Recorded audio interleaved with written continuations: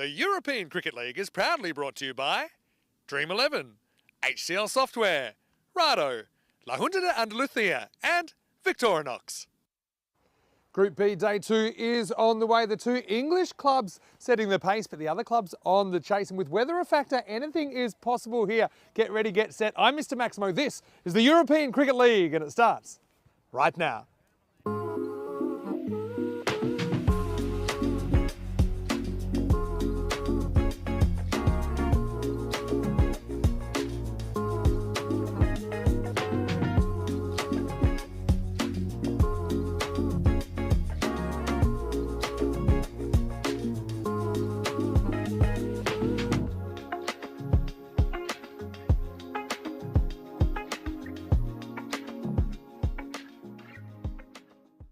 Buenos dias, good morning to you wherever you're watching from around the world, and welcome to another huge day in European cricket, day 2 here in Group B, and of course it is Peacock Friday, so I hope that you are feeling bright today. Unfortunately the weather perhaps won't be a little bit later on. There are some concerns, a few nervous teams I think here in Group B given the table situation, but I think we will make a start and looking forward to this one between Al Fatah of Cyprus and Northern CC of England. It's nice to see that Suleiman Saeed is still in the hot seat with the giant coin and the two captains. Let's see what happens for the coin toss here in match number 6.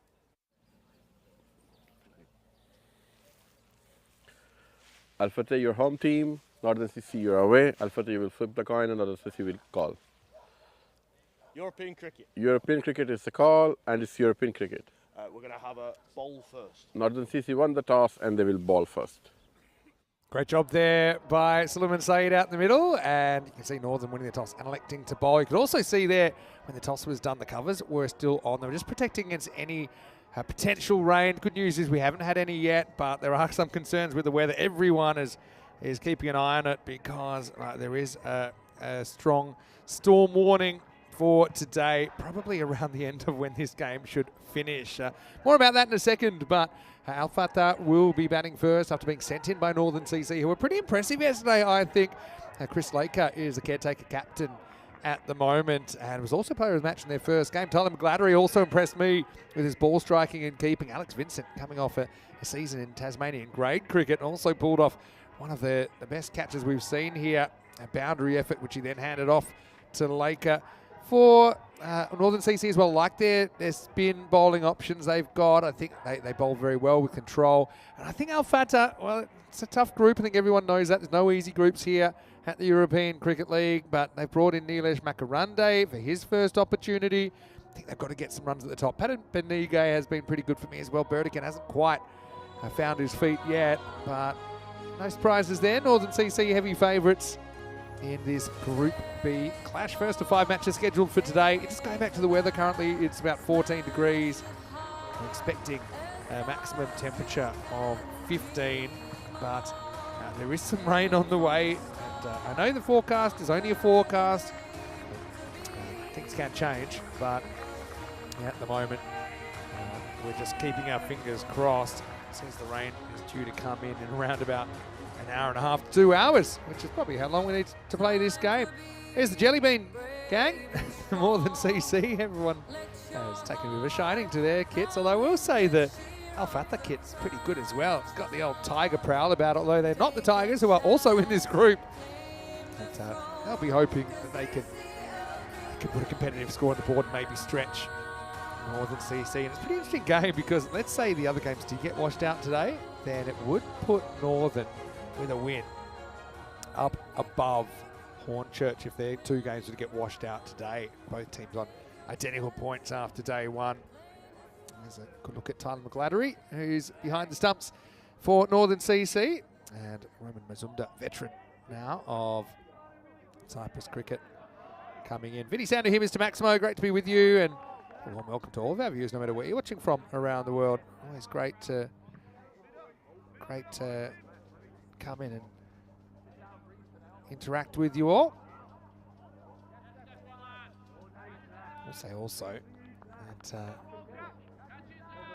even though the Cyprus team here are underdogs, they'll feel this is an opportunity for them to make a moment that they can remember forever. As Sefton comes on and once again bowls the first ball.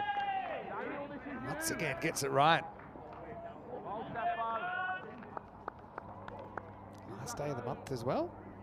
It's a very special day here. It's the Dia de Andalucía, which is the region that we're in here. So it's their holiday to commemorate the region. All right, up in the air, there's no one back at deep square, and that is going to go for 4. Nice shot by Mazumda, takes on the sweep and wins. And here's our first runs of the day. Mention also that Corey's on a little bit of a mini break. He's due to come back tomorrow. Rico is also out. He's actually doing something very important today. I'll tell you about it in a second. You might remember that when we were here in December for the Women's Euros of Cricket, the ECCW, I did my first aid training. So he is studying up for his first aid training as well. So that's why he'll be sitting out this match at least. Very important thing to do if you can get the right first aid training or some first aid training. I know it's something that everyone here at European Cricket now is encouraged to do, and I'm happy to hear that Rico, although he has had some training in the past, actually came in handy one game where we had quite a scary incident of a player collapsing in Germany. Rico was on the scene. In the air, oh, that would have been an amazing catch. He had to go other-handed because his left hand was helping him land. Is that Lucas over there? That would have been an amazing catch. It was almost like when a goalkeeper dives, but they're out of hands. They just got to put what they got. Check this one out.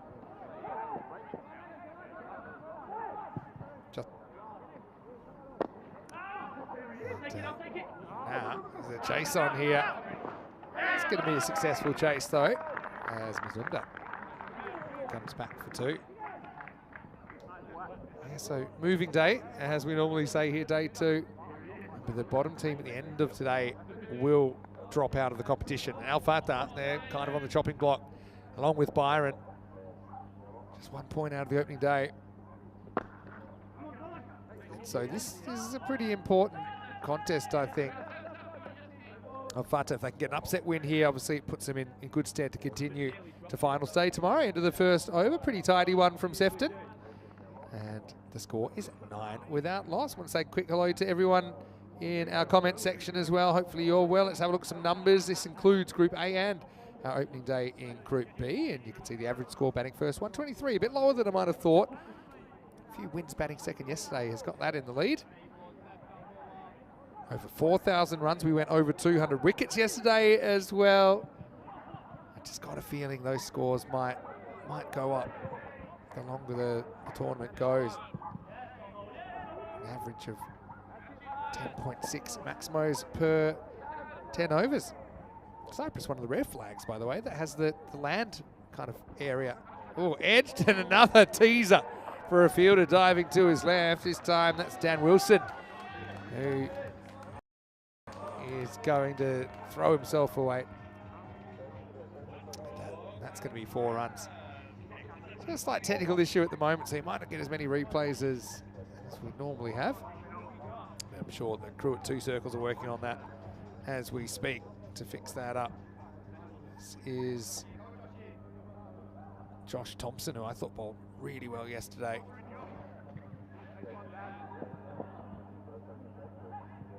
Mazumda to 12. Another up his shot this time. He gets more of it. That's going to be 4 more. Smart batting from Roman Mazumda. Just use the pace. What are their outfielders they got? They got long on. They got mid wicket. I think I'm putting the long on up. I think you're not happy with a batter just tapping a 4. Obviously Thompson, he's tall. He's got a bit of pace about him. They decided to take the mid wicket up. Don't mind that either. Maybe it encourages Mazumda to go across the line. But yeah, if I'm Roman here, I'm not too worried about the field. I'm just trying to play the right shot. See where it gets you. Now he goes on the pull and he should be gone. He is gone.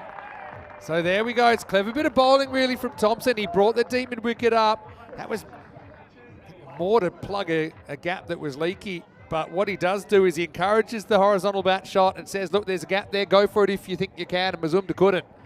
It's a top edge. It flies up in the air. And yeah, very, very clever bowling from Thompson. Check it out here in the replay. No straightaways in trouble.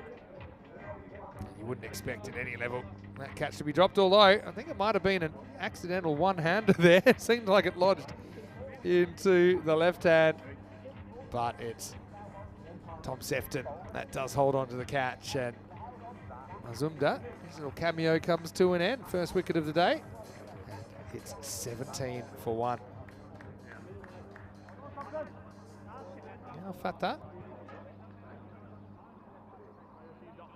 he's able to find the boundary a few times so far. Here's Scott Berdikanin. I think one thing with Scott, like some players, he's not so comfortable batting under lights. Sees a lot better during the day, so he's back in his number 3 position. And he gets one that bites into him a little bit, and French Cup straight to Sefton. Yeah, Chris Rogers was one guy from Australia that, yeah, when pink ball cricket became a thing, he just couldn't see it. Couldn't see it as well, and I think at that level you want to be being able to see it. It's pretty important.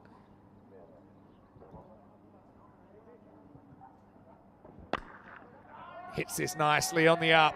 Finds the gap, finds the boundary. Berdikanin off the mark. Feel a lot better after that one, I'm sure about that. Because when he did come out to bat last night, he had a really tough time.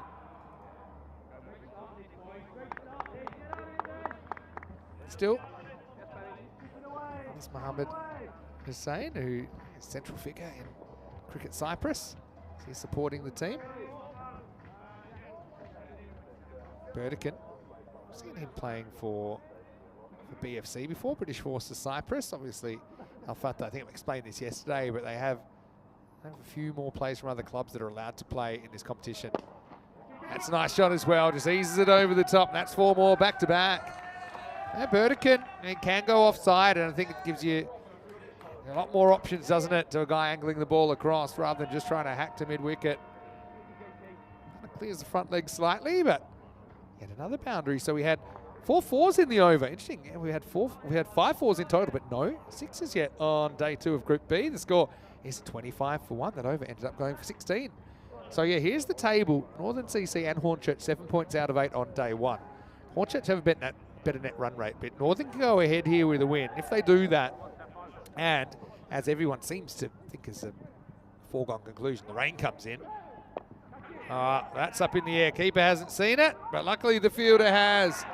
And they swap positions now, haven't they?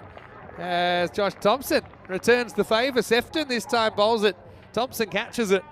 And Tharanga will go for just a single. Al Fatah now 25 for 2.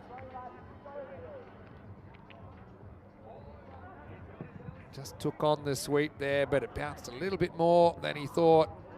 Sefton, 15-year veteran of the club. He breaks through once again.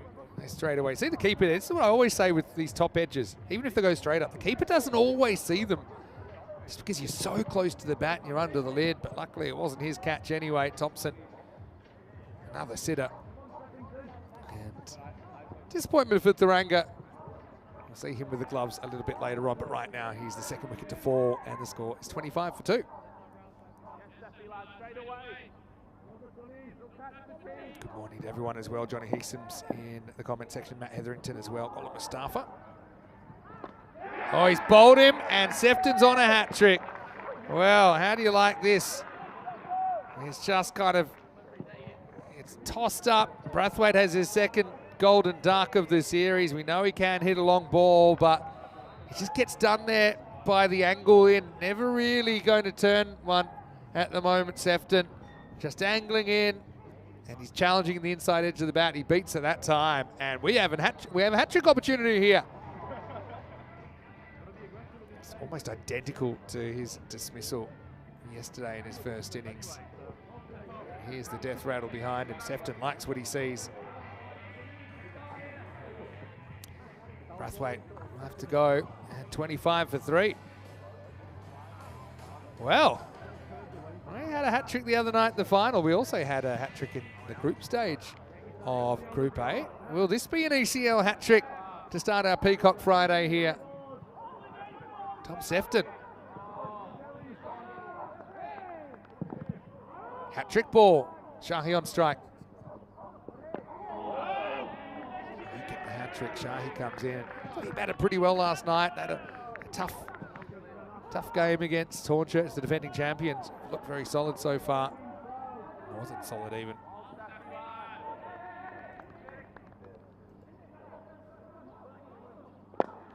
And this in the air and another wicket. Well, what's better than a hat trick?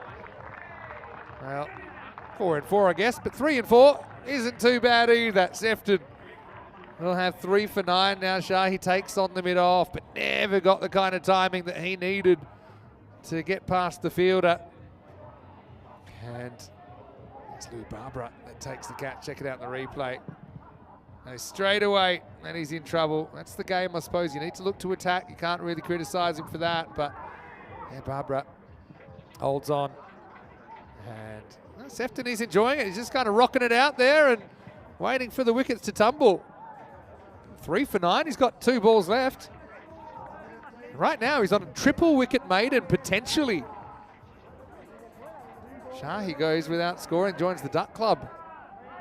Might be good weather for Ducks later on. Patabendige, see how he approaches this. I actually think he hits the ball pretty well. They'll put deep mid wicket back, long on back. His last 2 balls of the power play as well. I just wonder if he's thinking about going it. Attack is the best form of defence, perhaps. That's the way he plays. Can't go offside, though. We saw that as well from Patabendige. He plays a pretty solid shot here. Test the fielder, and Barbara is up to the test.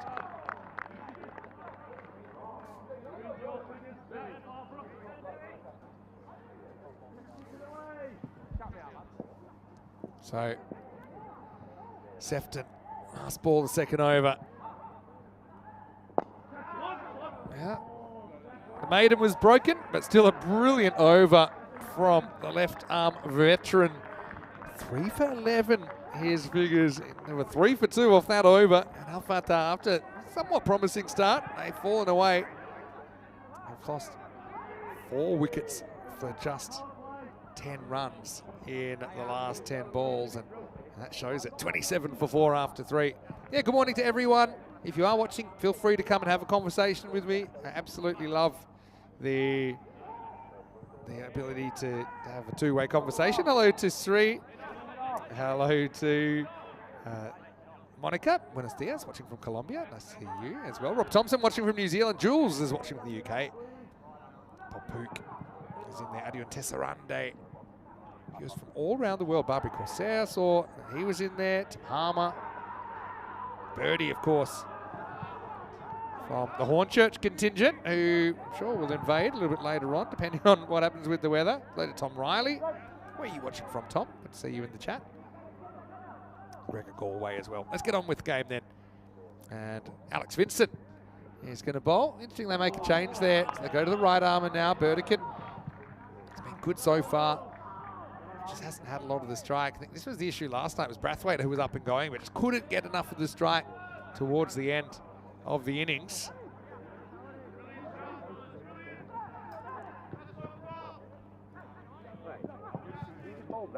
Trying to make something out of this innings.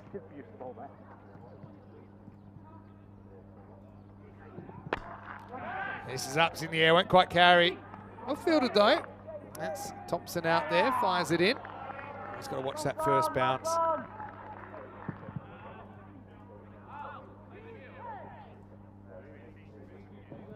So left-hand, right-hand combination at the crease now for Al Fatah, the Cyprus club.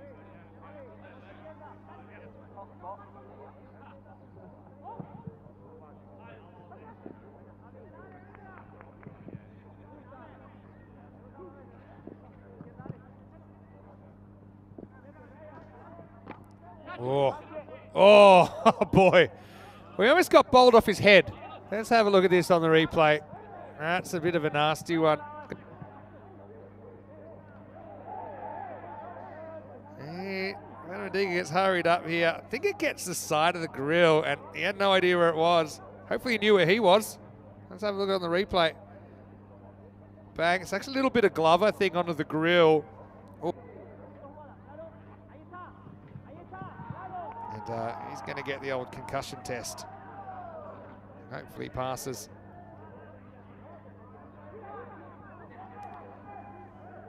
But he's pretty lucky that that didn't go onto the stumps. And he's lucky he's wearing the helmet as well.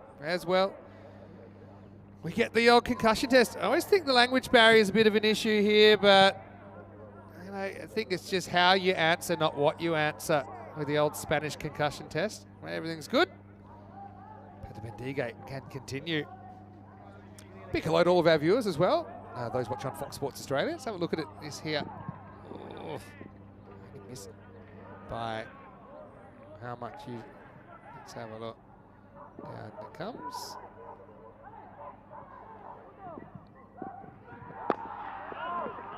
Well done to him. Let's hope we get the next one down the ground for a single. Yeah, hello to everyone watching on Fox Sports Australia and KO, the streaming service in Australia. Also, we're on ATN in Canada, Star Times in Africa, SSC in the Middle East and Saudi Arabia, Sportsmax in the Caribbean, as well as Sport Deutschland in Germany, Streamster in Austria, Swiss Sport TV in Switzerland, and of course, fan code in the subcontinent. We might be watching on our YouTube channel, ECN, European Cricket Network. We're always happy to have new viewers as well. Always happens. I see the subscribers is always on the up during these marquee tournaments, but I will remind you, we are here all year on ECN, whether we're here at the Carnival Oval or we're around the grounds. I know we've got tournaments coming up in Portugal, and then we'll be in Madrid for the first time, and I'm really excited about that. Back in Bologna in Italy, again for the first time in a couple of years. Last ball of the over for Vincent. That's a good shot, really good shot. Stands and delivers. He got hit once, now he hits back. Good shot by Supun Patabendige. Goes Maximo, first one of the day. And Al Fatah now 36 for 4. Get something out of the over, they get 9. But you can see it's a battle for Al Fatah. Does seem a bit of a two-way battle for elimination. Obviously, Austrian Cricket Tigers picked up a win yesterday. 2 winless teams after day 1. So you'd normally think it's one of those 2 teams. Not always the case. So I remember Alton actually from Switzerland. They actually topped the group on day 1, but were out on day 2. Having said that, one of those day 1 matches was a no result. Berdikanin faces up. Gets some more spin with Dan Wilson. And he's going to be launched out of the ground. Maximo, nice shot.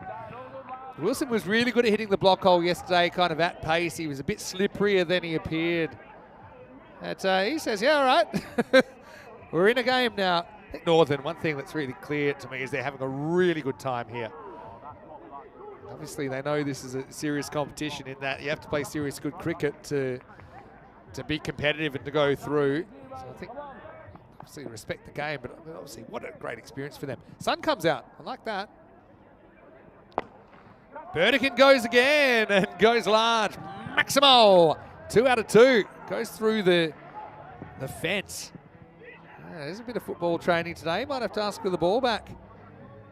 I don't so much mind the footballers training next to us, because the worst they can do is kick a football back. But when we have the archery range in Malta next door, I'm a little bit worried that if we send cricket balls their way, they start shooting arrows back at us.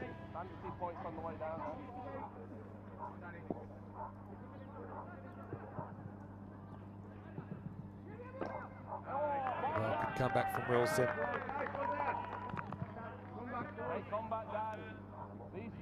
Berdikanin. 23 counting. Good battle here. Again, doesn't quite hit the block hole. Had to hustle here.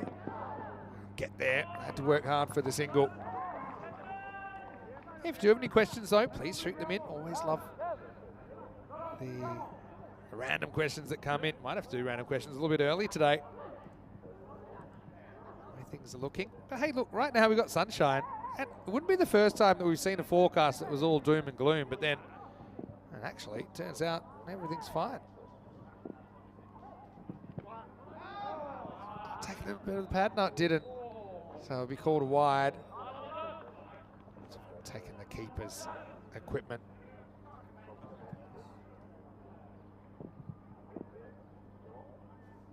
Last ball to 5th. And it is drilled down the ground. It will be just a single. So at the end, one to go actually. Wilson 15 off the over. Win this ball, Dan. Win this ball. Yeah, that field. Encouragement for Wills. Just win this ball. 50's up. This will take us to the real end of the 5th over, and Al Fatah of Cyprus, after being sent in by Northern CC, they're 52 for 4. Hey, let's welcome you into the commentary box. Great to have your company wherever you're watching from around the world. It's Vinny Sounder here, Mr. Maximo. It is Peacock Friday, and the good news is right now the sun is playing along. We've got on a pineapple number here today, and yeah, it's a bit of a tradition we have here on the European Cricket Network. So if you are able to, put something bright on it and settle in for the day. Now, hopefully we have the full program in. I know, like I said, we are a little bit worried about the weather, but so far so good. And look, if we do have any interruptions, we're going to put some classic matches on. And actually the first one I've got is a fairly recent one, if it's needed. Hopefully it's not though, and hopefully we can get through day 2 here without any interruptions. Here we go with over number 6, and we're going to start with a blast. Laker comes on, and he gets knocked out of the ground by Berdikanin. Maximo! That's good hitting. Funny old game. I mean, we have seen big upsets in the ECL. It's kind of a format that's made for it, with the short format and the unpredictability of the whole thing.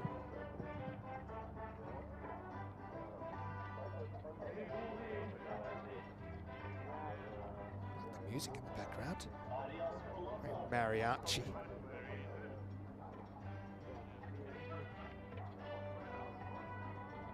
Berdikanin 31 of 13.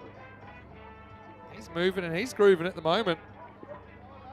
Second day is sometimes a bit harder than the first day because the body's a bit sore. You kind of burnt through that initial adrenaline rush. Berdikanin leads this lineup. Scott Austin not in their lineup. It was a bit of a surprise for me today, but obviously had a bit of a tough day yesterday. Slow ball, well bowled. Excellent bowling there.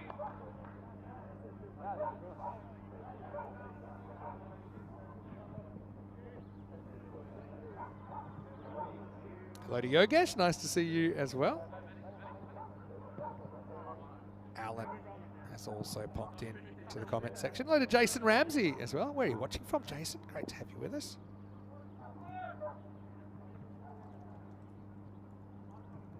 It's great to see a few new names in there. Yeah, let us know where you're watching from. Oh, second time. This time it just kind of gets him in the shoulder. Maybe it's... Don't think this has got any of the head of Patabendige, thankfully. Take one in the grill earlier. Check this one out, the replay. I don't know, it's pretty close. It's a stiff collar, maybe. Didn't have the sound that hit the helmet, so it must have been just below. Probably one for the Ovi, to imagine. Lifted up in the air, and pop. Perfect Bermuda triangle forms. An equilateral Bermuda triangle. And they'll get back. Actually take the one. That's all they get in the end.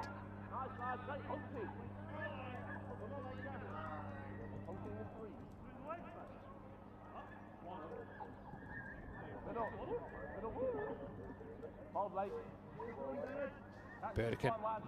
It's been good. A daytime specialist, you could say. But yeah, with the seeing the ball at the night, sometimes it's just kind of a bit of a mental block. Sometimes it is physiological. He carves this one out straight to the fielder, and he's gone. So Berdikanin falls for 32. Laker fights back, and it's a little bit of captain getting captain here. Fatah with a promising partnership. But it comes to an end. 35 they put on in just 3 overs, so certainly a bit of a rear guard action there. Berdikanin will be disappointed to go this way, though. Just needed to hit it maybe a bit later, or a bit harder, I suppose. And that's the risk you play, playing away from your body. It's not in as much control of the shot. Josh Thompson did the rest out there on the point boundary. So 5 wickets lost now, with the ball to go in the 6th over. Al Fatah 60 for 5.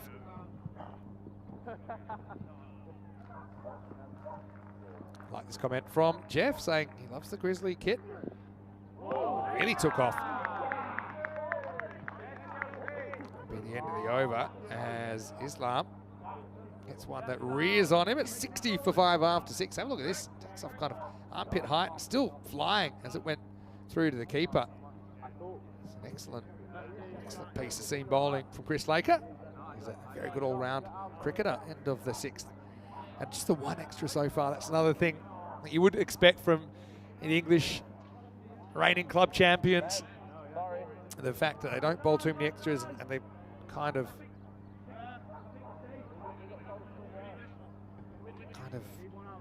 discipline that you would need.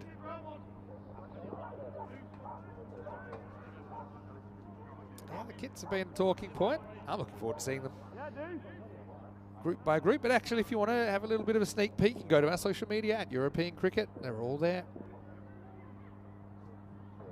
Patabendige beaten a little bit of turn there. Greg Liebenberg coming on. Blowing bubbles and ripping off his, what a combination.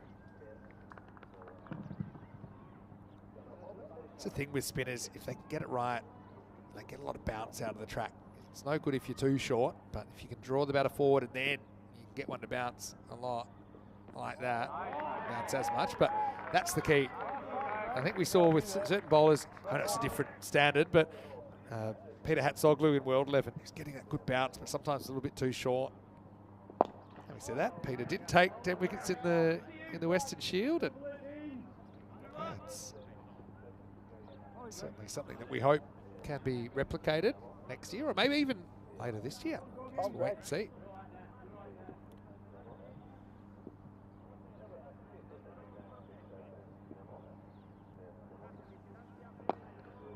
Islam will get off the mark this time. The question is, how high can they climb? They're expected 94 here.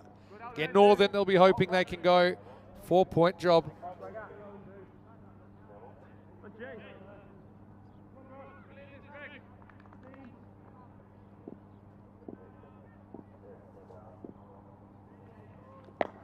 All right, that is up. It's in the air and it's out of the ground. Maximal for Patabendige. This is what he can do. He's kind of fighting the turn here. Not an easy shot to play. It's high risk, because if you get it even slightly wrong, that's going straight up in the air. But he's good enough to get it. Let's have a look at the revolutions on the ball. Yeah, it's most of it. And gets it up and over. Wind is going that direction as well, I will say. Liebenberg. It's max mode for the first time. Now it goes a bit flatter. This is leaned on, and with the wind, that's also going. Smart batting from Patabendige. Wind certainly is favouring down the ground, and Fatah, they like it. Why wouldn't they? So back-to-back sixes to finish that 7th over, and the score is 74 for 5. Excellent ball striking. Mentioned he has impressed me since he's appeared. Played his first matches on ECN yesterday. Let's have a look at these groups, and you would know by now, Darmstadt CC have qualified from Group A. We had to say goodbye to Dreux, the 2023 champions. But all teams have contributed something to the fabric of this ECL. Group C will start on Sunday. Grange, first look at them. Raw strikers of Malta, Priyan Pushparajan, I think will be a key player for them. Skanderborg, they're back, and they won their way through to the group final last year, but went down. And then Christiania for the first time in an ECL from Norway. Sofia Stars, well, they have kind of that Indo-Bulgarian flavour. Technically, they're another side. Wow. Well, yeah, it was good dodge ball. The bowler went one way, umpire went another. Bowler just taking evasive action. The ball went straight through the middle.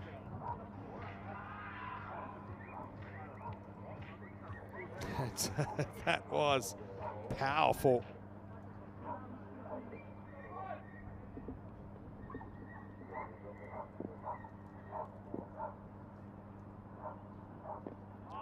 Clever bowling, really clever bowling.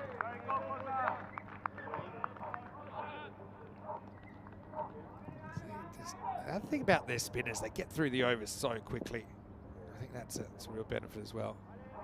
Well, that's hit well. Patabendige has really stepped up, hasn't he? In a spot where things seem to be falling apart. With him there, they're on track to score the 100 plus. Maximal, 6 runs.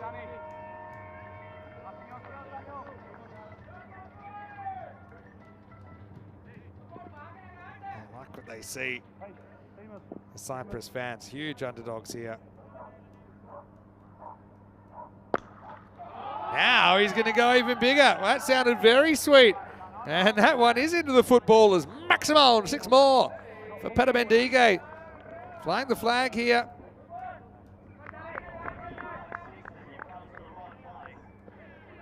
Wow.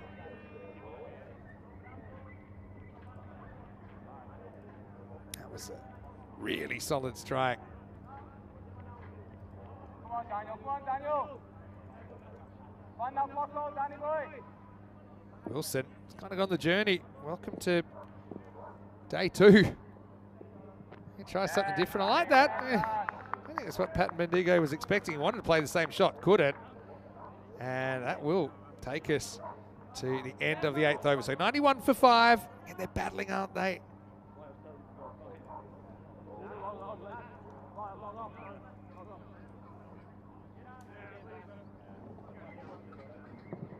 Fatah. Maybe from here, 2 good overs, maybe going 121. We've seen that win ball games.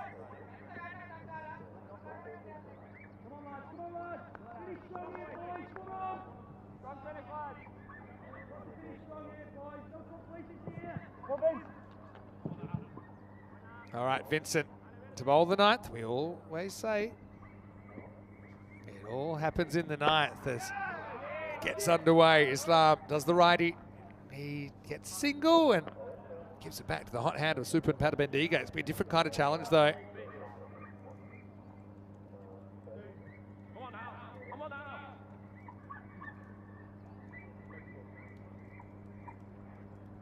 Yes, Ali.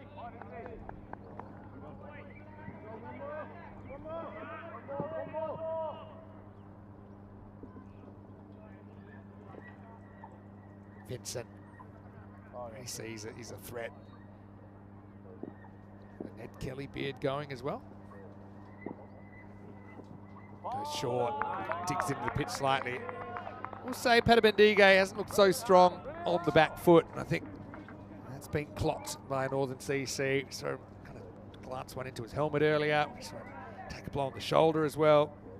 Nice, Alejandro. Brilliant, Alex.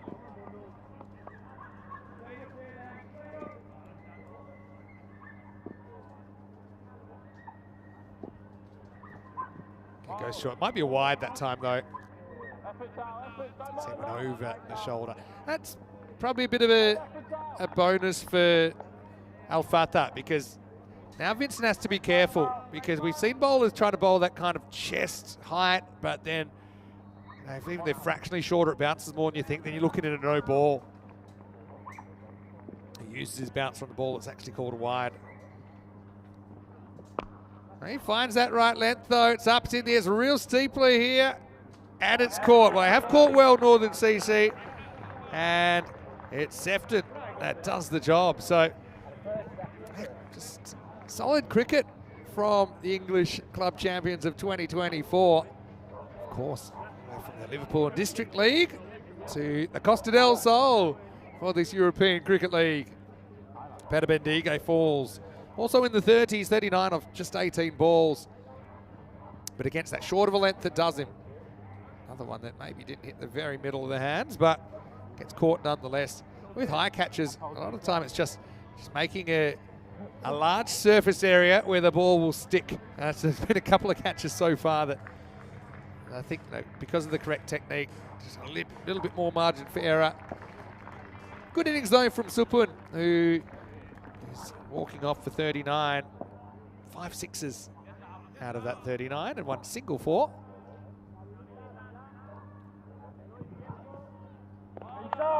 Vincent gets one through Lovedeep, who's coming out at number 8. So 8 balls left. They shouldn't run out of wickets here. But what can they scramble to? Again, I think with the Cyprus side at this level, they just don't get too much exposure to playing this level of cricket. So it's not an easy thing to go, especially when you have to go full aggression straight away. Edged and gone. So Vincent will pick up a second wicket here. Lovedeep gives it the kitchen sink and maybe the microwave too. Gets a healthy edge through to McGladdery. So that'll be 7 out now. And Al Fatah, 93 for 7.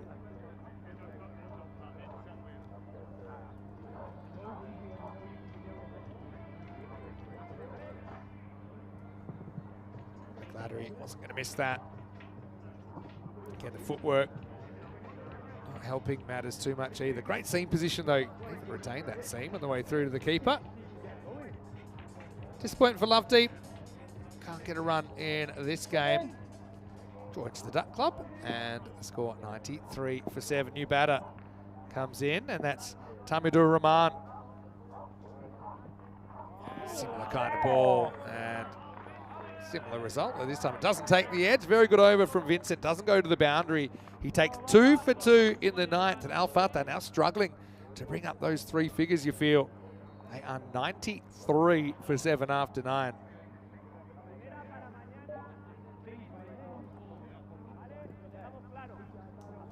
Two for 11, good figures. 3 for 11, better figures. That's Sefton. Then you've got Thompson with a wicket in his over. Laker with a wicket in his over. So they might want to go back to Thompson here. Big lefty in the 10th. So let's say they were chasing 98. Northern CC. That's a run rate of 14 and over if they wanted all 4. But they're thinking about it. Slow ball first up from Thompson. Gets some bat on it and gets a single. Hello to Phil G. Great to see you in the comment section as well. Hey, Jack Horrocks, I think he's watching from pretty close by, and he said it's already hit some of the surrounding areas. So right now we've still got sunshine, and let's hope it sticks around. Bowled. It's full outside the off stump. I actually think if I was Rahman here, I'd probably be batting on or outside off. I think you know that Vincent's going to put it there, and it's not really a ball, especially the Cypriot number 9. It's probably not that confident driving through the offside. So maybe you force Thompson to change his tactics, or maybe get close to hitting it. Let's find out. Oh, you could just play a pretty nice looking cover drive. And it'd just be a single.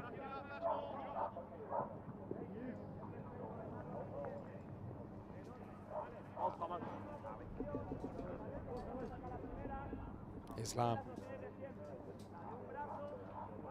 See what he can do here. Only 3 balls remaining. Swing and a miss. This one will be called a wide.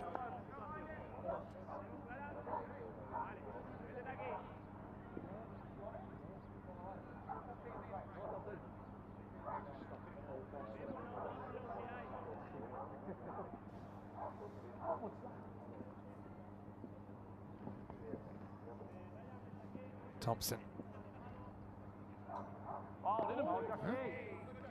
Definitely gave it everything he had. That will be a dot ball. So wide the ball before, up to 96. Can they make the 100? Like I said, Northern pretty keen to jump over Hornchurch into top spot this game. Do it well. Slow ball, doesn't quite get it right. Think of going, but McGladdery was on it pretty quickly.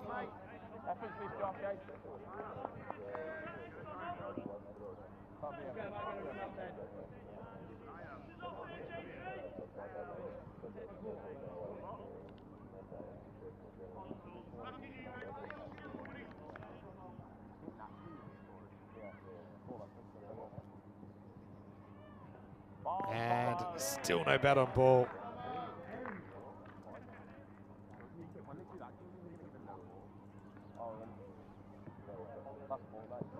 Thompson has been hit to the boundary this over. We've had 2 wides, 2 singles in it. And then if you go back a little bit further, there were no boundaries in the 9th either. Last ball coming up. A slow ball completely diddles him. This will be a leg by, and that's all they're going to get. So they'll finish 98 for 7 off the 10 overs. 99 will be the target. So Al Fatah, I mean, that promising start there. I mean, at one stage they were 52 after 5, looking for 100 plus. They got 46 off the second half. So look, we know there's probably a bit of a gulf between these two teams. For Al Fatah, I mean, their job now, I think, I just don't see you keeping Northern to less than this in the 10 overs, but maybe they can keep them below the kind of 14 and over to have them settle for 3 points. Now, Al Fatah get a valuable point, which would kind of put them above Byron as far as points scored. Obviously, rest of the day is still in question, but I think you just got to play the situation as it comes, and in the end, I think the Northern are pretty happy. McGladdery looks happy. Probably be happy if he gets a bat, because he hit them very, very well yesterday. Let's have a look then at the highlights, and you've got to be creative with how you look after your injuries here. But I like the way that Northern were able to hold on to catches, even though maybe they didn't all hit the middle of their hands, but they did the right thing. They made chances, they took those chances, and we saw this kind of 4 wickets in 8 ball kind of run. They lost 4 for 8 in 8 balls in the power play, and that just meant it was going to be tough. It was the second golden duck for Patabendige. Fortunate for him, but very fortunate for Sefton, who found himself on a hat-trick. Couldn't get the hat-trick, but it would be the next best thing, 3 and 4, as we saw that catch completed by Louis Barbara. Still, there was a bit of rearguard action, wasn't there, with Berdikanin and Patabendige just trying to get back in the game, although that was a bit of a nasty blow. Survived it without too much of a problem. Berdikanin, though, when he fell, it was up to Patabendige to kind of carry on. And he did carry on. He hit 5 sixes in his 39. And, well, there's almost damage given back. Remember, he took one. He wanted to give one back. They had the umpire flying, the bowler flying as well. Al Fatah, respectable 98, I suppose, at this level. They hit 8 sixes and 6 fours, but maybe the concern, only 2 players were able to clear the ropes in the whole 10 overs, Berdikanin and Patabendige. Patabendige went late in the piece, and then it was real kind of graft work from then on. Al Fatah, well, I know they're in a bit of a tight spot, but they'll also feel, okay, 98 on the board. You know, if we bowl, we field well, then maybe we can take a point and kind of move forward in the competition. Yeah, the scary thing is, though, for Al Fatah, the weather forecast is the way it looks like at the moment, and that this could be the last taste of action they get at ECL 25. 39 for Supun Patabendige. I love the way he struck the ball in that innings. 32 for Berdikanin, who played some beautiful shots, particularly over the offside. 16 for Mazumdar, early doors. Catches taken pretty well. There were 6 out of the 7 wickets that were caught for Northern CC. Just the 5 extras as well, so I get a sign that our side is pretty confident with their plans and that they can execute them. 3 for 11, brilliant figures for Sefton. 2 for 11 for Vincent. Wickets also for Josh Thompson and Chris Laker. We will take a break and we'll be back in just a few minutes. And I think I might be able to pull in a special guest for a bit of a stint in the commentary box. Many sound to hear, Mr. Maximo. Hope you're enjoying the action. Well, let's pray the rain stays away. We'll be back to play the second innings of this one in just a few minutes' time. 99 for Northern CC to get the win, or can Al Fatah defend and create an ECN classic? See you shortly for more European Cricket League.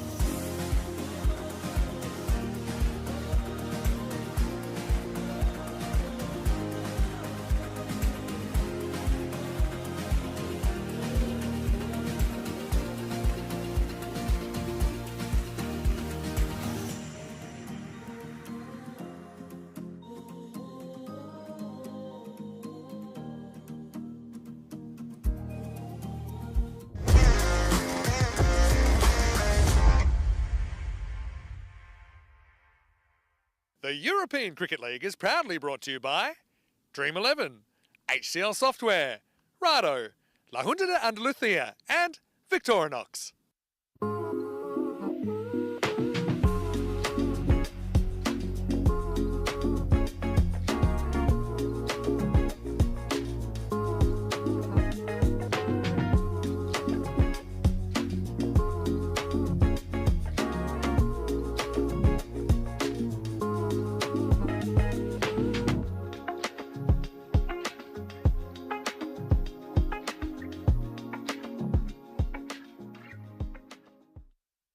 Hello and welcome back to the Cardsma Oval here on the beautiful Costa del Sol. Hope you are enjoying the action so far as we'll get ready for the second half of this one. Day 2 of the second group here, Group B, and almost ready to make a start.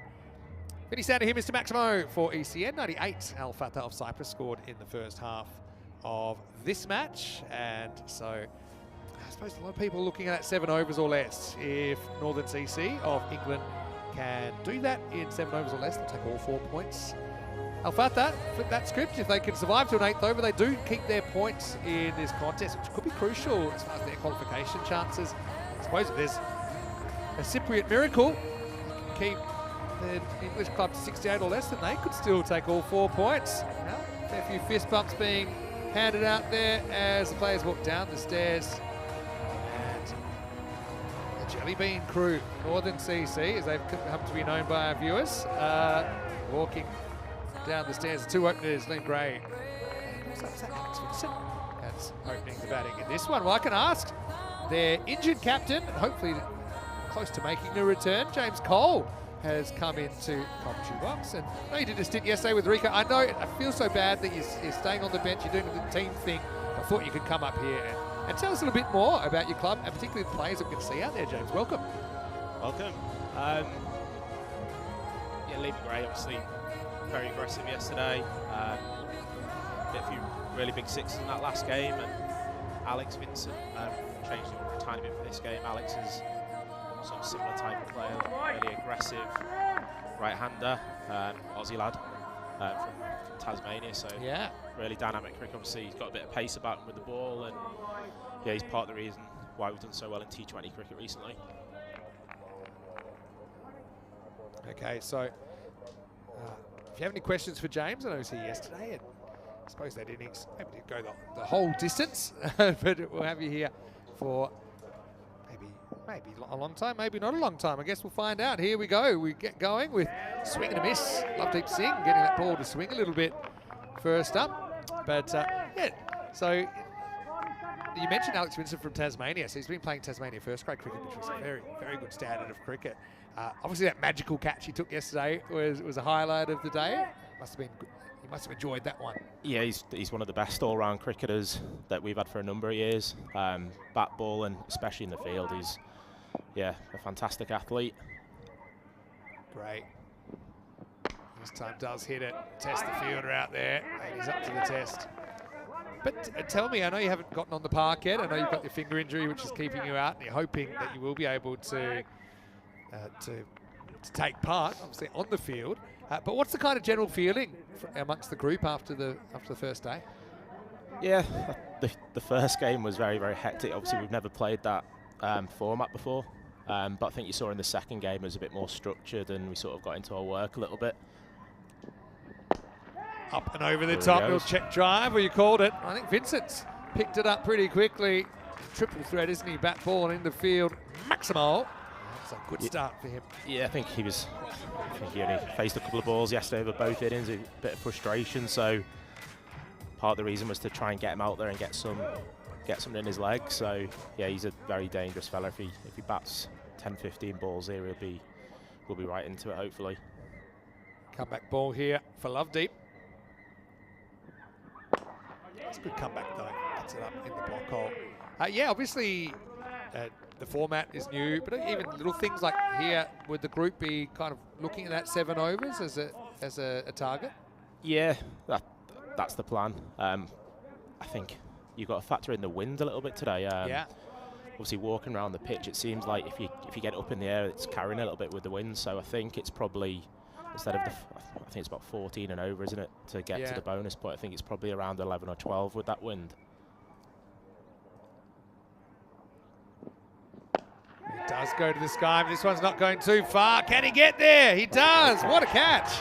That's Windy Miller, who's come in and he's taken that. It was an awkward one. And the wind is kind of favouring down the ground today, but Gray just didn't get enough of that. I know my co-commentator won't be too happy with it, but I think I've got to say it was a pretty well-judged catch by Windy, who came into the side for the second game yesterday. And that's the first wicket down. It is 8 for 1. Yeah, it looks like he's going to cross it a little bit. He'd be disappointed with that. I think obviously Alex has hit a nice 6 down the ground and gone with the wind, and Liam's obviously going to cross it a tiny bit, but obviously with the boundaries here, he'd be disappointed not to got a bit more of a connection and clear the ropes. Yeah, that's the way it goes sometimes, though. I think the real crime is wasting balls. Yeah. He doesn't really do that there. You have to back quite unselfishly, and also back your teammates to take over if you do go cheaply. And so the first wicket goes, and credit to the bowler there. Came back well. This is Stephen Lucas, batting 3. And he's almost got first ball flying away. We had a couple of those early on, actually, in your fielding innings. But Lucas off the mark with a bit of an edge. Tell us a little bit about Stephen Lucas. Stephen's come back to us from this here. He previously probably had 4 or 5 years with us, probably 7 or 8 years ago. Scored, I think he's got about 10 ECB Premier League hundreds. Really, really good player. Likes to go at it hard. So he's come back to obviously strengthen the batting lineup. And yeah, in this format, he's someone that can be quite dynamic, I think, and hopefully take a game away from a side. Yeah, well, you need that little bit of luck as well. I think that's something that's pretty clear in any cricket, but especially this cricket, when such fine margins. Got it there. It's been an amazing catch. Yeah, for Cyprus, I think they'd be pretty happy with themselves if they could even keep their point here. They seem to be in a relegation, not a relegation battle, but a qualification battle. 4th place will qualify for tomorrow. 5th won't. Patabendige comes in, left arm slinger. The appeals coming from all around the ground, but nothing from the bowler there. But yeah, outside the cricket field, tell us what your couple of days so far has been like here in the Costa del Sol. Yeah, obviously coming to the ground, I think I said yesterday, it's like a first-class venue with the atmosphere and obviously the way it's structured and get really well looked after. With the hotel and everything around, it's fantastic as well. Oh, that's a very, very big hit. That's a bomb. And Vincent, he was after Patabendige this time. He comes and meets. It kind of negates that angle a little bit by coming probably 2.5 metres out the crease. He likes that one, Alex, I think. He's bombed it for a Maximo. Yeah, I think he's a couple of the lads, well, 2 or 3 of them are staying after the week to play a bit of golf as well. So unfortunately, he's lost his golf clubs in transit. So I think there's a bit of frustration being taken out at the moment. Yeah. So I will say that if you really want to come back, you can win this group. And if you do, you will get to come back for Championship Week, 17th to the 21st of March. I will warn you, it does have St. Patrick's Day as day 1, so you might just have to curb your celebrations a little bit. So that's pretty big all over the world, though, isn't it? Yeah. We've kept the Irish club away from St. Patrick's Day this year. Normally they're here for it. Right, little nick on this. I think he's going to be gone. 6 and out for Vincent. So Patabendige maybe just pulled the length back a touch. Well taken. It was dying on Thuranga behind the stumps, but he holds on. It's an entertaining but 2 brief innings from the number 3 in this game, Vincent. And he'll go, and it's 18 for 2.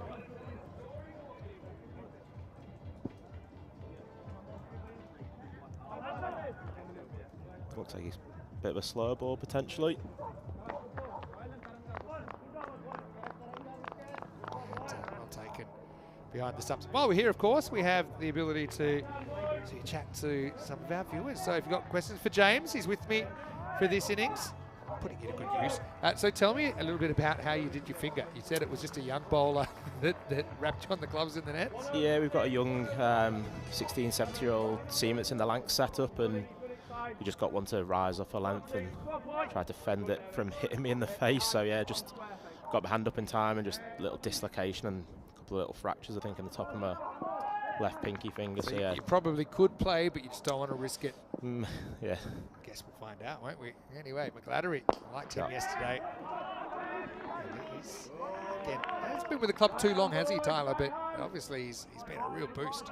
Yeah, I think he's had 2 years with us. Prolific for a number of years in the Liverpool League. He's scored 1,000 runs, 6 of the last 7 years or something like that. So probably not many better batsmen in the Premier League circuit in the UK. Right hand, left hand combination. Although this one just going to bounce on the pitch. I think the way it carries it. You can normally tell because there's a big puff of sand if it's off the pitch. So I'll just check this one. Remember, just on. So wide called. Yeah, that's one thing. I actually never got the opportunity to play club cricket in the UK. It's actually one of my big regrets because I was offered something and went another direction back when I was younger. I suppose I made up for it with the travel I've had now with cricket. That's in the air and that's gone. Well, how about that? 3 early wickets. Now Fatah, maybe they're starting to believe. Lucas was a bit lucky first ball. Got an edge down to the boundary. And this time he just kind of pokes it to point. And another catch is taken. Now Fatah up and about, 20 for 3.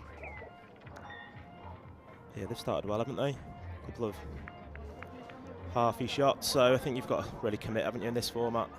Just maybe got a little bit big on him. It's still fine margins, cricket, isn't it? I mean, it's the kind of format, it's unpredictable. It's a real equaliser, and I think that's why it works so well in European cricket, because you can have teams that on paper are poles apart, but the format just kind of allows upsets to happen, it allows things to happen very quickly. And Lucas will be disappointed. He goes for just that 4, 20 for 3. Maybe it's a blessing in disguise, though. I think it's a benefit to get more and more batters exposed to what they need to do in the atmosphere, because when it comes to the pointy end, you kind of need everyone being comfortable out there. Yeah, I think it was within our plans to potentially change it a tiny bit for this innings. Nicked out, I think. Umpire had a good look. See what the signal is. A little bit of bat. But the longer before the umpire moves, the more nervous batters tend to get. I actually think it's a pretty good shout if he didn't hit it, but he did. Question here from Ian. I think I know where this is going. It says, what's your favourite Premier League cricketing podcast? Asking for a friend. You did a piece with Ian, didn't you? Which I enjoyed, actually, watching. It's a quick look at the table. You can see that you're tied with Hornchurch right now on 7 points. With a win here, obviously you go above. And everyone's kind of watching the weather apps and seeing what situation is. I will say here, even the forecast is only so accurate because it's such a microclimate with the mountains around. Sometimes it gets you, sometimes it doesn't. I guess we'll see. Deep comes back for a second over, push and run. To get through for a single. No, but Ian does a lot of good work for Premier League podcast, and also he's a big supporter of European cricket. So it's great to have people invested in your journey, isn't it? Yeah, we played a lot of cup cricket last year, and obviously in the UK. So obviously Ian was at quite a lot of the games, so we've got to know sort of being in the podcast really well and the show. So I think it's good for cricket in general, isn't it? Everyone wants more eyes on it and stuff like that. So yeah, Ian travelling the country, getting out there, speaking to people, and yeah, it's a really good show. And obviously listen to quite a few of the shows, and they know the stuff. Takes off a bit. We call this the bouncy end. I know that this is one thing that surprised me, and probably like yourself, since I was young, I had played on artificial turf. And when I came to Europe, and really all of our cricket on ECN, or 99% is played on artificial, I always just thought all pitches act the same, but there are subtle differences. And even with this pitch, there's one end where it seems to bounce more, and this is it. It's quite strange. You get bouncier pitches, you get some that turn a bit more. So I think we train on artificial. We've got a 4-lane facility at our place, which is really good, but it's a bit more slower and lower, I think. As you come here, it looks like there's a little bit of tennis ball bouncing areas, so you're hitting your splice a bit more, as in the UK, it's hitting the lower end of the bat. So obviously these lads are really good bats. They adapt as they go, but yeah, it is a bit of an eye-opener at times, I think. It's a good challenge, isn't it? You talk about playing in different conditions. In a way, it's just different conditions. This one's slightly ill-directed by the bowler, Love Deep. Just takes a bit of a pad on the way down the leg side. So at the moment they've made a good start. You can see the actual rate required to take all 4 points is on the screen there. It's about 17.5 and over. So I still think it's on the cards here with a couple of big overs. I feel like Al Fatah here, they're giving you their best up front, obviously seeing if they can stay in the game. That's a smart strategy, but see if Northern can counter-attack. Barbara 2 off 2 so far.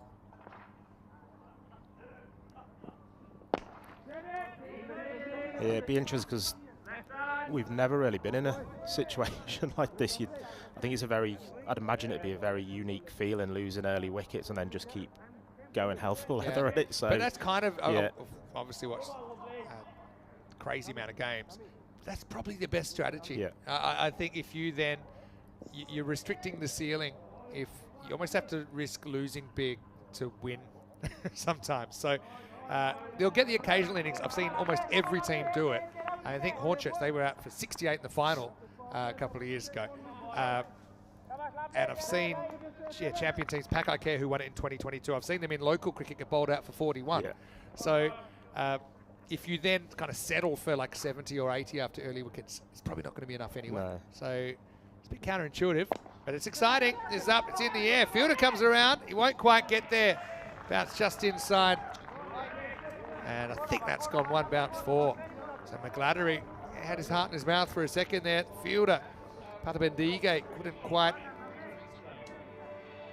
get there. See, it bounces. Let's have a look at this one more time. I think there for me, you see their pitch is just inside. So 4 runs to finish the over, and the score is 28 for 3.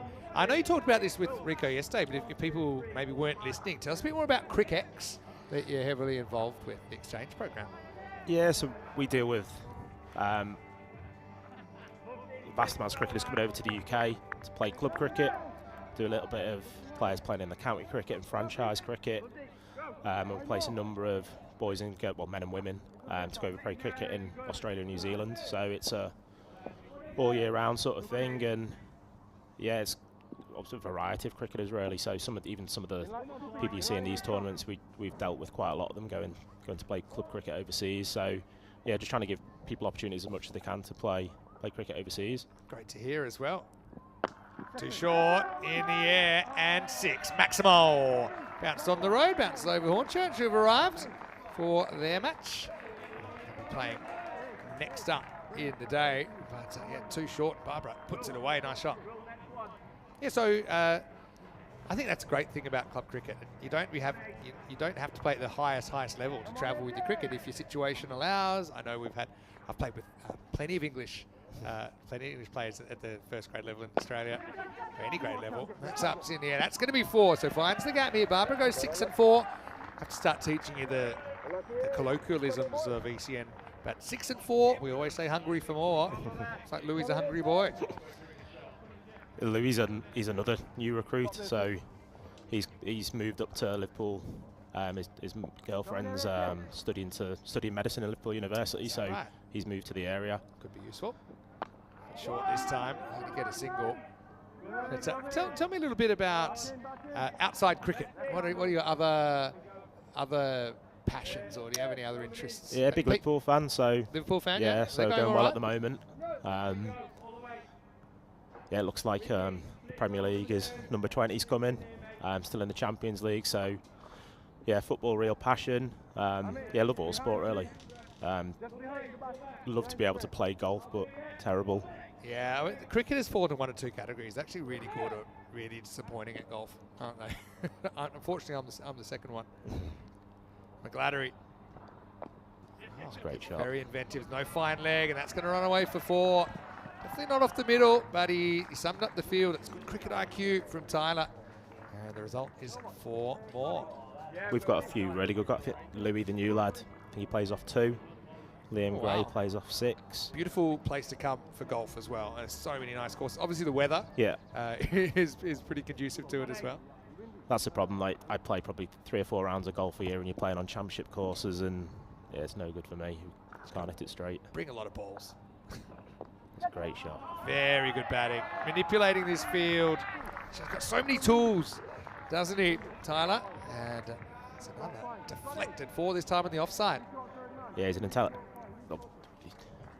He's probably scored 10, 15,000 Premier League runs. He's got great hands. Even obviously he's not a keeper, but you watched him keep, and you wouldn't be able to say that he's not a keeper. I thought he kept very, very well. I've got Jack Boardman in the chat. Oh dear. And he's asked, "Are you missing Jack Boardman?" Funnily enough, Jack's in Perth. He lives over there now. Is he? Well, Jack, where are you in Perth? You can chat to me if you like. Probably pushes the envelope too far. Does McGladdery and missed that one. Yeah, so Jack was a really talented cricketer in the day to love this format because he wouldn't have to run. But yeah, no, Jack's a good mate of ours. He used to play at Northern. He's working, I think he's on the railways, I think, in Perth. Yeah, we're always building new ones, actually. Yeah, 47 for 3 after 4.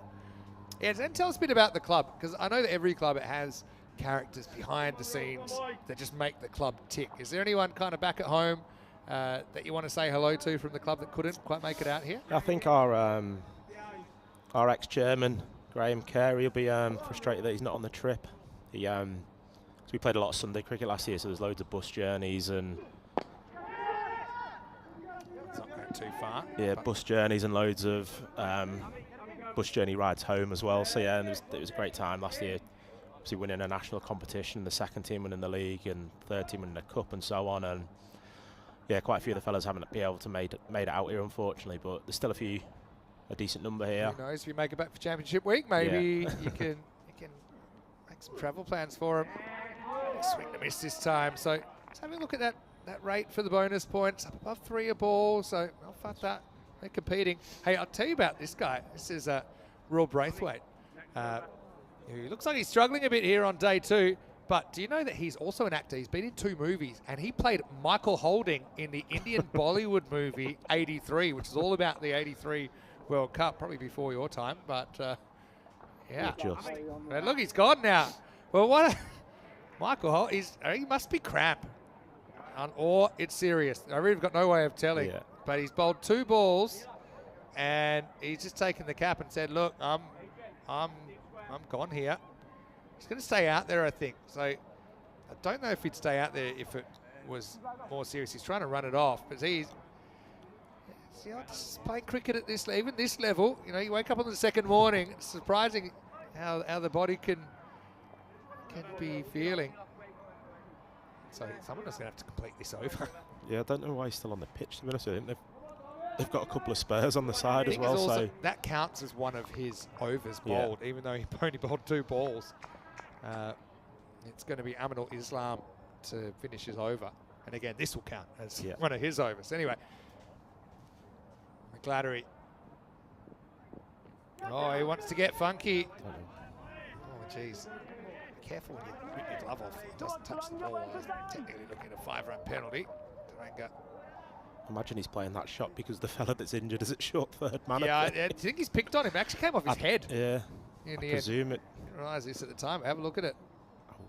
No, it wasn't off his head. Pluck it from side on. Islam will be happy so far. It's only just starting for him though. It's a nice shot in the air though, and caught. Well, there you go. Change is as good as a holiday. Islam comes on because Braithwaite couldn't walk, and he's got a wicket. So yeah, Northern CC going to lose a 4th wicket, and that bonus points creeping away still can be done, but I think got to give credit to the bowling side. They've got nothing to lose here. They've come out here and they've taken 4 wickets. Yeah, I'd be very surprised if they tried to take on the bonus point situation for me. I think you obviously getting your bonus point with chasing a score like that, you're probably dependent on one of the top 3 to get a quick 25 off 6 or 7 balls to get you some momentum. And I think it's quite hard, obviously, coming in when people haven't batted in this format and stuff like that. And even it is early in the season. You've got guys like Alex Vincent who's coming off a Southern summer, but I think most cricketers will know when you're coming, you can do all the training you like. When you get out in the game, it's not quite the same thing. And credit to Aminul Islam, who chips in with a wicket there. So Chris Laker comes in, not a bad number 6 to come in. Batted very well yesterday morning's game.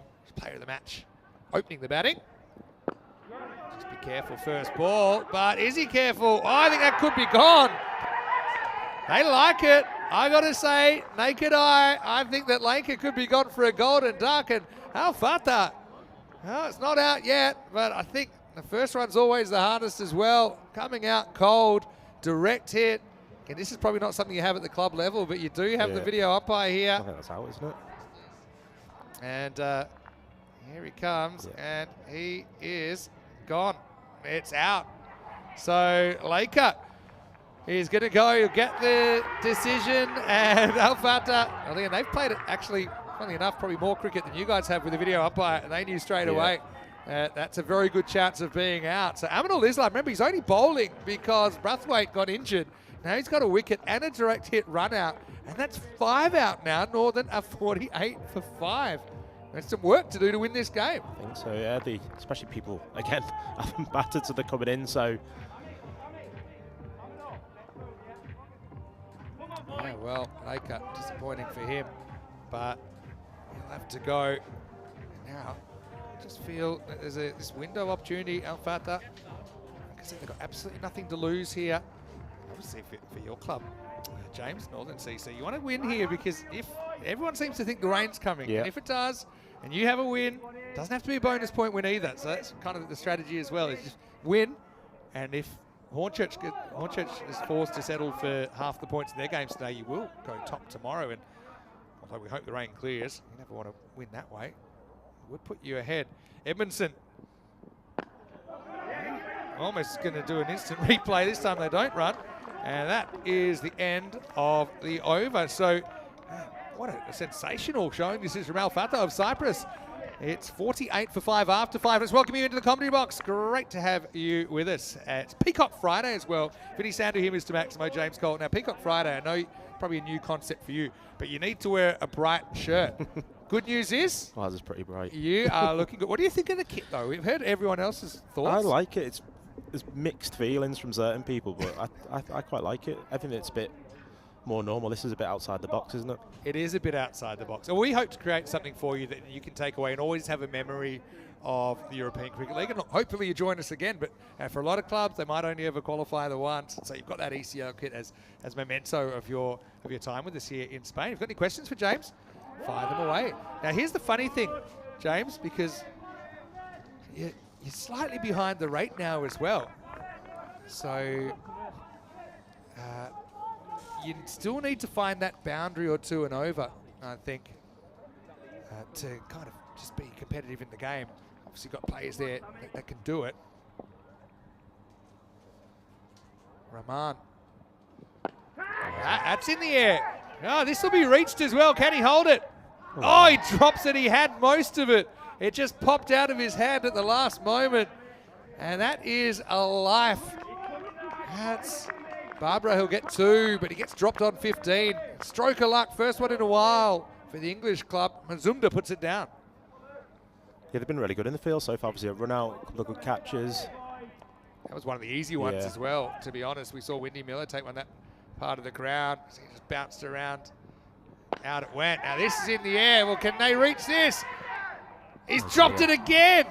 Oh, Barbara dropped in consecutive deliveries. And how often we say a game of 2 halves, an innings of 2 halves. They caught everything in the first half, did Fatah. That second half, not going to plan, as Barbara gets dropped on 15 and 17. This time, he'll have to settle for a single. You know, catching is one thing, catching on TV is another thing. Something you'll realise when you get out there. Leg side, this will be called a wide. But Barbara, he's the guy obviously that's coming at number 5. Tell us about Ben Edmondson and how does he bat and kind of what he got left in the tank here. You've still got Sefton, Josh Thompson, Greg Liebenberg and Dan Wilson to come. Yeah, Ben was really important. He's sort of batted 6, 7, 8 for us for the last few years. He's a gritty cricketer. Yes, he's quite a clever fellow. He sort of knows his areas and stuff. He'll do stuff like that. So he's another fellow. He's probably in his early 30s. Played a lot of club cricket, and I think it's really important to have lads in the sort of middle order engine room who can sort of offer a bit of experience and stuff like that. So it's a funny thing though, the middle order role it's one of the biggest differences, I think, between this format and the T20 format. Middle order in a T20, often you're coming in trying to just kind of turn the strike over, give it back to an established batter. But although there is a time for that in this format, a lot of the time you're looking for players that can come out and just hit boundaries straight away. So it's a slightly different role.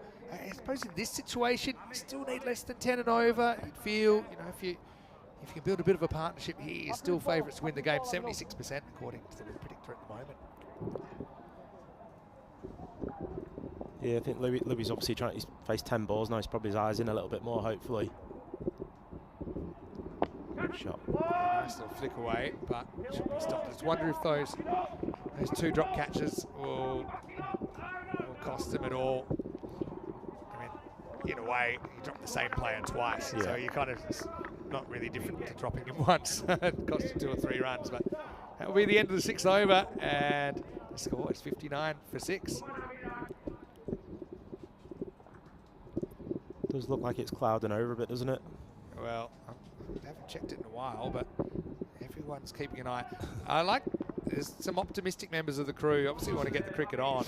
They just keep downloading weather apps until they find one that tells them what they want to hear, but unfortunately, well, apparently it's raining right now. Luckily it's not. I can tell you it's not really, but the word is it's not far away. Let's hope it misses us here. Anyway, Islam. Bowl a real maiden, but it's like a fake maiden he bowled, because when he bowled the last 4 balls of that over, he took 2 for none. Oh, he took 1 for none, I should say, plus the run out. That's the first run that he's actually conceded. Right. How are you feeling up here, James? This wasn't really in the cards when I invited you up here. Have you got a few nerves there, or are you feeling pretty confident that the guys can get it done here? I think you'd back yourselves in this situation, 10 over, with obviously the smaller boundaries and the white ball. But oh, dear me, that could be gone. It is gone. He's missed a full toss, and I think it hit him in line with off. It was only ever going to go on to hit the stumps, and so Islam, the replacement bowler. This is European cricket, is full of stories, and it's a 6th wicket, 60 for 6. Yeah, funnily enough, as soon as you asked me that question as you run up to bowl, I was thinking I probably could have waited till after that delivery to say it. I just don't think that's... No, that's out, I think. Even though he's forward, he's a good kind of metre out of the crease, but there's 2 questions. Does it hit him in line? The answer is yes. Is it going on a hit? Well, if it hits him in line, the answer has to be yes. Yeah. So that's an unfortunate one. Again, the cricket principles still apply. Just tried to hit across that one. Probably could have played it with a straight bat given the situation, but Islam's got 2 for 1. And Northern 60 for 6 now in the 7th over. Yeah, it looks like we've gone across the ball quite a lot, and it's a temptation always, I think, with the short boundaries. I think it's probably half nerves and not used to the format and various aspects. So, well, that could be out as well. It says no straight away. Oh, he's hit the stumps. I will say that he was kind of dozing there a little bit. He should be back, but this one first. Maybe he's just too far forward to get the LBW that time. No, he's all right. I think he's home. But yeah, that was pretty close as well. Checking it out.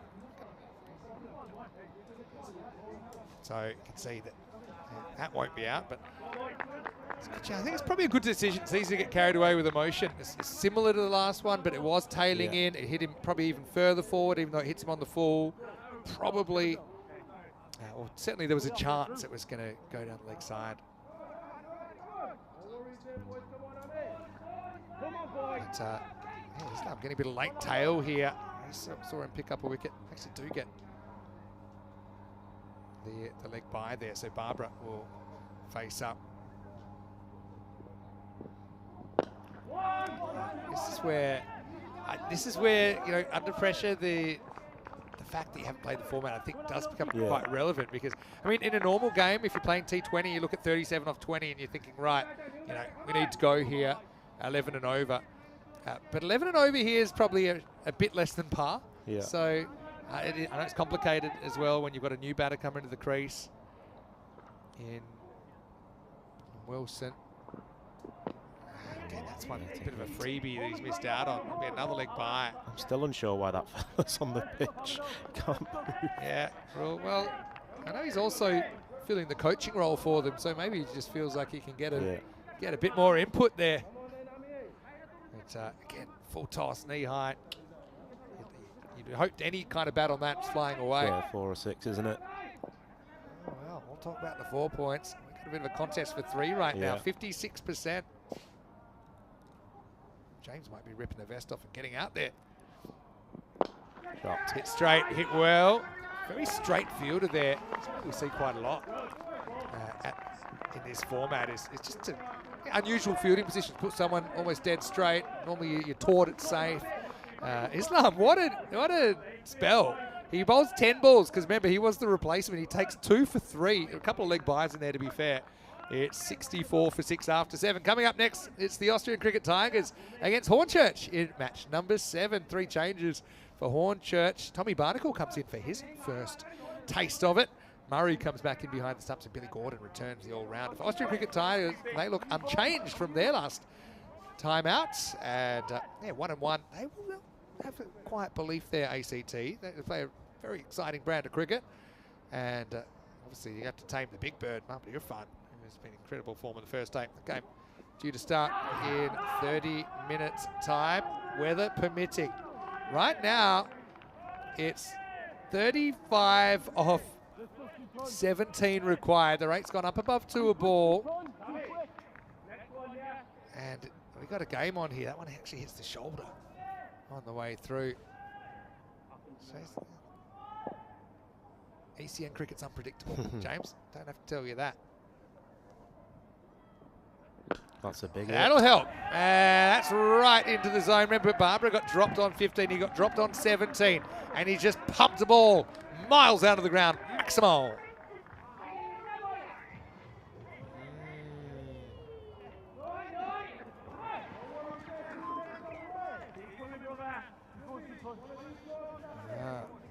They do fly those white balls though, don't they? Yeah, they do. I can feel your tension.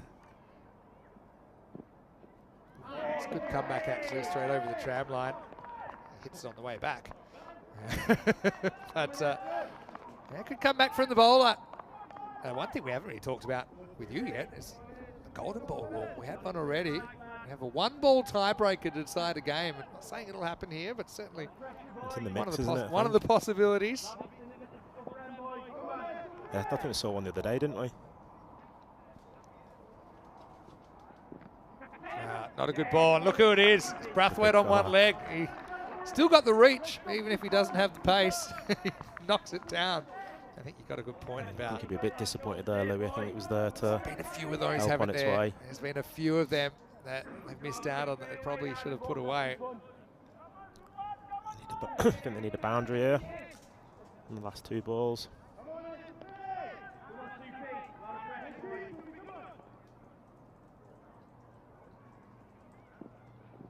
All right, there's a bit of luck, and that will go 1 bounce 4 runs. So Wilson gets off the mark. Northern CC getting there, but making hard work of this chase. Still very much a toss-up at the moment.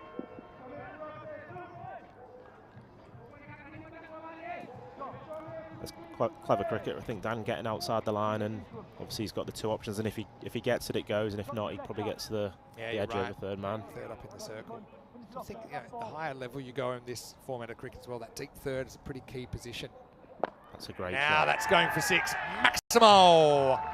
So Patabendige again, isn't he? Sort of. Yeah, you're right. And it's also a catching position down there. Often we see the 3rd very, very fine, almost like imagine 2nd slip or 3rd slip on the boundary, because they are ways you can get set batters out. Just that one miss hit, you hate to see them get away with a 4 or 6 in that area. But it will be the end of the 8th over.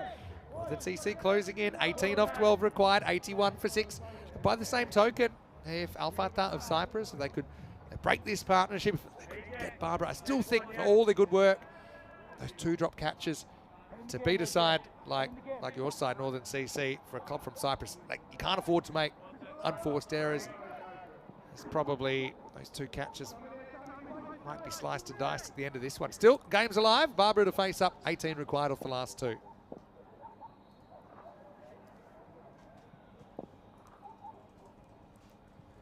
happens in the 9th, we say. It's not a good ball. Oh, Wow. out the sky. Well, Brathwaite again, standing dive. That'll be 4. That wasn't a good ball first start there from Tamidur Rahman coming back and getting worked away to the boundary. But if the one-legged warrior had pulled this, it might have sparked a Cyprus comeback. Thinking about it, it's tough off when you run around. I think that's going to be the plan from these two, looking at it, getting 4th or 5th stump and trying to clear their arms through it or get something on it. This is the over, isn't it? It's got to really... You don't want to leave it too late. Things can get nervy in the 10th, even if you only need 3 or 4. Trust me, I've seen it happen. It happened on Monday.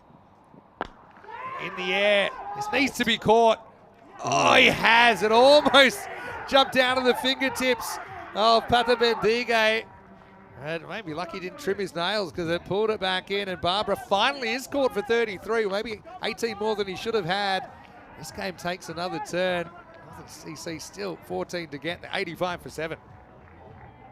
Yeah, nearly popped out again, didn't it, I think? It did. But Patabendige has been a bit of a lightning rod for action for this Al Fatah side. Still, Barbara gets them pretty close, and he doesn't get his team to drink just yet. It's 33 for Louis, and Rahman comes back with that big wicket, 85 for 7. Suppose, you know, if you're the fielding team here now, you're thinking, okay, 3 wickets, we win. You know, you'd be looking to try and remove this lower order. Liebenberg comes in, and it tells how Greg bats.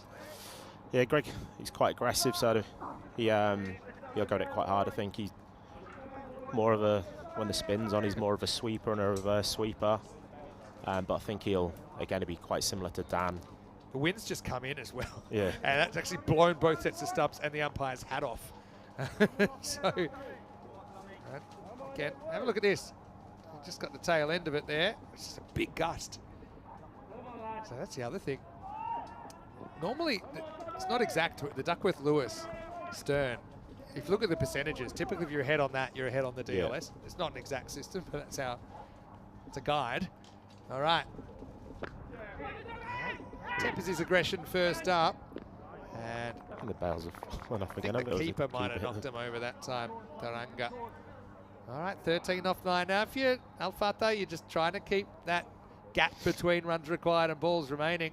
Bet you never thought when you came up here, when I invited you up for an innings, that you'd be having this roller coaster of emotions, James. No, probably not, but I've played enough cricket to realise what goes on at times. It ain't over till it's over, yeah. As they say in the classics. I think regardless of the result, I think people need to bat and be put under pressure, don't they? So it's sort of... It's a wide. Yeah, it's wide. Maybe that full and wide one, but it's too wide.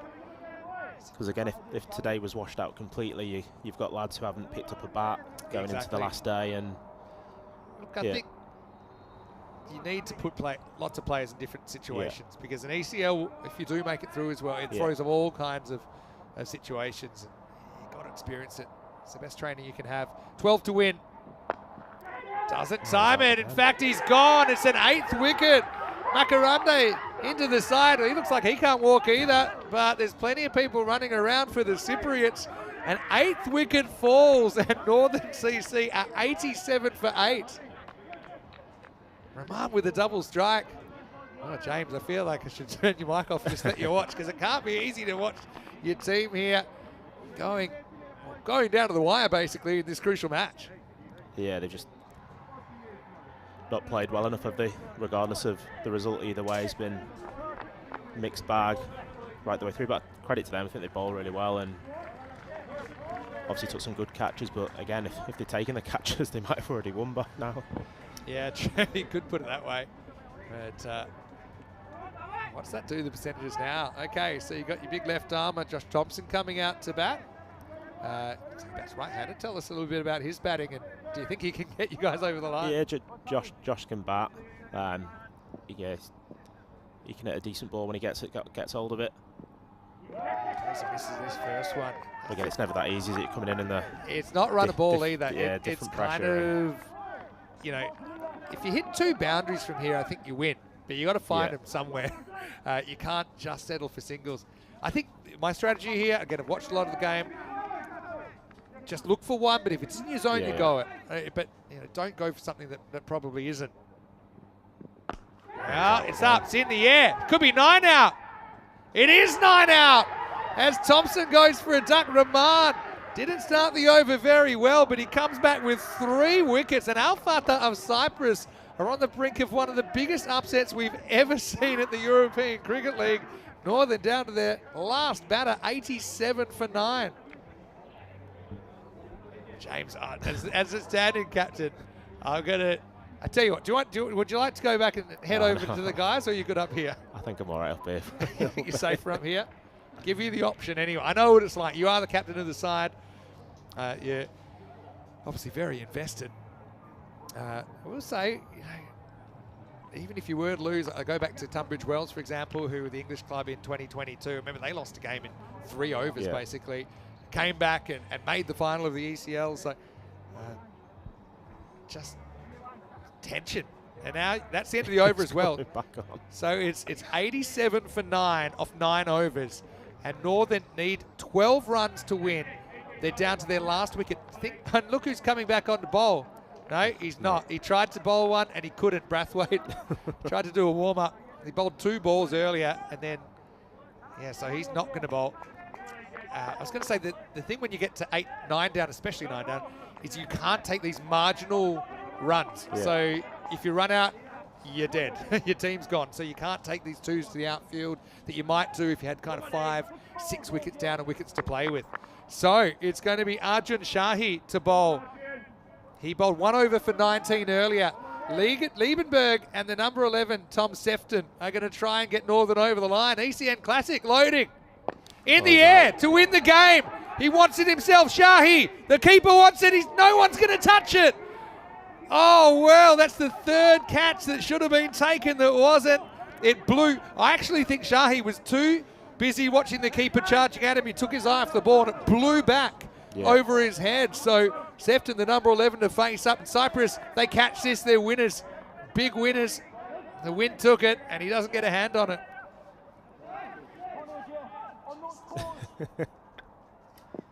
All right, Sefton.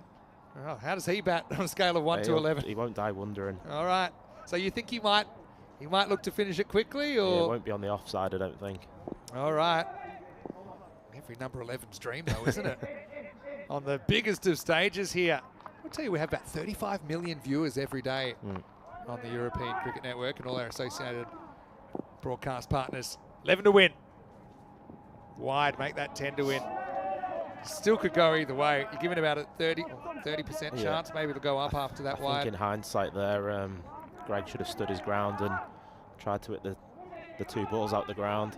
Not a great vote of confidence. No, I think just more of a recognised batsman. Is that edge? No, it's not. Whistles past the outside edge. So now, maybe I get what you're saying here. You kind of need 2 boundaries to win here, 4 and a 6 ideally. And so if you can get off strike here, then maybe you don't take a single if there's next ball. But yeah, basically need these 2 boundaries. Still haven't come, have they? No. That misses. That's the other thing. You can't really run to manipulate the strike either because a run out is the end of the game. So, oh well. It's looking unlikely, I think. Maybe you take your chances and run this ball. I don't know. You've got to find a way to get Liebenberg back on strike, I think. Sefton, 1-800 dialer hero. And that's going to fly. But how far is it going? It's going and it's gone. I think that's 6. Check. Wow. It's a long way from us. It's into the wind. So I thought maybe it wouldn't even go for 4. We will check this and the plot thickens. Let's have a look at it on the replay. Here goes the ball. Yeah, 6. But I think that's gone for 6. From up here, it looked like it. The fielder signaled 6, didn't they? It's, so yeah, and that's the umpire's call was 6. We couldn't clarify it on the replay. So there you go, the 6 runs, Maximo time, 4 off 2 now. Oh, I thought there was 1 left. Tension, 4 off 2, misses. All right, so right now they're 1 ball away Well, both teams one ball away from a memorable victory no matter what. And Sefton, who did touch that for 6. They've got the deep third back. Oh, geez, and it just started raining.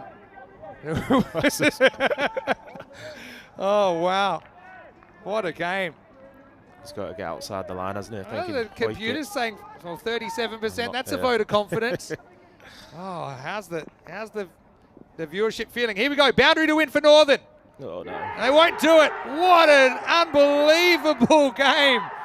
An ECN upset for the ages. Al Fatah 98, Northern CC 95 as the rain starts to come down on the Costa del Sol.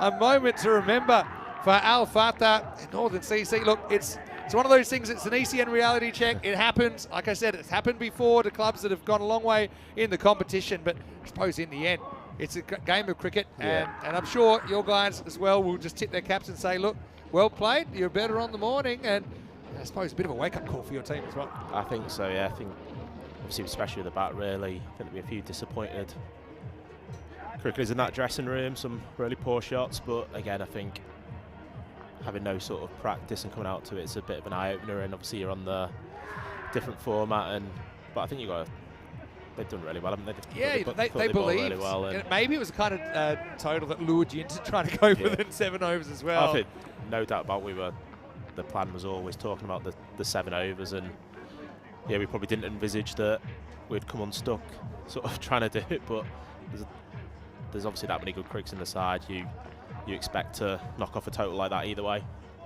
Yeah, well, I'm going to let you go back because I know you've got to go back to your team. James, I want to say big thanks. Pleasure. And look, hopefully we see you on the park. Commiserations about the loss, but yeah, I'm sure we haven't seen the last of Northern CC in this comp. Cheers, Vinny. Cheers, mate.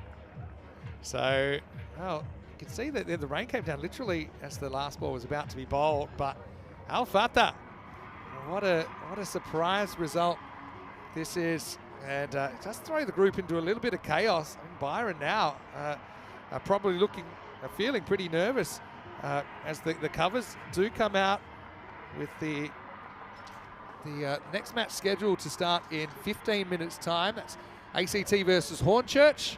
And like I said, it's only very light rain at the moment, but the ground crew are preparing. Hornchurch winning the toss and bowling in that one.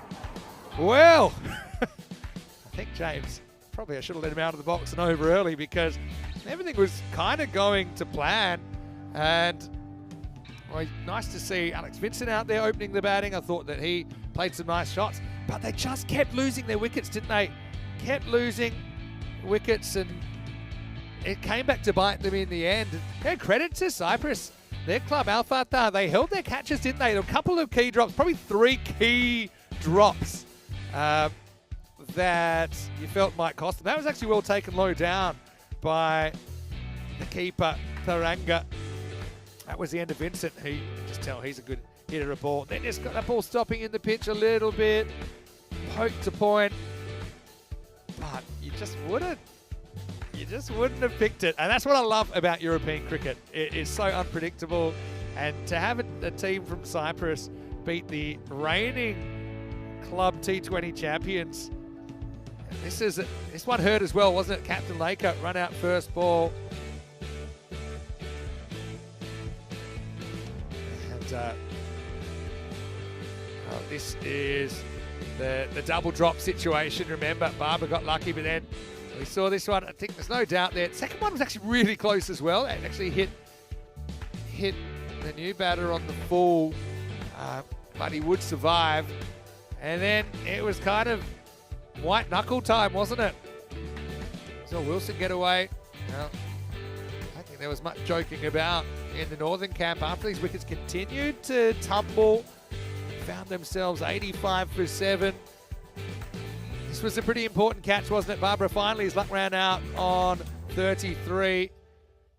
And then, it's like a one-legged warrior there in Nilesh Makarande took the catch. Cyprus, they started to believe here they could actually do it. It was unbelievable how this game, still seemed to inevitably going Northern's way. And then this, eyes on the keeper, took his eyes off the ball, crashes into the Cardamom turf. Then we had this, the top edge 6, which got them just 4 runs away. But Sefton, the classic number 11's dilemma. didn't have too much bat meeting ball. He ran himself out last ball, and they were all out, and all out of time. 98-95. Oh, the Cypriot cricket fans rejoicing. They had a tough day yesterday, but that just shows you that your luck can change and your tournament can change very, very quickly. And Al Fatah, oh, Cyprus. I know Punjab Lions Nicosia had a big win over Pakai Care back in 2022. But really, I think this has to be just as good an effort. 3 runs the margin in the end. Barbara, 33, though he's dropped on 15 and 17 in consecutive balls. Apart from that, 13 for Alex Vincent opening the batting. McGladdery with 13. Laker run out for a duck first ball. That one really hurt. And bowling-wise, well, Brathwaite, maybe he's a hero because he couldn't walk, and that allowed Aminul Islam to come in. He took 2 for 3 off 10 balls bowled, 3 for 17. Tamudu Rahman looked like he was losing it. Then he found it again. And really a team effort by all the bowlers. Patabendige 2 for 26, and Lovedeep Singh with a pretty tidy 1 for 18 of his 2 overs. So we will take a break. Covers are going on right now, so I got a feeling we'll have some sort of a delay to match 2, but we'll keep you abreast of what's happening here on the ground. We'll be back one way or another to show you some cricket, whether it's live or whether it is one from the ECN archives. But right now, Vinny Sandu, Mr. Maximo. Big thanks to James Cole. It must have been a tough one for him, but honestly, he's a lovely guy, great ambassador for cricket, and hopefully we see him on the park sooner rather than later. And hopefully we're on the park, but we'll let you know. Vinny Sandu here, Mr. Maximo, back in 10 minutes with an update here. What's happening on the ground here? You're watching European Cricket, and this is the European Cricket League.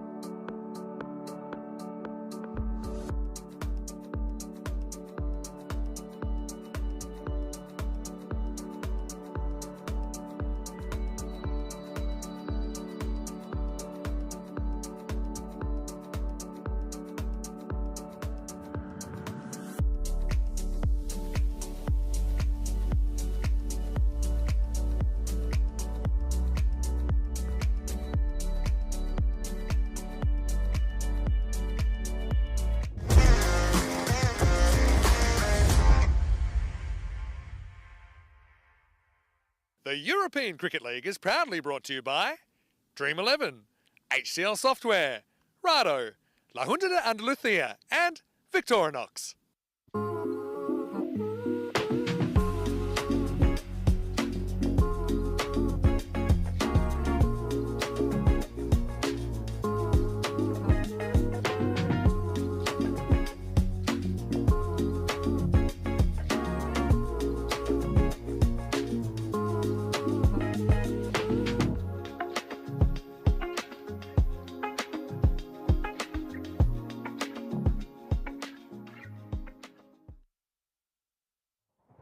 Hello and welcome back to the Khartoum Oval. What a day we've had so far here, day 2 of Group B. We've had our first boil over of the tournament with Al Fatah of Cyprus sensationally beating Northern CC, the English champions, by 3 runs to start things off. So who knows what's next. One thing we will have is some cricket, which I'm really happy about. There was some concerns. The covers actually went on straight after that game preparing for a downpour, but it never really came. So they've come off now. We had a slight delay while that was organised, but now it's time for Austrian Cricket Tigers of Austria, of course, taking on Hornchurch of England, the defending champions in this European Cricket League. A little bit earlier, Suleiman Saeed had the 2 captains and giant coin. Let's see what happened at the coin toss. Austrian Cricket Tiger home team, Hornchurch away. Austrian Cricket Tigers will flip the coin and you will call. Rado is the call. And Rado it is. Hornchurch won the toss and they will ball first. So Hornchurch probably eyeing maybe a quick victory, wanting to maybe try and roll the Tigers and chase it down. But I will say, Northern probably had similar ideas against the Cyprus side, Al Fatah, in the previous game, and they ended up falling short by 3 runs. Hornchurch, though, they are very strong, and it's about as impressive a first day as I've ever seen here at the Khartoum Oval in an ECL group. Having said that, I remember Forfeiture, they were very impressive as well the first day a couple of years ago. They never ended up getting out of their group, so it is unpredictable. I suppose time will tell. Billy Gordon comes back into the side for Hornchurch. Paul Murray will be back behind the stumps, and Tommy Barnacle will get his first taste of this European Cricket League. For the Austrian Cricket Tigers, Akib Iqbal leads them. He's a very, very good player. Chowdhury retains his spot behind the stumps. Unchanged from their last match, which was a win.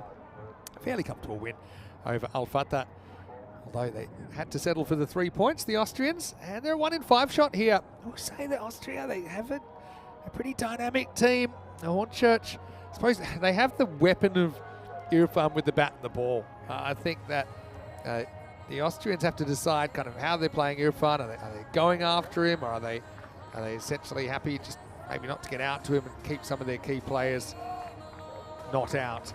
But one thing I'm really happy about is that we've got some cricket, because everyone was a little bit worried. The rain was meant to be here by now. Let's just hope we get through the whole day and it never hits us here at the Khartoum Oval. Vinny Sander here, Mr. Maximo. I know lots of people watching. The Subiaco Floreat Cricket Club. A lot of those guys are watching as well. They're my old club, actually, in Australia. And I think they might be sympathising a little bit with Northern CC, who share the same colours, going down in that first game of the day. But that's the thing. ECL cricket, it is unpredictable. It is really cricket in the purest form. I think at that level, a lot of people that watch cricket would play. And bearing in mind, these are the top clubs from around Europe. Each club at this tournament, they have won their way through by being the champions of their country. There's the big bird. Mohamed Irfan Jr. actually plays his cricket for Western Suburbs in Sydney. Sydney grade cricket, the former club of Michael Clark, actually. And I know that they'll be tuning in and watching what the big bird's up to. He was the MVP of this tournament last year. Yesterday, he bossed it with the bat and the ball. What will happen today? Had a question from John Woodward. He's watching from Madrid, I think. Would I be there for the upcoming European Cricket Series there? Yeah, I'm planning to be there. I've never been to Madrid, so I'm really excited about that. Anyway, right now, almost lights, camera, action. I still think this has a bit of the feeling of how long can it last? A bit like my first relationship, and the answer was not very long. Anyway, here we go. Match 7. That's a good shot. A bit of loosener from the big bird, and just get slammed for 6. Well, it's as easy as that. What's all the drama about? That was hit very, very well. That's Aki Iqbal. He's going to put that up and out of the ground. Very good strike first up. Well, we had one ball and the rain's already heavier. So it allows us to get going, but everyone's asking for how long. Because like I said, the forecast was wet. And a lot of people thought we might not even start this game, but obviously we haven't. Obviously the players don't come here to sit in the tent. Yeah, the wind's up. First ball though, comprehensive win for the Austrians.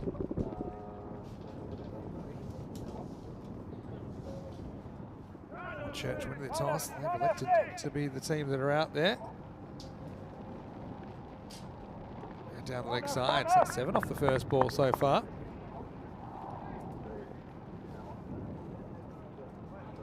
Hello to all our viewers watching from all around the world, of course. We're on many different platforms. Umpires already having a chat. That's never a good sign. But, I think they're just querying. It definitely, it says luck would have it, it's definitely gotten heavier since the players walked out there. I don't think there's any issues with what it was like kind of as they walked down the stairs.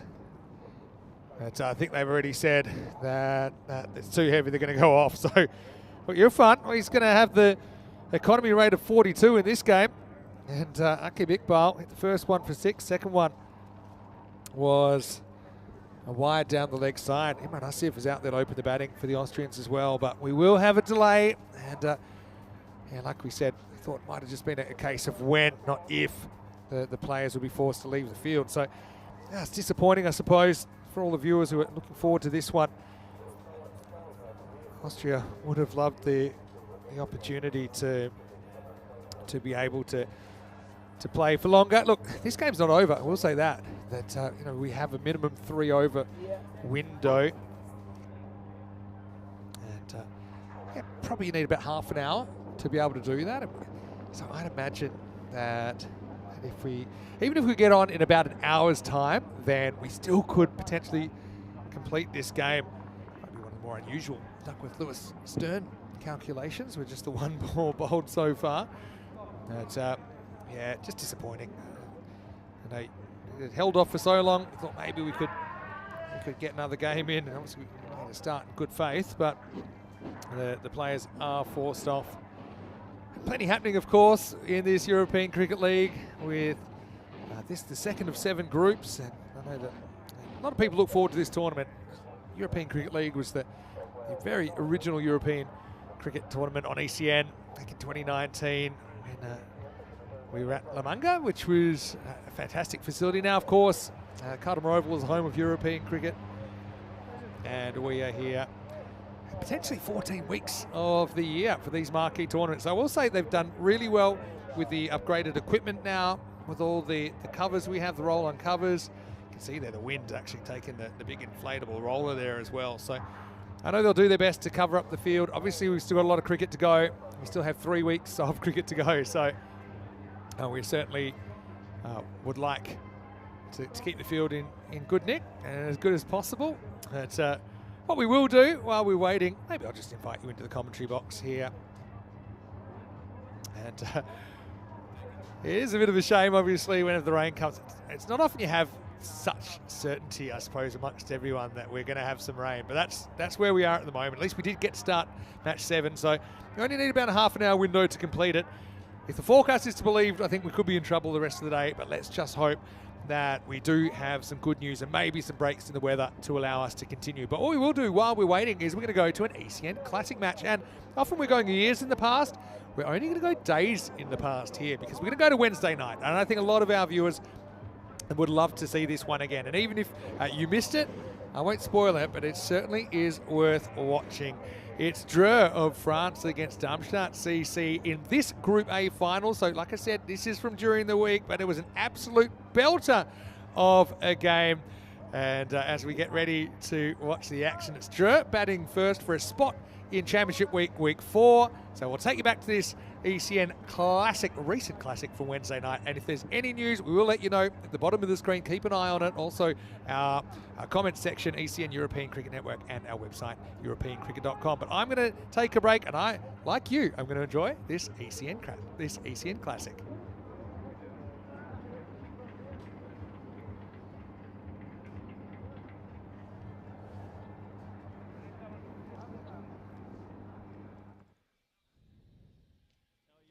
Nothing better than a night at Cardimer Oval when a man in a yellow suit introduces the French taking on the Germans. I don't care where you are in the world, you better buckle in for the next 90 minutes because it's going to be sheer entertainment. Two absolute chaos T10 teams are going to duke it out under the Cardimer lights.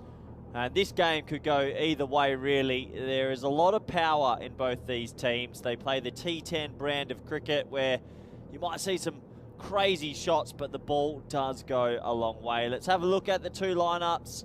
Darmstadt CC, Abdul Shakur listed at 3 there with that famous 100 only a couple of hours ago, up against a very well-known Dreux side. They're the only team to compete the French champions in every edition of the ECL, 5 years on the bounce. They want to make it through the championship week, but they have the Germans in their way.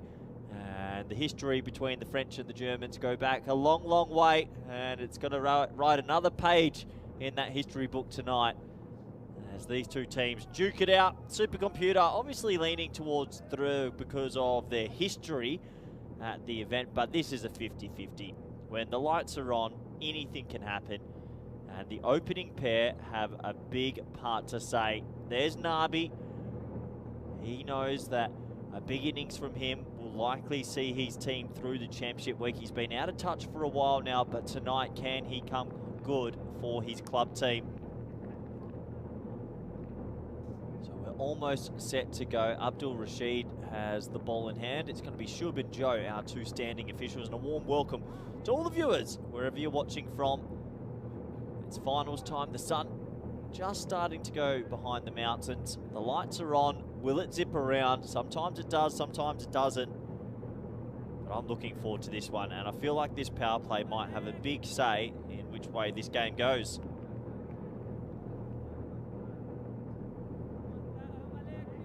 So, Niaz on strike, Nabi at the non-strikes end. Rashid's got the new rock. Ball number 1.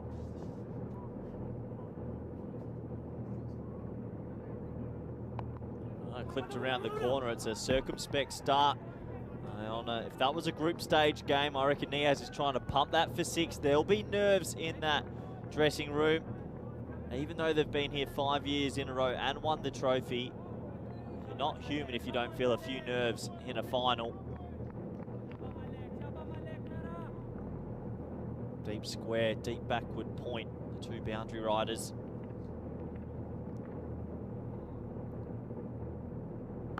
Oh, high in the air, that's straight to the field, a huge moment, he's gone! He's gone, Niaz is gone for a globe. Oh, they're just not clicking in the top order. And that went straight to that man at backward point, maybe even a bit finer than that. And great captaincy. They had a feeling, and that team is pumped up. Darmstadt, the German champions, strike a massive early blow. Niaz, who's got a good track record at Cardimer Oval, goes back for a duck, and that dressing room is pumped up. The score is 0-1 as I welcome back the man with that lovely introduction, Vinny Sandhu. Here we go. Yeah, I've rushed over because I don't want to miss a minute of this. Niaz, 2-ball duck for him. Kind of stuck in the pitch, didn't it? Didn't have a lot of pace to work with. And he just guided it down to Stefan Solomon, didn't have to move. He hasn't really clicked this week. It's the Dreux batting lineup isn't as strong as it's looked in the past, but out walks a man that you know I like, and when he gets going, it's a joy to watch. Nisar can play 360. I mean, the thing is, Dreux, if they turn it on, if they find it, who knows what they need to do, then I think they are big favourites in this game. Even the percentage still suggested, despite their form today. As this is up in the air, can anyone reach this? Oh, what a catch! Oh, what a catch! Pranav Nath, he's run back with the flight of the ball, and now Nissan's gone. Rashid's on a hat-trick, and what a dramatic start to this Group A final. Oh, it's the check drive from Nisa, who doesn't go through with the shot, but to catch it over your right shoulder with the lights in play is never easy. And through are struggling, 0 for 2, Vincenzo. I thought for all money that he was going to come up short then. I thought this was finding grass. Nisa was worried. Couldn't have judged it any better. Even kind of pulled up straight away. Took a right turn. And how about that with the German bench? They like what they're seeing. We haven't seen a German club make it to the final group of teams since SG Findorf back in 2019. That's a long time between drinks. The Germans 2 years ago, they finished top 2 in their group, went out in straight sets, but right now they have 2 of that dangerous top 3. None for 2. Hat-trick time, Vinny. Hat-trick time. And, well, Rafa's come out and he's going to try and tape ball this for 6. All right, Price did it yesterday. Can Rashid do it today? Hat-trick ball in the final. Misses, called wide. Yeah, good call. Huge moments early. That's 2 very well-known batters gone in the sheds. You know what the thing is about Niaz and Nisa going back, Vinny? They're probably the more 2 technical players. Now when you get Ahmed Zai, Nabi, Rafa, it's a bit cowboyish. Now it's luck. You're getting a team of cowboys and only one horse. Rafa at 4. Doesn't have to hit this either. And Rafa, I think they know he's a bit of a risk of nicking down to 3rd the way that Hamza did, because the way he plays, he'll often try and find that leg side, get a big scooping leading edge. They've got a kind of short, almost like a gully in, and they've got that deep 3rd back. This is a very Western Shield type of field. I actually like it a lot. Ball zipping. Rashid's really just trying to stay away from bowling 2 straight to Rafa. 2 for 2 in the final. This is probably going to be out as well. Azmat's called it, and he's dropped it. This man doesn't drop catches. He does, Vinny. And he does now. He had a bit of a look. I think he had the better angle on that one. And that really should have been 3 out in the first over. I dare say he catches that. That's the final almost wrapped up. 3 extremely dangerous players. Oh boy, Rashid can't believe it. He should have held on to it. This game's had it all early. Rafa, he was praying, absolutely praying that would get spilled. And Asmat, I can't actually remember him ever dropping a catch. It wasn't an easy one, I suppose. Twilight at the moment. Oh, here comes Nabi Nabi. faces up for the first time. And he belts it. This has vibes, though. We've seen what Nabi can do at night, and it's 2 years since that famous innings against the Scots here, where he just absolutely torched it, even though he hasn't timed the ball too often. He hasn't timed the ball in 18 months, Finn, but if he can bat for 5 overs and it clicks, he could be on 100. So this might be the great resurgence of Nabi. This is his chance. The team's up against the wall. Can he go huge? Well, is it a one-hit wonder? That's the question. Ball left. Wide, just. So 10 for 2. We've seen Drew having to kind of recover from early wickets in this ECL so far. And generally they have. If there was ever a time for one man to put the Superman cape back on, this is it. This is it, Nabi. You could earn the respect of everyone back right now. I don't think he's lost it just yet. Oh, wow. Oh, that's so close to the pegs. Oh, boy. I was waiting for the sound of ball on stump there, but it didn't come. It's the end of the first over. Hang on to your hats, folks. This is going to be a good night. Oh. It's 12 for 2 How's that? at the end of 1. How's that missed the left peg? Unbelievable. Well, game on. Darmstadt ahead. 2 massive wickets. They got the more technical players out. This is our ECN hat-tricks Hall of Fame, and there was a hat-trick. Akudzada did it for DCC in yesterday. this group. A lot of bowlers have been on a hat-trick. Yeah, we've had an unreasonable amount of 2 and 2. Go back a minute, Mohammed Atif's on there for Pakai Care. The Fizz. Yeah, the Fizz as he's now known. Yeah, having a quick look there at how we got here today. Drew had to go the hard way. They made pretty light work of Peel St John's. Oh, right, that's in the air. Surely, the keeper wants it. He's never going to make it, is he? Oh, no, not that it wasn't his catch. It wasn't his catch. He called out 45, and I think the emotions are getting to Darmstadt a bit. I think he made up his mind too early that it was his, and 45 had to step aside. It was never his. He called the fielder out. He had too far to go. That's a drop chance, Vin. He's only got little legs, old fat, and had to try and get there. He didn't find the drop zone. You're right, that is a chance. If you call it a drop, that's twice that Rafa's been dropped in 2 balls. Now, Nabi launches one over deep extra cover. Maximal. He does his best work at night. Ahmed Nabi. I'll get excited once he's hit his 4th or 5th. We've seen glimpses of Nabi where he goes bang, bang, and then gets out. Maybe tonight he can really go big. Big innings from Nabi flips this game. Tell you what, it's always a good sign when you see him going over the offside. It makes one big difference to his game. What a start to this final. We need the hold seat, just the edge of it tonight, I think. Oh, he's on! Launches it again. He's on! Maximal, 6 more. What a time for the captain to step up. It's only a start, but it is a counter-attack coming from Ahmed Nabi. Oh, turn the clock back. It's 2022 Nabi. He's rocked up. The Back to the Future time machine's working. This is what he did years ago, where he hit the offside. Yeah. I've seen 2 sixes on the offside from him for the first time in 2 years. This is old Nabi. He's back. He's back, Vin. We're only 1.5 overs in. We're halfway through the power play. Oh, love it. It's arguably the greatest format ever. Oh, didn't have to go after that, but Das gets a thick top edge that flies for 4 more. He's on, Vin, I'm telling you. He meant that. He got the thick edge on purpose. You might have taken 2 big wickets. They've dropped Rafa twice, but Nabi, imagine if he hits form now. Surely Tubbs something On another night, that's a slightly thinner edge, and he's gone. This time, it flies over the keeper. It would be incredible if he hits form tonight. It's over, it's gone for 17, and we're 4 balls into it. Nath, who just took a brilliant catch at the last over to get Nisa first ball. Every ball's an event right now. He wants it. He's choking that bat handle so much right now. He doesn't say a lot. He's got, credit to him, even though he's had a run of poor form, I suppose, on ECN, you'd say, compared to what he did. And keeps that same disposition. He's a great ambassador for the game. There's a big swing through this change of pace. They're the ones that worry me when he's playing this cross bat sort of hoik and it's not there. I like that he's hit a cut. I like that he's hit a drive. Keep your breath about you here, Nabi. Be a little bit smart also. Yeah. Yeah, a little bit. Just a little bit. Should be. Just don't think he will. Nabi, last ball the over.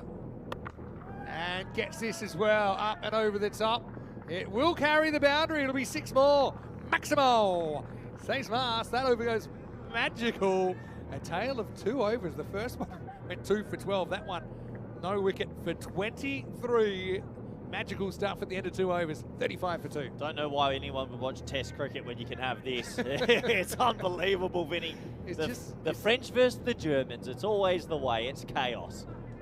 Yeah, it's condensed, isn't it? But yeah, obviously, Drew had their moment back in 2023. I've got a question for you. If Rafa had been caught that first over, which he should have been, at 3 for 3, is Nabi still trying to go this aggressive? Yeah, it's his comfort food.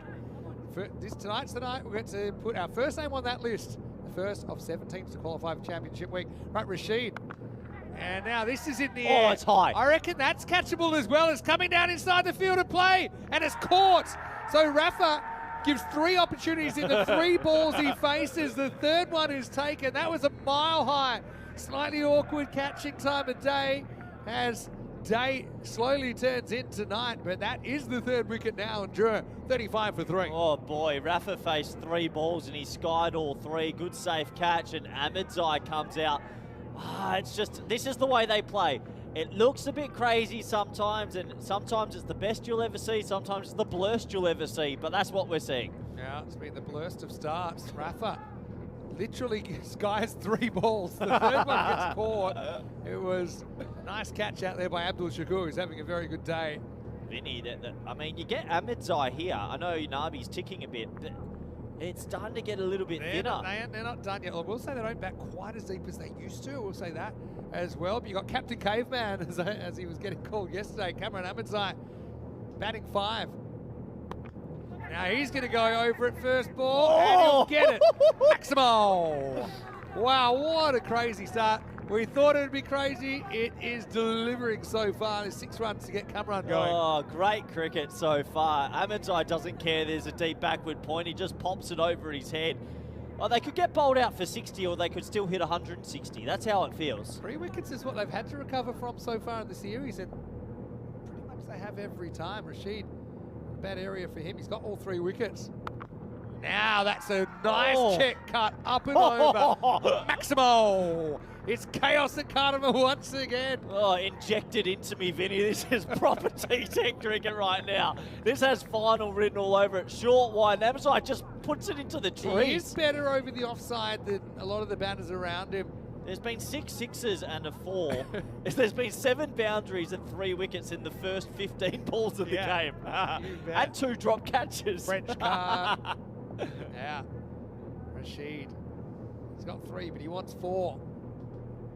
Pitches up. Okay. I don't see that very often. It wasn't really an Ahmedzai zone. He has to go through. They probably know Rashid's a bit of a threat here as well. Let's go back to the dismissal of Rafa. It wasn't one that was very easy to kind of whip away with the bounce and pace that Rashid has. This is genuine T10 carnage.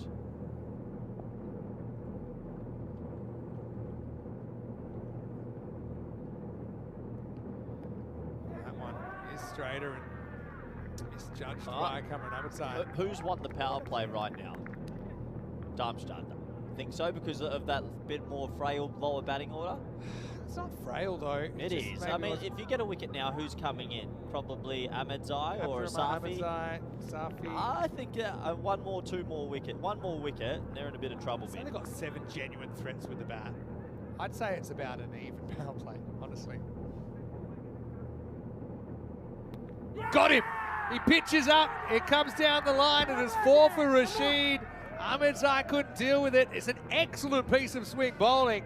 So Rashid with 4 in the final now. And I think with that wicket, you do say that the Germans have won their power play. Nabi's left stranded there on 30, but the team score after 3 is 47 for 4. I wouldn't say not just one. I'd say they've really won it now because we're talking about a lower order that isn't as renowned as the top 6. This swung late. That's one corker of a delivery. And Ahmedzai's technique gets called into question. He can't cope with it. If he was willing to leave one, he probably needs to be willing to kind of just keep that one out. It was always threatening to do that. That can be a match-winning spell. 4 wickets, 4 top over order batters, and who'd he get? Niaz, Nisa, Rafa, Ahmedzai. That's a big 4 to get in your spell. Yeah, I agree. We saw Wahid Abdul with an amazing 2 overs in the power play. The thing is, Nabi will offer you a chance soon enough. And if he does, and they catch it, I mean, they're in huge strife here, Vinny. That lower order now, they're sort of burst through the dam a bit. But Abdurrahman Ahmedzai, left-hander, comes to the crease, won't be facing Nabi. Well, he's 30 off 7. He faced 7 of the 18 balls in that power play. He lost 4 partners. He's on to his 5th batting partner. What's Nabi thinking right now? This game's only been going for 15 minutes. Is he trying What a 15 minutes. Is he trying to bang this for 6? If it's in his zone, he will always try and hit it for 6. How big's his zone? Parviz Akudzada coming off a hat-trick yesterday. Into Ahmed Nabi. Close, has good look. Has some doubt there. Maybe some doubt about whether it's hitting leg stump or just missing. I thought the bat was close-ish to it as well. No, that's going down. That's a good call from Joe, the umpire. You can see 2 stumps. Yeah, on the angle of where he delivered it from. There's Joe Foster. Good decision. Very good umpire, Joe. Good team of officials here. That one's going to get through the field.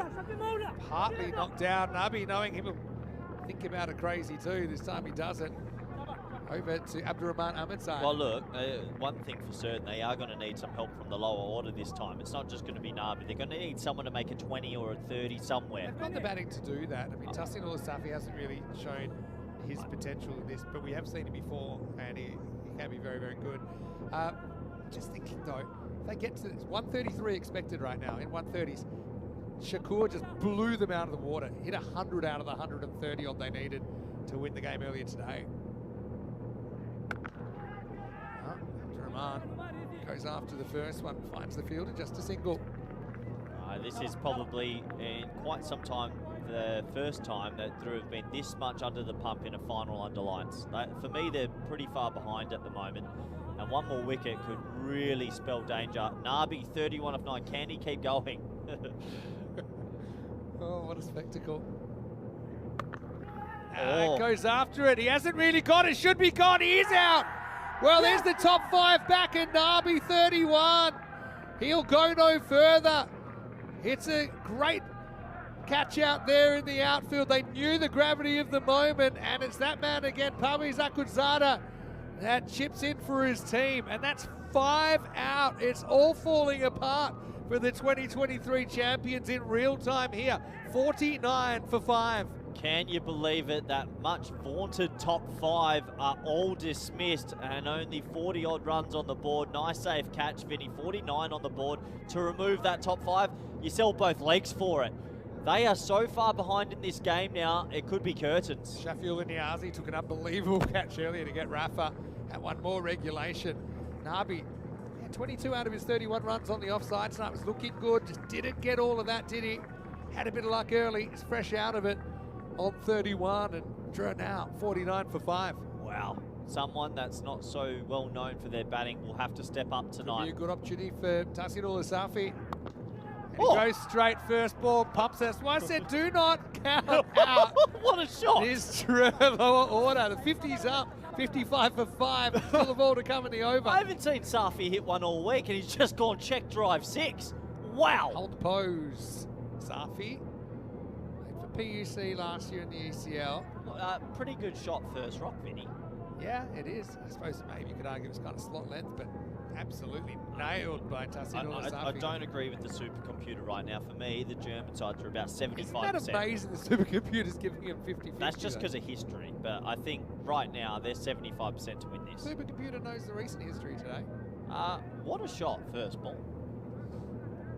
Great time for Safi to step up. If you the Germans now, you still got to realise the job, so only half done. 5 wickets you have, 5 more you want, then you go out there and bat. We'll say it's not really a criticism because Shakur batted incredibly well, but he was the one that got almost all the runs this morning. So if he was to go early, you know, the Germans at times have also had a bit of a fragility. All right. Akhundzada has got lit up first ball, and he bowled to Safi. Gets the right of reply, last ball the 4th. Safi goes again, and that's 6 more. Maximal. They're not going to change for anybody. So we have a wicket. We have 2 sixes to finish the over. There were 14 off it in total, and after 4, drew a 61 for 5. 61 for 5 off 4. Oh boy, they just keep coming. It will take something special to get right back into this game. They could go hit or bust here. 61 for 5. What an incredible start. It sure is. Time to pause for a second now. We've got something a bit different with some off-spin. Majid Nasiri is going to bowl. He did try the run-out backing up the other day. Apparently he's known for a little bit in the local competition, so those batters are on notice. I think if you drew here... I wonder if he man-cats tonight, I don't think the coach will call the batter back. I think you're taking it. Up the security. Anyway, good matchup here on paper with the left-hander facing up, and Rahman Ahmadzad. Over number 5. First one way too short, and will be called wide. I mean, if they go at 10s from here, they still make 120, which is quite unbelievable. It's just the wickets column would be making them slightly twitchy. They're not settling here, Drew. Another team might kind of be a bit more conservative. And I think if they lost one more wicket, though, you are through to really more well-known lower order batters. I've seen a lot of Shikto with the bat. Was it? I saw a little bit in lower order. Safi, 2 balls faced, 2 sixes. What's his approach here? You can answer my own question.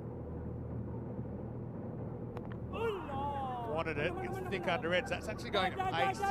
Runs away, 4 runs. Well, the fortune favours the brave. I think Safi just thought the best move for him is a bit of counter-attack cricket, but I think they all think that. Yeah, I think he can be a bit more selective than that. I mean, that wasn't really in his zone. He tried to muscle it anyway. He was really lucky he didn't chop it on. I think Safi's going to go at everything, and maybe Ahmedzai tries to bat through a little bit.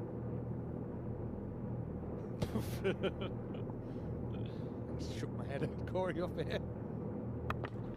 Goes after this and gets enough. Maximo! 6 more. This is what Tahsin Safi is in the side for as well. He provides a lot of flexibility with the bat. He's batting 7 here, and he's already banged 3 6s and a 4. Well, look, Safi's new to this team.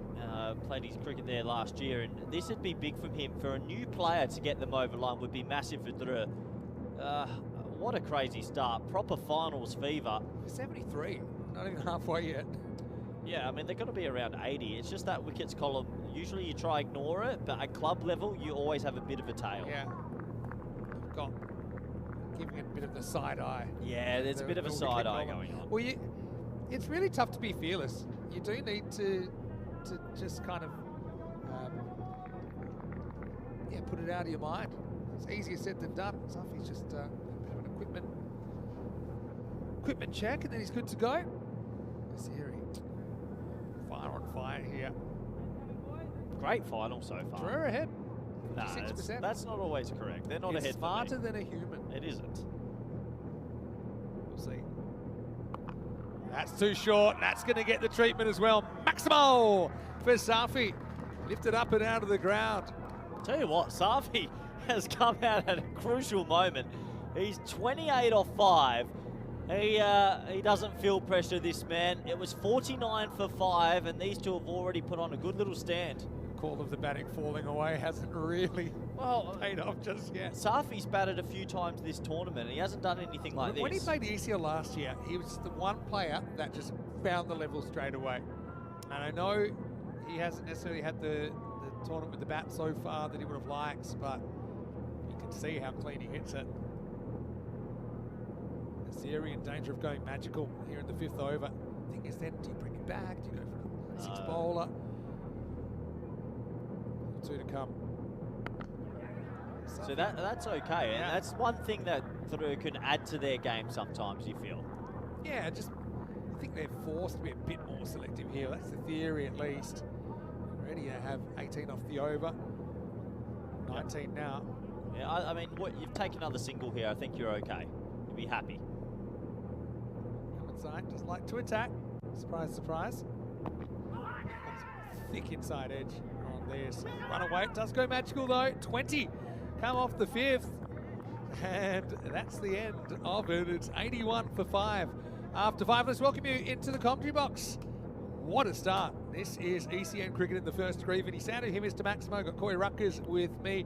Group A final. It's only the beginning though. We have 7 group finals, then of course championship week. But what a chaos start. The top 5 all in the shed. But Drew, no surprises, they're still swinging. Well, I hope every final's like this. This is a great advertisement. This is T10 cricket.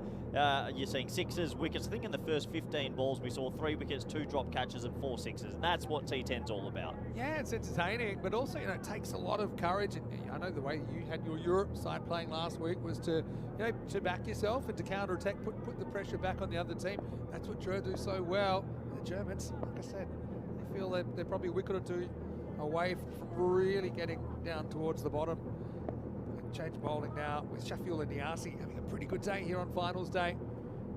Coming into the lefty, Abdurrahman Ahmedzai. And he goes up, but straight up, and it's a bit of a goober here. Should be gone, is gone. Shot wasn't really on though, was it? It's a simple catch there for Adnan Nazir in the circle. So there's that 6th wicket. Niasi having a good day. It's getting even better as day turns tonight. Drew, 81 for 6. Such a strange innings. Even though they're striking at 15.7 for 157, you feel like they could get bowled for under 100. Very loose stroke. And Darmstadt take a crucial wicket. For me, I think they start to now get into the tail end. The thing is, first ball he bowls, and if even in the longer form you can afford to do it. This is probably a moment you can afford to do with it. Just get the pace of the new bowler. You see, mistimes that, pretty much hits it straight up in the air. Adnan Nazir does the rest. Rahman Ahmadzai goes for 3, and it's 81 for 6. Well, yeah, look, it looks like it's the big man, and we don't know him very well for his batting. That's Wahid Abdul coming out. I mean, can hit the ball. I've seen him bat a few times. But there is a fragility here, Vinny. They could get rolled for under 100. Yazzie with the wicket first ball. Oh. Wow. Oh. Almost creates a run out and then wears it in the cooler. I was going to say, though, see Graham Farquhar is in the comment section. I know Hornchurch arrived. Both of these teams have beaten Hornchurch. I was going to say Hornchurch might be happy to see Drew make an early exit. But in Darmstadt CC beat them in their first ever ECN match. So, look, 81 for 6 just looks a lot worse than 81 for 5, doesn't it, on the board? Yeah, I think there's a fragility here. Abdul's not known for his batting. I can't imagine he has a huge score on the network. So if they can focus in at one end, Safi's 29 of 6 though at the other. It's going to stay with him. Take one here. Oh, it would have been out. That might have Sure, been game. Would have been out. If that hit, that might have been game. That could have been championship victory, Vinny. Yeah. Oh, it would have been out. That could have been it.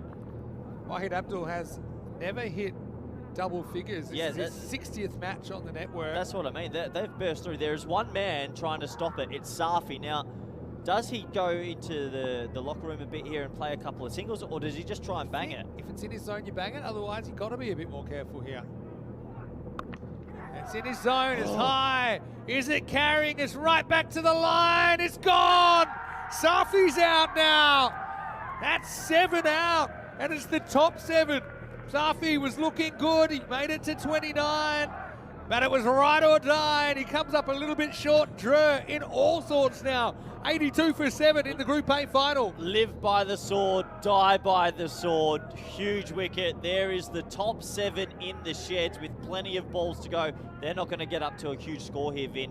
The Darmstadt team believe. Just slightly off speed there from Niazi. Safi. Difference here, I think he tries to drag it to mid-wicket rather than go straight. Remember how he looked when he first came out. Nicely taken as well, Pranav Nath. Couple of good catches under pressure from him now. Tahsin-ul Safi, 29 useful runs, but he departs at an inopportune moment for Drew, who are 82 for 7. Ahmadzai here, the keeper, comes out at number 9. Yeah, unbelievable. This is the way they play, but not one person in that top order has gone on for the big score. What's their best case scenario? How much are they making? Their rate's okay. Just take 10 off the last 4 overs. 10, 10, 10, 26 balls left in this It's a long time to go. So for me, right now, they actually have to have a little bit of a chat, these two. Get through these 2 balls. But Vin, if they go 10, 10, 10, 10, they're going to make 125. Now, that's defendable under lights. You don't want But if you get bowled out for 105, she's gone. Yeah, or less. I mean, they're 83. Just need to finally have maybe a little bit more sense here. I don't think they're a 38% shot. That's more like an 18% shot. Oh, almost chops that onto the stumps via his pad. Oh, boy, oh, boy. Darmstadt have their tails up. They won the toss. They elected to field, and it couldn't have really gone any better. Yeah, and they're through. You can just see through from the techniques, and that's okay. Every team has to have a few tail enders, but they need the tail to wag. So he has scored a few runs on ECN before. Has hit the odd 6 here and there. Oh, and that's what you need. You need poco de suerte, and that is a genuine French cut, fittingly from the French team, and it races to the final leg boundary. 87 for 7 after 6. That is the type of lower order partnership scrambling you need. A couple of French cuts, the odd wide. If these two can put on 30 or 40, but one thing's for certain, Darmstadt aren't going to get batted out of this. Yeah, that's for sure. And Drew have done that to teams in history, but that top 7, that very vaunted top 7, are all gone. Sometimes you got it, sometimes you don't. The top order just haven't. And even the middle order here for Drew. So I mean, they're 10 and over here is 127. Okay, yes, that wasn't anywhere near enough when they played earlier, but different conditions. You're under lights here. Shakura made a lot of runs at the top if he was to go early. What's Zahir's highest score on the network? You said Abdul hasn't made top 10. Yeah, I mean, Zahir, I remember he often chips in with a 6 late in the piece. I'll tell you exactly what his highest score is. But yeah, but he wouldn't bat very high. His top score's 13. Well, they need both of these two to get to their top scores. He has hit 11 sixes in his career. It's wide first up to start. These are the little things. Just keep ticking it over. Bat your 24 balls. If they bat the 24 balls, naturally they'll still get a score of maybe around 125. So, what do you think? I just think they've got to bat a little bit more traditional for a little bit. I can't believe I'm saying that, but I think they do. I think you're right. It's a time for everything, I guess. Yes. This one cuts back and they won't get a run here. Abdul certainly has shown that he's willing to be a little bit more conservative. He just knows that the consequences of an 8th wicket right now are pretty dire for Drew. I mean, the run rates, if they had normal wickets in hand, they're at 140, 150 pace, but the 7 wickets is really impacting him here. 2 years ago, Darmstadt CC crashed out in straight sets after being in the top 2 in Group A. You feel that stays with them. You can feel a lot of these players were there. They knew that feeling. They never got to play in the final. And they're channeling that. That's a good call. Good bouncer. Yeah, one for the over. Well, it's going to take something special from one of the reigning champions to get through, Vinny. From this point, it would be a special win if they are to find a way to do it. This ain't over yet. No, it's not over yet, but they do need a partnership. Kazada ticks it in again, in the air, and caught. It's an 8th wicket now, and the ball following Pranav Nath around. You can see that's not really a comfortable ball for the tail end of the face there. Short of the length, it was a heavy kind of length. He was forced to go cross bat there. Nath barely had to move, and it's the lineup of the Snowmen. It's 88 for 8 here in the 7th over. Oh, well, the writing is on the wall. It's a lower order shot, back of a length. It didn't look very pretty. Didn't look pretty at all. 88 for 8, Vinny. If they get bowled out for under 100, it's almost curtains. Yeah, well, they have to do something similar to what's been done to them, but Darmstadt CC can't do much more than what they've done so far. Abdul tried to drag that from outside the off stump. Not easy to do. Nath holds on to his 3rd catch under lights in the final. 88 for 8, and Isan Shikhtar comes in at number 10. So it's just him, and then there's Umar Khan. Just got to bat a bit of time.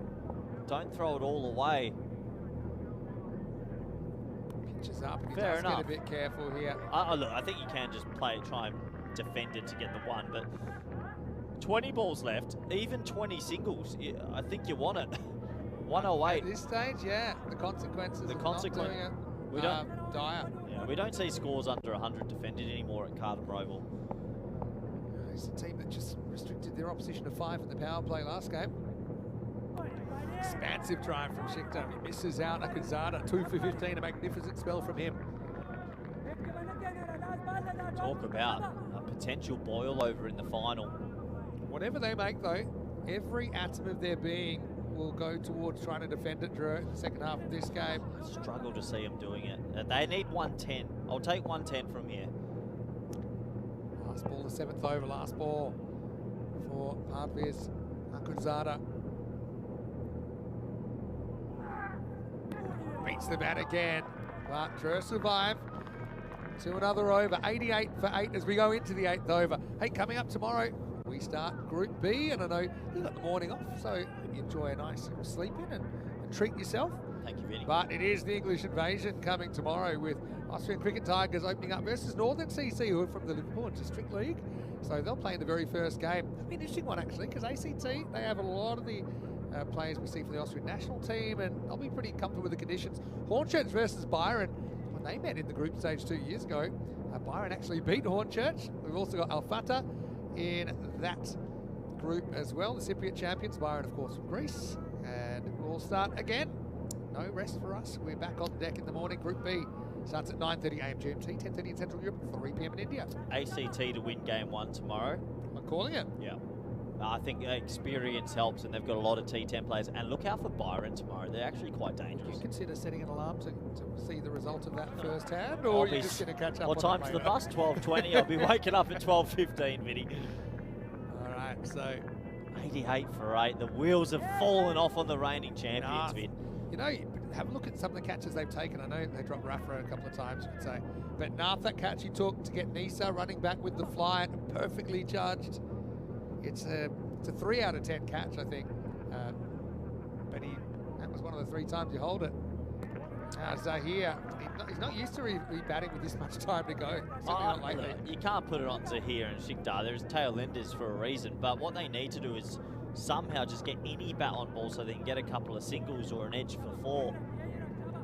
But impressive from Darmstadt. They're not really giving you anything to come forward to. They're just banging it in, and you can see there. It's a great length to a lower order player. It's worked really well. The Germans have been really, really smart with their tactics here. There's Umar Khan, number 11. That dressing room is probably the most quiet it's been in 5 years. They know.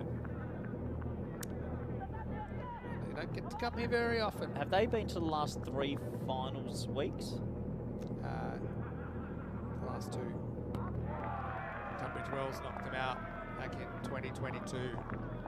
Another swing and a miss there, so not taking the wicket, but the scoring has stopped. In fact, that's 6 stop. In fact, I'll give you a stat. That is now 10 scoreless deliveries in a row. Really? Make it 11. Well, talk about... We had a wide to start over 7, and then the rest of the over was basically a wicket maiden. Just started with a wide. What a crazy... And then that is 5 dot balls in a row. What a crazy contrasting ceiling's game. Coming down. Ceiling is caving in. In the air. Is it going to be caught? Solomon takes it. And that's 88 for 9, so the pressure builds. And that's 12 scoreless deliveries in a row. They've lost 2 for 0 in 12 rocks. They're down to their last player now. Umar Khan will have to come out and draw. The 2023 champions will need a miracle to work their way back into this. You feel it's 88 for 9, end of 8 overs. Well, if they are to come back and win from here, it would go down as one of the great final comebacks of all time. But the Vinny, they're on the roast. They're done right now. I cannot see them winning from here. This is a huge capitulation. Well, we have seen 65 almost win a final here. Take you back to 2022. Pre-ball change. But it was less to do with that. It was more to do with the pressure of the moment. The pressure of the group final. So here contributes toward the total, 88 for 9. We'll see him with the gloves in the second half. I can't remember a game where Drew have had the whole top 7, well, not one person Against here going Tunbridge on. Wells back in 2022, they had one game they just completely collapsed. And it's been another one of those. Umar Khan. Oh, no, it could be a run out. How hard is it? Just run. I was too worried about whether it was going to get caught or not. Wow. So it's Shikdar actually who gets off the mark there because it wasn't If changed over. they get bowled out here, I can't believe they've been bowled out in the 10 over final. Now you take 12 singles. Oh, You know, absolutely. and get 100 and hope for the best. Your wides, and they'll take that one as well, up to the 90s. Yeah, one for the over as well. Into the 90s, just somehow squeeze your way to 100. So yeah, Nath with a wicket maiden in the 8th, genuine wicket maiden. Maidens Pile them coming. in. Okay, let's get the 100 on the board here somehow. In the air, just away from the fielder. That's okay though. That's a responsible shot. Just nudge it round, eat the Kool-Aid, drink the Kool-Aid, take your 100 and hope your bowlers have a stormer. I mean, take your medicine. Same thing. Drink the Kool-Aid. It's been a long day, Vinny. These 12-hour days are getting to me. I haven't had a day off in 2 weeks, Look Vin. up, drink the Kool-Aid. It won't be the same again. Umar with the ball. Up in the air. Is it carrying? It's dropped. Remember that. The 91 should have been done on 91. Fielder came in. Abdul Shakur gets it right off the end of the finger. Yeah, remember that. 91. That could be crucial. That should have been innings over. If they end up losing. Went for glory. Came up just a bit short. Look at the finger. That's Shakur. There's the old Jiffy spray. Batted so well earlier. Goes after this. Gets it into the gap. And that's going to be 4. So, well, there you go. That's 5 runs since the drop catch.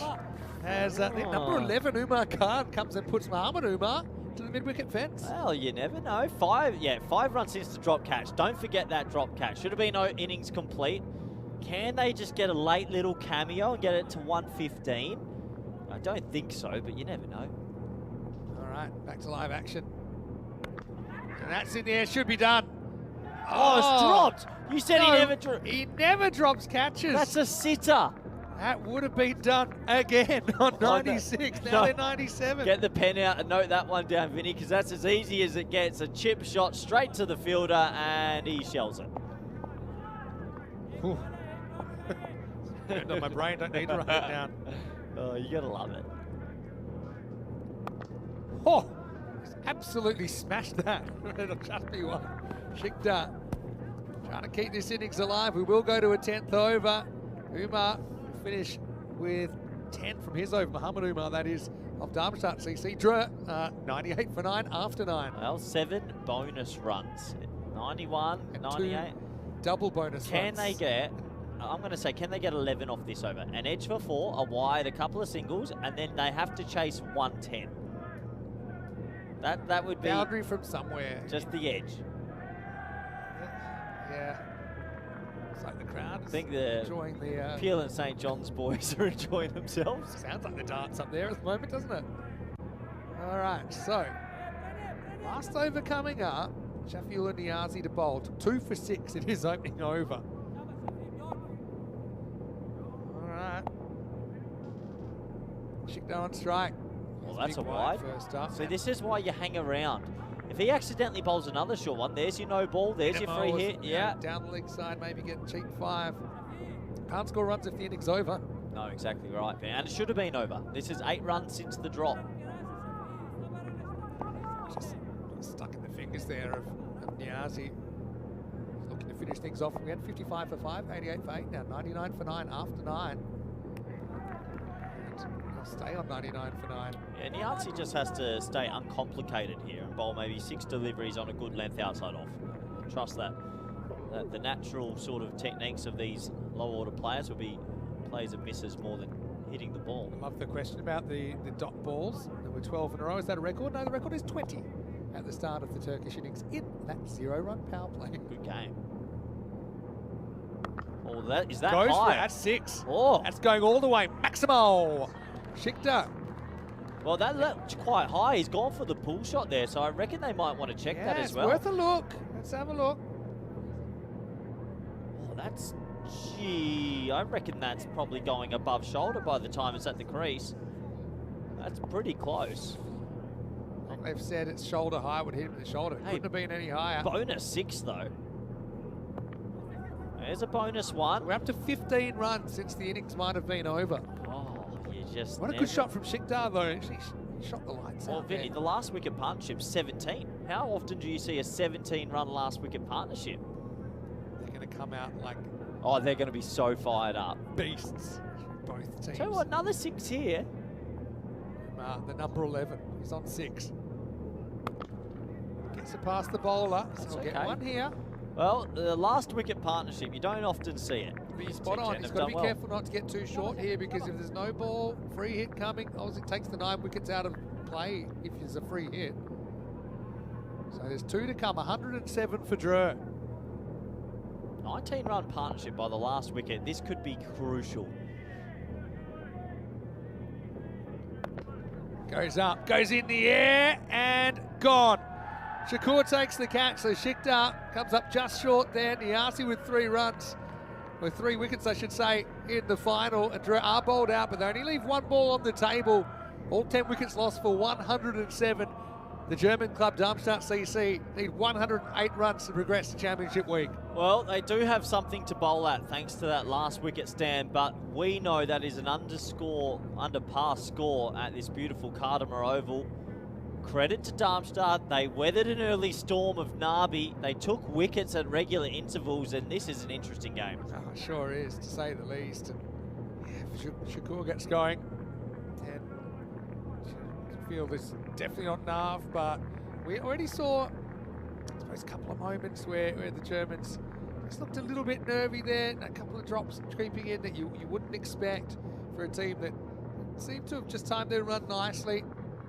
I don't think they played very well on day 1. They were building day 2. They had the best performance, I think, so far earlier on against Drew. Maybe until this 10 overs, as we had a good look at the 2 teams, all in blue in this Group A final, and it was a crazy start, wasn't it? Hamza Niaz went for a 2-ball duck, and then the very next ball, Nisa put one skywards, and it was a brilliant catch here by Pranav Nath, who had a brilliant 10 overs for the German club.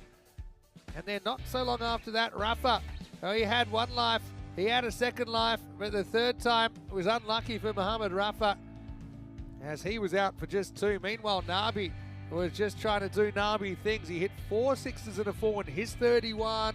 He felt he had the team on his shoulders. If he could have batted a bit longer, maybe this does push up to that kind of 130, 140. But in the end, these multiple wickets lost in a short space of time kind of defined this innings. Yeah, it's live by the sword, die by the sword cricket, isn't it? And realistically, the middle order just couldn't get going. They would hit a 6, lose a wicket. This was a big moment. Ahmedzai came out and he went bang, bang. Ahmedzai looked good, didn't he? He hit a couple over the offside. But this ball here, that's a Jaffa. Yeah, and it came at the right time. It was quite a heavy length, but then eventually pitched one up and the ball did a little bit. You could see it did swing in a little bit, didn't it? And Ahmedzai has been in good form. Then we saw Tasin Safi with a really handy 29 after Nabi was gone. That was the way Safi started. It was a beautiful straight drive, elevated straight over the side screen. So this was when it looked like Safi would be the man to pick him up. Was going at pretty much everything. Occasionally would kind of temper his aggression. But yeah, when they got Safi then for 29, we really were kind of into the lower order. But, yeah, Drew, they've got the fight of their lives, I think, if they're going to defend this total of 107. Yeah, it's going to take something very special if they are to do it. This got us down to the back end. And well, Safi was still trying to bomb 6s, but he lost his wicket. Credit to the tail, to the last wicket partnership, to Wagging quite a bit. 17 runs for the last wicket is a lot in a T10 game. So they have got themselves to a score that maybe they can pull something off. This was, unfortunately, the big man, the Waheed Abdul, getting dismissed. He's got a big responsibility with the ball. Right now, it's an interesting game, Vinny, because you feel Darmstadt should do it, but an early wicket or two and it'll open it up. Just nerves. Yes, you've got to be nervous. We had the Germans play a really memorable final. Was it actually qualifying 2 years ago where it had a bit of everything. Yeah, credit, like you said, in the lower order. Shikhtar and Umar Khan ended up putting on 19 for that last wicket. And probably 16 of them were after there was a missed opportunity, which might have ended the innings at 91. But Drew, who knows, maybe those 16 runs could be the difference. Time will tell, but I can tell you, confirmed, that Drew have scored 107 all out in the first innings of this Group A final. 31 for Nabi, ends up being top scorer, but he would have loved to have batted longer. Ended up getting out in the 4th over. 29 for Safi was a good knock again, but again, would have loved for it just to have a bit more to it. Ahmedzai with a couple of big bombs there. And the tail wagging, Shikhtar with 10 and Umar Khan 7 not out towards the end. Bowling wise, well, how about the 4 up front from Rashid, and a big 4 as well that he got out. 2 for 15, Akudzada continued his good week. Pranav Nath with a wicket maiden in his 1 for 23, and Niasi 3 for 15, including that 10th wicket. We'll take a break then. 108 for the Germans to make it to Championship Week at the Khartoum Oval for the first time in the ECL. Or can Drew pull one out of the hat and defend 107? Don't go anywhere. Vinny Sandu, Mr. Maximo, alongside Corey Ruckers. Quick break, then back with the exciting conclusion of Group A right here in the European Cricket League.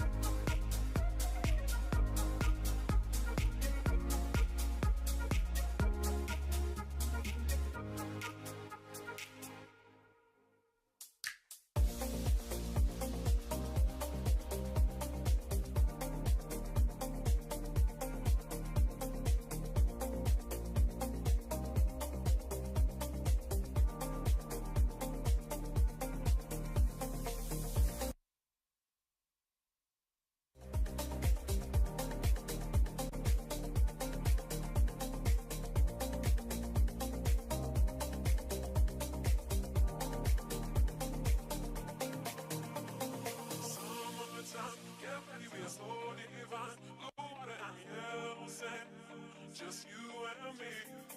Summertime, get ready, we are so divine. Blue water and yellow sand, let's live our dream. Summertime, get ready, we are so divine. Blue water and yellow sand, just you and me. Summertime, get ready, we are so divine. Blue water and yellow sand, let's live our dream. Summertime.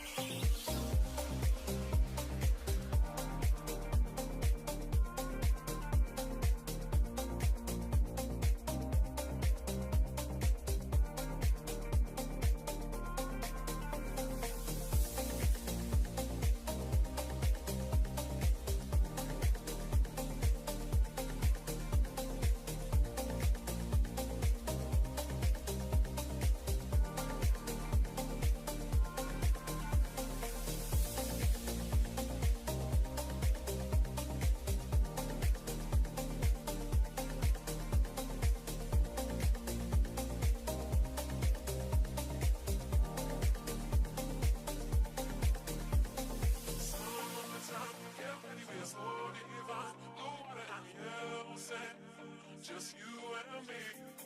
Summertime, get ready, we are so divine. Blue water and yellow sand, let's live our dream. Summertime, get ready, we are so divine. Blue water and yellow sand, just you and me. Summertime, get ready, we are so divine. Blue water and yellow sand, let's live our dream. Summertime.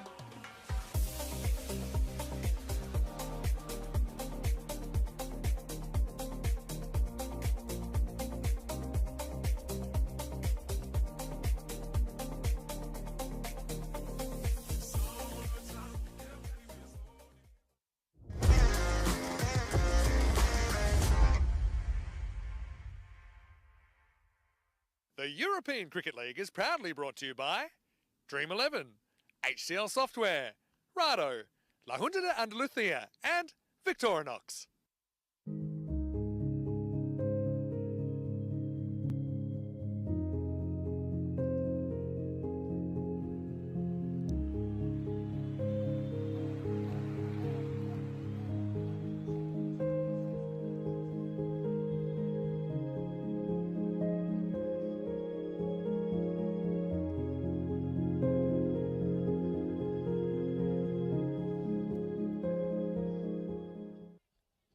Hello cricket lovers and welcome back to the Katoomba Oval. Under lights here, it's ECL Group A Finals Day, and day has turned into night. It is the final and it will decide who comes back as our first team qualified for Championship Week here in ECL 25. Vinny Sandu here, Mr. Maximo with you for European cricket as we have the scene set for a pretty interesting second half. Their batting just fell apart at the seams in the first half of this game.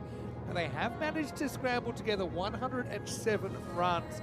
Ended up getting bowled out with one delivery remaining in their first innings. So the French club, of course, champions back in 2023. They'll come out and they will hope that they are able to defend this. So they're going to run into a Darmstadt team that were red hot earlier on. These two teams played earlier today. Drew made 138 and Darmstadt chased it within 7 overs thanks to an amazing 100. It made an ECN 100 for Abdul Shakur, and Abdul Shakur is out there right now.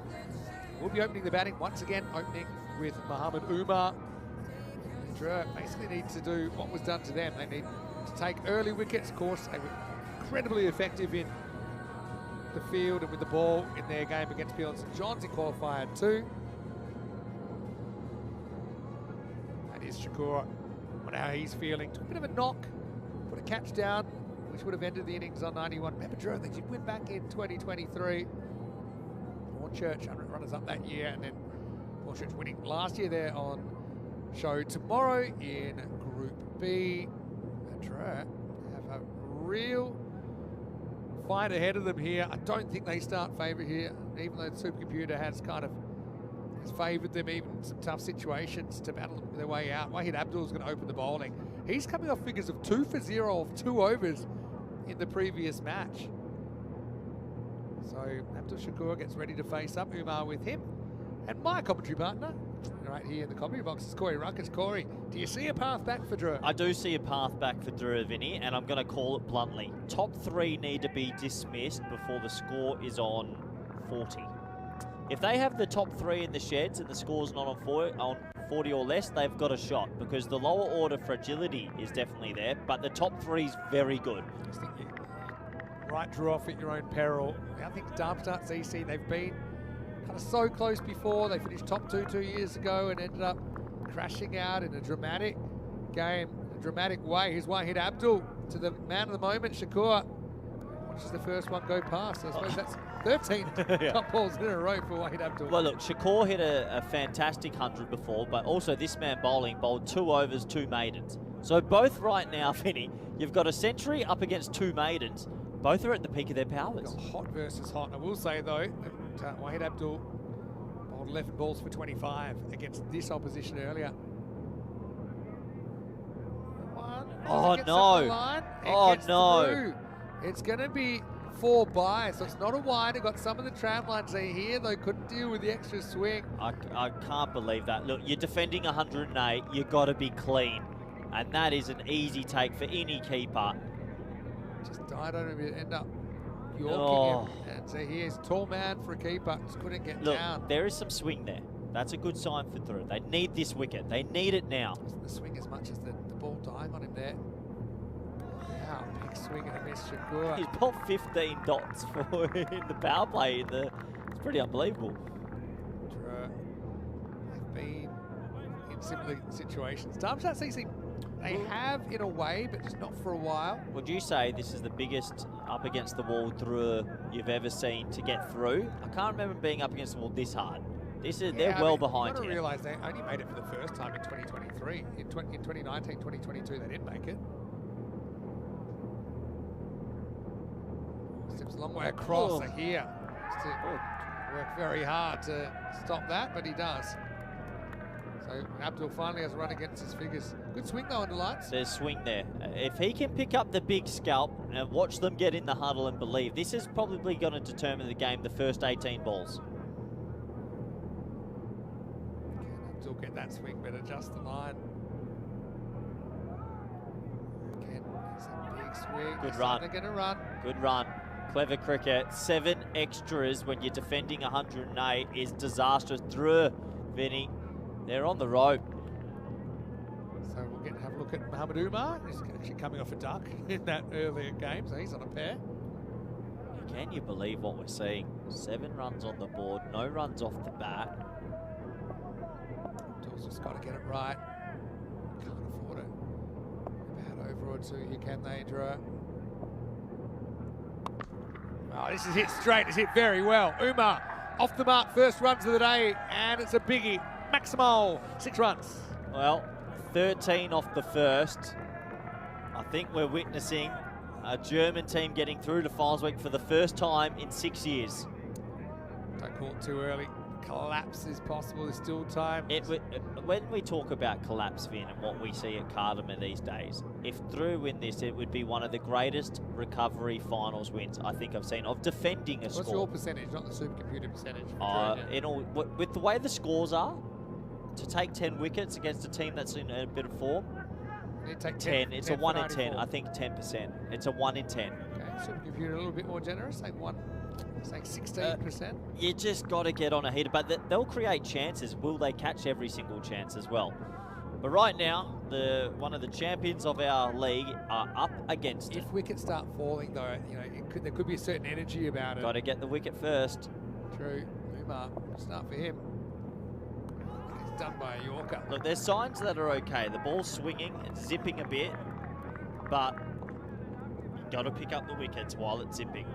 The problem as well for Drew, I think they've been a bowler short all week. I think they have 2 very good opening bowlers. Rafa's bowled okay, Ahmedzai, but I don't think the 5th bowler's been good for them. Now's the time to step up, last ball the over. Again, there's that swing. Keeps that one inside, and so 9 go against Abdul in the 4 byes, and that over 13 without loss after 1. That's an over to the Germans. It's a good win, 13 off it. Couple plays and misses. You just wish on another day that you had got a thin edge if you're a French fan. Anyway, over number 2, 10 games since our last Golden Ball. I think we're going to get another one in this ECL. You feeling it? Yeah, I am. Yeah, I mean, look. Here's the man. Sorry, Vin. This man, I think, holds all the keys to their success tonight. If they are to pull this out of the fire, it's going to be Ahmedzai's left arm seam with his late swing that could pose the technical issues. He's going to try bow this it back into the stumps, and he wants to get a couple of LBWs and bowls. I will just remind you, I know it's not the same club, but MSC Frankfurt here in 2022, they went very close to defending 66, and probably should have, except for just a moment we'll never forget. In the end, the Swedish club Albazami won with 1 ball to spare. And the first one from Abdurrahman Ahmedzai is swatted away for 6. Maximal for Shakur. Oh boy, Vinny. It could be a blowout. I mean, 19 for none. 21% now. I don't know how they've gone up. Just like the look of the headband on Abdurrahman Ahmedzai. Problem is, both batters have a 6 as well, so both batters feeling. I think we're seeing the end of a... Ali at 3, you know, normally opens, but he's dropped down to 3. It's worked for him. Check drive this time. That's going to run away for 4 more. Shakur in uber confident form at the moment for the Germans. Would it be fair to say that if the German champions win this, this is the end of Drew's sort of dynasty, the end of like this hot run they've had of high-level cricket? They had, I mean, they won. They made another championship credit, week. They're still the only club that have played in every European cricket But league. you get my point. Yeah, but they've had a 2-year kind of super run, you could argue. Oh, it's a long way across. He looks guilty. Oh! Well, there's the wicket, Shakur. He looked guilty. It was swinging a lot, I will say that. But Joe Foster had a good look. He thought it was taking some of leg stump. And so that's a huge wicket at this stage. I'll be curious about this because it does move quite a lot, but so does the batter. Is it hitting leg or is it just missing? It's very tight, if I'm completely honest. You can see the leg stump there. It's touch and go. Pitching, probably pitching on. Just, I think, if I'm honest, I think it might have been sneaking past leg stump, but Shakur, he's going to have to wear the decision. I think anytime you get that far across the stumps, the umpires are looking to fire it, and that's what happens here. He'll be out for 10. It's 23 for 1. Tell you what, if that gets them on a bit of a run, maybe it's a little bit of luck they needed. It looked good live, but the replay shows that probably just sliding, only just. 23 for 1, huge moment. Has this got them back in the game? But you feel they have to go bang, bang. I said 40 for 3, and it's game on. See, Ahmedzai is the kind of guy, especially the right-handed bats, that can really cause a lot of problems swinging the ball down the line. And he's got to go stump hunting. He's got to bowl every ball stump hunting. Asman Ali is very, very good bat coming at number 3, but it hasn't really been his week so far. Facing Abdurrahman Ahmedzai. Oh! That could be gone as well. There's no bat. He's gone first ball. He's gone first ball. And it's game on here. Asmat feels he gets an edge on it. Whether he does or not, I'm not so sure. I know he might have hit the ground, but anyway, how about that? He does go stump hunting. Doesn't find the stump, but finds the leg, and it's 23 for 2. For me, that looked out live. I want to have a closer look. This is pressure finals cricket. That bowed in late. He goes stump hunting. We called it, Vinny. Let's have a look. It's coming back. That is out. I don't think there's an edge there. That's going into leg stump. Is there an edge? I can't tell. Look, the bat's not near the ball there. There's daylight. That's out for me.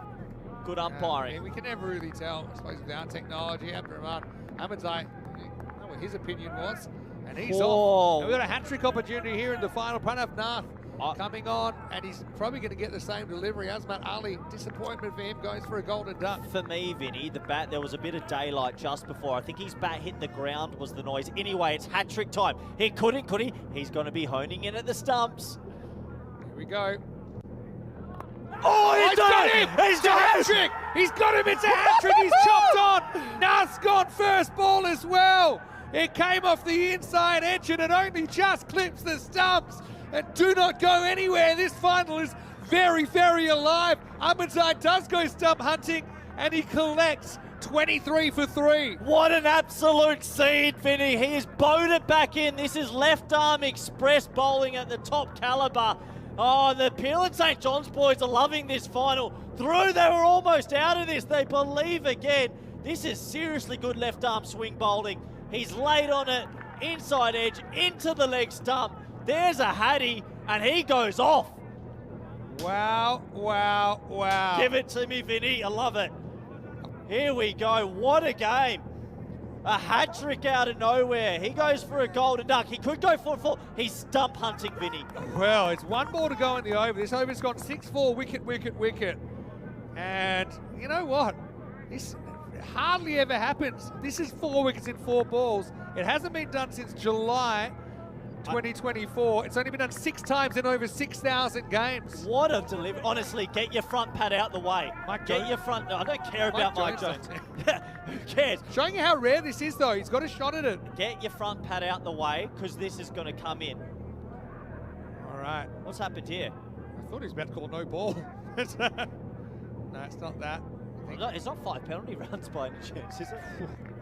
All right. Well, so he's pumped up. Look at that. He's given the fist pump. it's Counterattack Olfat that's come in. Scenes, Surprised he's Vinny. got his pads on in time. On a 4 and 4. On a 4 trick. Ahmedzai.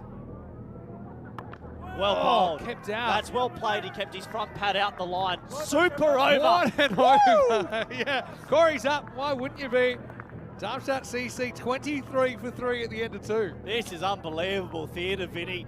Oh, one of the reigning champs were almost dismissed out of this competition, but a Hattie. Can you believe it? I mean, that French cut could have gone anywhere. It just happened to clip the stumps.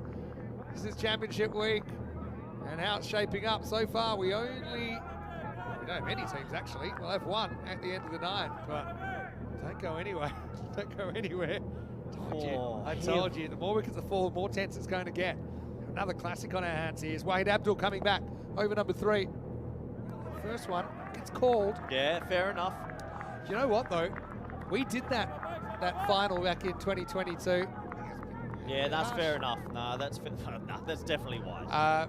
We did that, LB Zalmi versus MSC Frankfurt, and it's got these kind of vibes about it, doesn't it? Yeah, they needed someone to step up, and Ahmedzai's gone 3 wickets, a hat trick.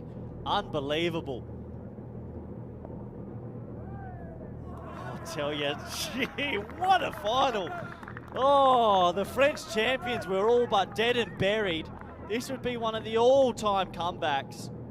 Oh, well. High drama. Low-scoring thriller in Manila. A hat trick in the final. What a Unbelievable. Seriously good bowling. Swing and I a tell miss. you, the ball, every now and then, under the lights of Carnama, the ball zips and swings, and tonight it's been going. Abdul's bowling well here, and look, oh, there's some tension in the dressing room. They feel they should be winning this easily.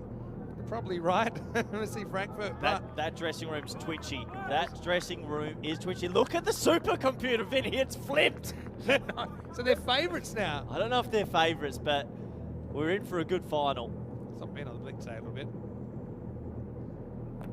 Oh, he gets lidded.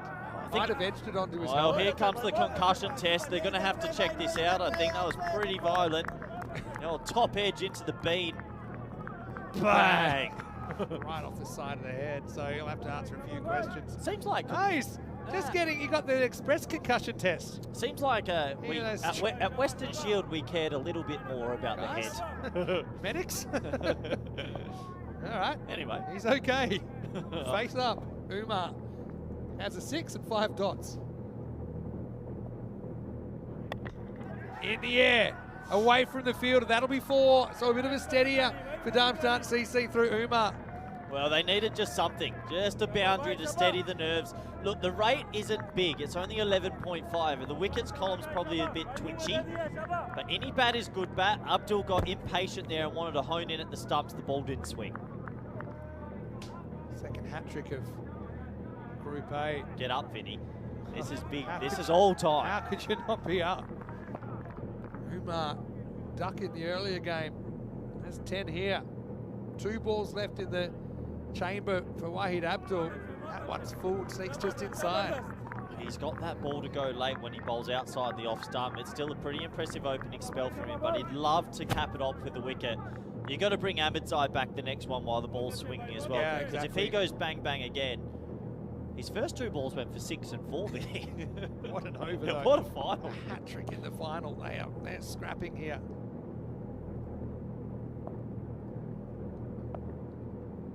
Wide. That's been a bit of a pain so far for Drew. In fact, the extras is up to 9 already.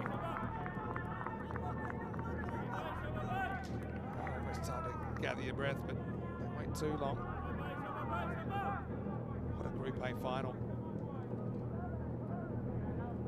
Wow, Vinny, I've got breaking news. Okay. Can you wait a ball? No, I've got breaking news.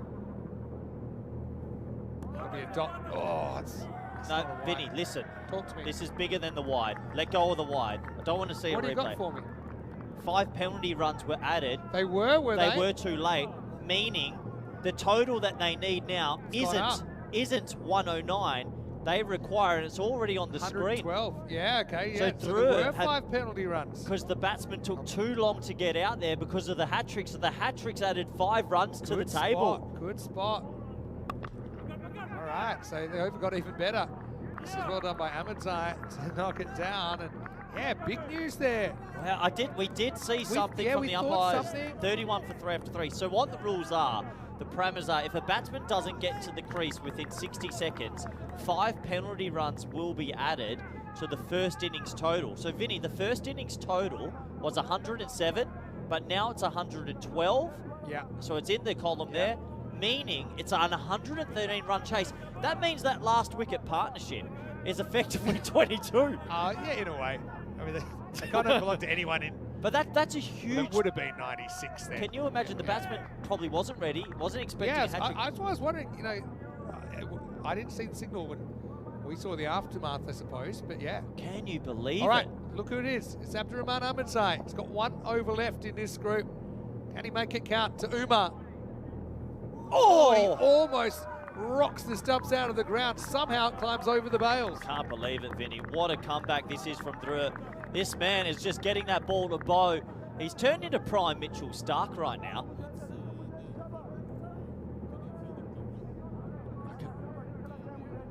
That ball is zipping about. If that's a little bit fuller, I reckon he's castling him. I can't believe there's been 5 penalty runs. That is First time we've seen it in yeah, this year.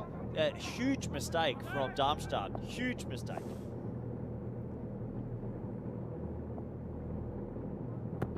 Oh, he hits it, and lucky he does. That was zeroing in on the stumps. I think you got to drink the Kool-Aid here and maybe eat Ahmedzai's over and take a couple of singles because he's going to get through this defence. That is so close to being plumb. Gets a little bit on it. Lucky he does. What a time for 5 penalty runs. I can't believe it. There you go. I can't believe too it. slow to face up. 5 penalty runs That awarded. just crazy. Gets added on to the first innings. It's the greatest hat trick ever. Oh, in the air, slices away. Rafa going to try and chase this down. He will. It's an aggressive slap back. And they'll hustle through for a couple. So drama at Cardamom Oval. This is an absolute thriller, Vinny. Third numbers are playing with us as well. 33 for 3 off We 3.3. had 55 for 5, 88 for 8, and 99 for 9 off 9 in the first innings. What a spell from this man, Vinny. The game was gone, and all of a sudden he rocks up 3 wickets. Umar, the set batter, so to speak. Mistimes this. We'll get a crack at Olfat, though. Just this over, he hasn't got that sort of Yorker length going as much, just been a little bit more on a length. If he can get it a tad fuller, he's got a chance of hitting the timber. 3 for 13 in the final, all 3 taken in a row. Is there another highlight for Abdurrahman Ahmedzai?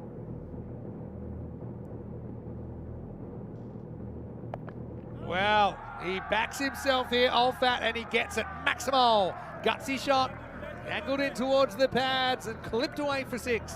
Well, it only takes one player to hit fire, and this game goes back to 50-50. The rate's okay. Well, Vin, I said, if they were ever 40 for 3, it's game on. They're exactly 40 for 3. I think we knew it was game on already.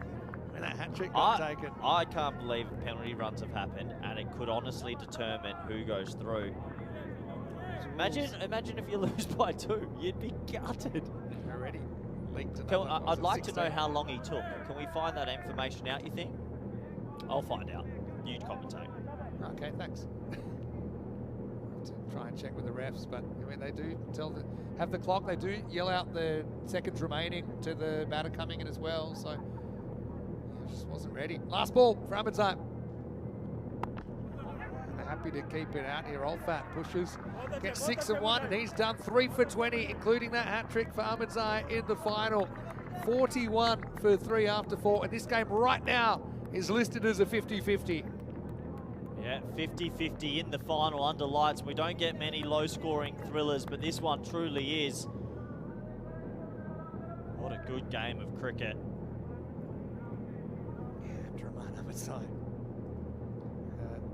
A brilliant spell, but you can't just do it with 1 bowler or 2 bowlers. You're going to have to see other bowlers stepping up here.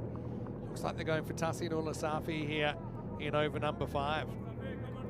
So Safi coming into the attack, 41 for 3. Darmstadt, who were in control of this final for the first 12 overs of the game, or 11.3 overs, up against it a bit. 72 off 36. Here we go. Can't deal with the first one. Swing. When it swings, it's a different game. Safi looked like he might be the one to lift him to a slightly higher total in the first half. This would be an all-time comeback then.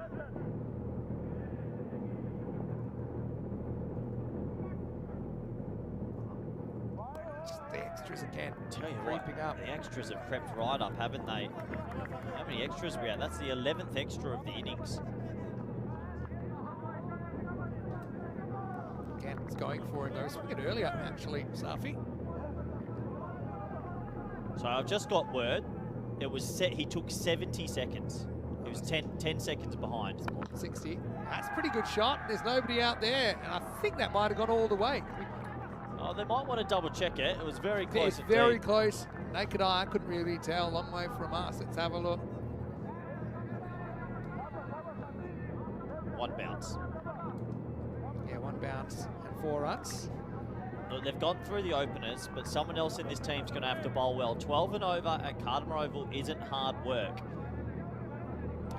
I think, who are you going to next, Rafa or the Ahmedzai? I think I'm going Rafa.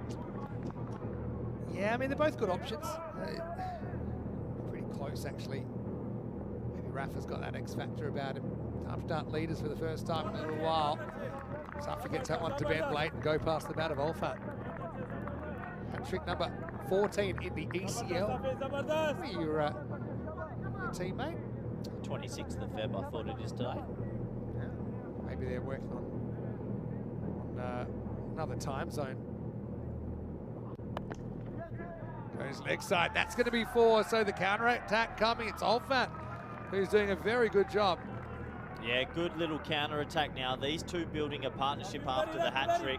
They've already put on 27, actually, so would have to say it's still leaning back towards the Germans now. There is a lot of work for Drew here. They need to break this partnership. I think they need to create 7 more opportunities.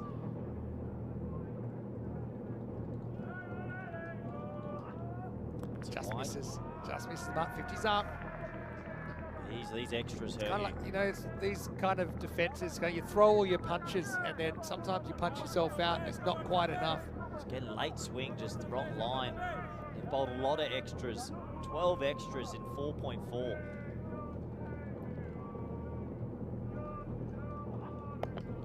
Goes for this, and this is 6. So Olfat's actually chipped in at a great time. Not much of him, but it's working for him. Well, the crowd here, they are lighting up as well, but Olfat goes maximal, 6 runs. And Darmstadt take control of the final once again. That's a back-of-the-hand slow ball. I don't recommend it under lights, personally. The ball is swinging. Just get the right line and length. Good counter-attack. Backing himself out. Can easily go straight up in the air if they get it wrong. They've taken control again. They've got through that phase, but they've got Ahmedzai and Rafa to get through. Pretty much right on the rate at the moment. Goes straight, and he goes long. That's gone all the way. Maximo off that 27 in no time at all. And he is saving Darmstadt CC right now. That's the end of 5. And it's 63 for 3. Let's welcome you into the commentary box. What a dramatic Group A final. If you like what you're seeing, make sure you follow us here at European Cricket. Obviously, we have cricket almost all year, over 11 months of the year consecutively. No days off or anything like that. Sometimes even more than one tournament at once. So just go to our YouTube channel. You can like the videos, you can subscribe obviously, and check out all the highlights and some of the previous editions, mate. And this one here, just that hat trick has gone Drew's way. Nothing else has really. Yeah, they're bowling too many extras for me, but here comes Rafa. He could be the difference maker. Slow ball and got to stop past here. Oh, I'll tell you what, have a close look at that. It's a final, check everything. He's got a couple of feet in. Sure? Yeah, but it will be Olfat who will get the strike back. Get the leg by here. Yeah, they're still in control, Germany. Let's have a look. Make sure you ground that bat in the Corey final. thought this was close. Oh, he's out! Oh, no way! Oh, he's out! Oh, he's dropped the bat! He's dropped the bat. He never was in. Unbelievable! Oh, wow! I can't believe if that it. bat had even gone a little bit in. Okay, this bat here, if it's in at all, he's in. Because he's running. Is it in? I don't think it ever goes over the line. And I think this is... I told you, Vinny, he plonked it. He plonked it. They want one more look, maybe. Does this bat ever get over the line? No, it's been given. It's been given on field, and that is a huge error. I was amazed. He looked so in there, but the bat's plugged, and he's gone. I told you, it didn't look right. It didn't look right. It wasn't right. It wasn't natural. And somehow, that's going to be the end of Olfat, who was on fire. He's been run out because he's jackknifed. You will not see this kind of thing anywhere else in the world, and suddenly say he's a hero for not stopping that ball because the danger man's gone. Oh. It bounces off here. Safi hits the stumps, and Olfat, maybe he knew he was in trouble because he went to slide the bat, it jammed in, and he was in the air. There was nothing grounded over the line. When he put his bat in, it actually plugged on the line. All right, new batter. Who's next? Nazir. This one goes down the leg side for a wide. What drama. What a final. It's had a bit of everything. A couple of people in chat asking, do Darmstadt know about the penalty runs? The answer is yes. They would have been informed by the tournament referee straight away and the umpires. We saw that but that is such a big mistake in a final. Oh. That reminded me of our yell when the ball went through Atika one's legs down at deep third this has for been MSC Frankfurt. This final has had absolutely everything. It's had everything, Vinny. But that is poor cricket in a final. The thing is, and Steve talked about he wasn't evading anyway, they never crossed the line. But think, if you're never in, you're never in, you're out. Oh! Belted for 6. Nazir, his time, comes out, gets another slow ball and puts it into the night. Maximo. Well, that's a pretty confidence-building shot, second rock. And Papa Bear comes out and whacks a 6, 70 on the board. So the thing with that run out one more time is even if he plugged his bat in, even if then he dropped his bat and he was in the air, he would have been in because he would have made his ground already and he was in the act of running or diving. But the judgment was made that the bat never crossed the line. It looked like the right call. I think it was on the line but not over. This is a slow ball again, and oh well, Nazir's not too bothered. This is going to be another boundary. It's a terrible ball from Rafa, it really is. Too short for that slow one. They got to try and draw him forward into an error. Checking this one, and I think it's gone. Where's the rope? I think that's 4. Yeah, that's 4. Yeah, I think it's just one bounce. Well, the umpires will figure it out, Vin. Yeah, don't know what the resolution is in there. Pretty tough to see. Yeah, 4 runs given. So, well, those 2 boundaries are quite steadying, aren't they? 6 wickets away from winning if you drew it. That's the way you look at it. Now he puts the pace on, but that's going to be another boundary. So tossed up where they go for Rafa or Cameron Ahmedzai. Rafa goes for 3 boundaries on the spin after that dramatic run out. Terrible bowling again from Rafa. Short long hops, and to a new batter, he's very happy indeed. So a 6-4-4, and that run out's almost forgotten now. Darmstadt just still ahead here. Is there one more twist left in it? I mean, they still should win quite easily from here, Darmstadt. Well, Medal length, but it's a bit late now. That over goes for 15. Started with a crazy run out. And Darmstadt CC 78 for 4. 4 overs left potentially. You got to go Ahmedzai here, and you got to hope he has a good 2 overs. Rafa and Safi haven't bowled well. A couple more wickets, maybe it opens it up. But those 13 extras, Vinny. Let's not forget they should be chasing 92. 97 here with the penalty runs, but yeah, I suppose you'd The say dropped catch at 91 the for 9. runs. Yeah, you're right. 35 off 4 overs. Is this heading to ECN all-time classic territory? All we need is the big finish. Yeah. And we got it. It ticks all the boxes. Here comes a fiery spell. This guy can get it through. Really can't afford too many more errors, true. 4 buys earlier. Both teams have made a few errors, I suppose. It's a swing and a miss first up. Umar's still there. Umar's still there, 14 or 15, which, you know, it's not the end of the world. 15% Hit a 6 shot. early though, but he's kind of just been flatlined since then. Look, this is a huge 2 overs from this man. Can he deliver for his club team? Wide again. Wide. Just so many extras. 14 extras when you're defending 113. To be fair, they got 5 from the back, but still. There's 1 for the over as well. Must have taken off. 2 wickets right now, and it'll 6 for 9 really at thicken. least. Charges him, why not? If they can get it to 90 for 6, still in it. 34 of 22. But my worry is Rafa and Safi have an over each to bowl, and I don't think going to Shikta. Oh. Not for me. Pardon. Great final. If you're a neutral, you had to have enjoyed this. Whoever wins this, which team wins this, is going to explode. True. This is the emotion of the ECL.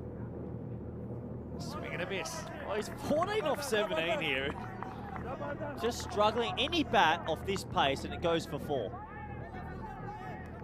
Tell you what, Drew, if they do win this, they'll be kissing the video replay system because nobody on the ground, I think. Except your co-commentator. I called it. You can go listen to that back. Oh, you got lucky. Bat on this one, Nabi.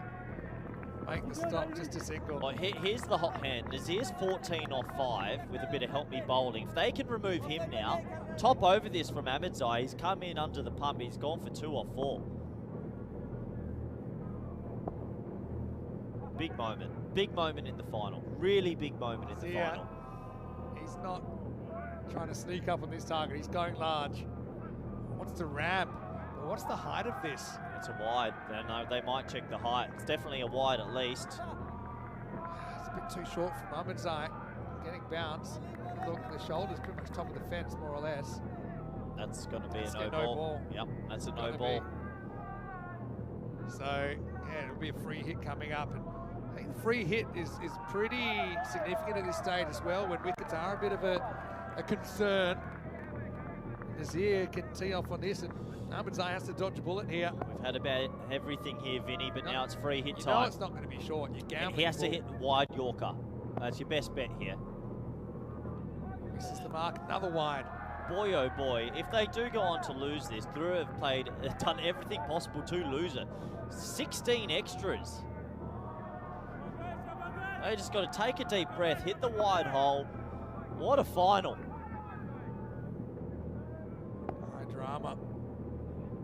Well bowled. This is the free hit, so he evades it. So look this over, even with the extras. Okay, 3 question. of the 4 runs are extras. It's only gone for 4. Who's your bowler next over? Who's bowling this crunch next over? Honestly, I'm going to Shikta. I don't think. But he I'm doesn't going get back to- swing. I think you need swing. He's a strange, wristy bowler. Oh, he goes the backwards shot, and it'll only get him 1. Good anticipation from the fielder down there. So that'll be the end of the over. Only 5 came Great off that over. over. 83 for 4. They need 10 and over in the last 3 to win. Oh, coming up tomorrow. Not ready to go there yet mentally, but ACT from Austria against Northern. As we'll also see Hornchurch versus Byron reunited in the ECL. Al Fatah from Cyprus make up that group. join myself and Rico for the early shift, 9:30 AM GMT, 10:30 in Central Europe, 3 o'clock in India. Corey will be in from the middle of the afternoon. Here we go, Vin. The crowd's loving it. I've loved this final. Is there one late twist? They're going to Rafa. They're going to the experience, and that's fair enough. Rafa can't get too short here. He's got the field back, backward square, fine leg, but I think... Don't like it. Yeah, let's see. Trusted him. That's a better length, even though Nazir goes wildly charging at it, and 30 off 17. Suddenly, they're just kind of... Well, Ahmedzai's going to bowl the 9th, right? So if Rafa can get out of this over, I still think they're going to need a wicket or two. We've had a hat trick, we've had a bat plug, we've had sixes, we've had chaos. Well bowled. And credit to Rafa coming back here. Starts with 2 dots, so we haven't had a boundary for a while now. We've had penalty runs. We've had absolutely everything, Vinny. We haven't had a boundary. Golden ball. For 10 deliveries. That's not going to be a boundary. Should only be a 1. Throw. Oh, he's gone. Oh. It's another bat plug.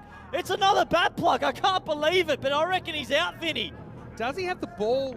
Because he took the stumps really quickly. I just wonder if he might have disturbed the bails first. Look at the it bat looks like first. he's out. I think this is out, unless there's something wrong with the bowler. This could be the second bat plug in the final. Can you believe it? He's already walking off. Let's just check it. Check the hands. He's got around the Nah, stumps he's here. fine, and that's out. Yeah, he's gone. It's clear. Didn't matter about the plug. He never made it. Another wicket will go. Oh, Nazir. Well, hold on. There's a lot of noise coming from the side. Maybe they just want to double check from front on. Catches the ball. That's it's out. By the time the stumps are broken. Well, there's a lot going on. I think that some of the crowd are saying... There. By the time he breaks the stumps there, he's already holding the ball. So there's no issue. He's out. Well, it's up to the umpires. Let's see. It looks good to me. Yeah. The ball's in the hands. I think And Peel and St. John started calling out, saying, stay. The crowd are emotionally invested in this game. Absolutely. This is a cork. This is an ECN classic. He did something quite clever there, which is that the impact of the ball in his hand pushed his hands onto the stumps. Vinny, this is already in classic category. 5. All right, who's next? Who wants to bat? Let's have a look who's coming in. Let's just quickly run through what we've had. We've had penalty runs, bat plug, hat trick, collapses, sixes, Penalty injuries. runs, double bat plug. Oh, this is crazy. Spent bat plug. All right. Umar faces up and he almost loses his middle stump. He's been joined now by Nasiri. Well, every single time I think through and knocked out, they come back. No, we haven't had yet. Run out backing up, something that Nasiri tried a couple of days ago. How close is this to the bails? This man on strike is feeling twitchy. What's he on, Vinny? Do you retire him? I think so. 15 off 19. 15 off 19. Pace on. Okay, do you retire him? Do you retire him? He's losing 15 off 20. 5 out. And you got Stefan Solomon, who is a decent bat. Well, I'm asking you right now. 15 off 20. I don't think you can. Are you serious? Rafa's been his kryptonite, and Rafa's only got 1 ball left. I don't think you're handing a wicket away at this stage. I think you call him in. You got to call him in. He's cold. He's ice cold. End of the over. The boundary drought continues. That's 14 balls in a row without a 4 or a 6. It's 83 for 5. There's 2 overs left, and suddenly they need 15 and over. Vinny, you got to call him in. He's hit ice cold. 15 off 21 is ridiculously slow. To be fair, I can't remember exactly when he hit the 6, but it was like first or second ball that he hit a 6. Look at that worm, it's crashing, Vin. The 5 penalty runs, they dropped to the catch when they were 91 for 9. They should only need 8 to win. Should be chasing 16 less, we worked out.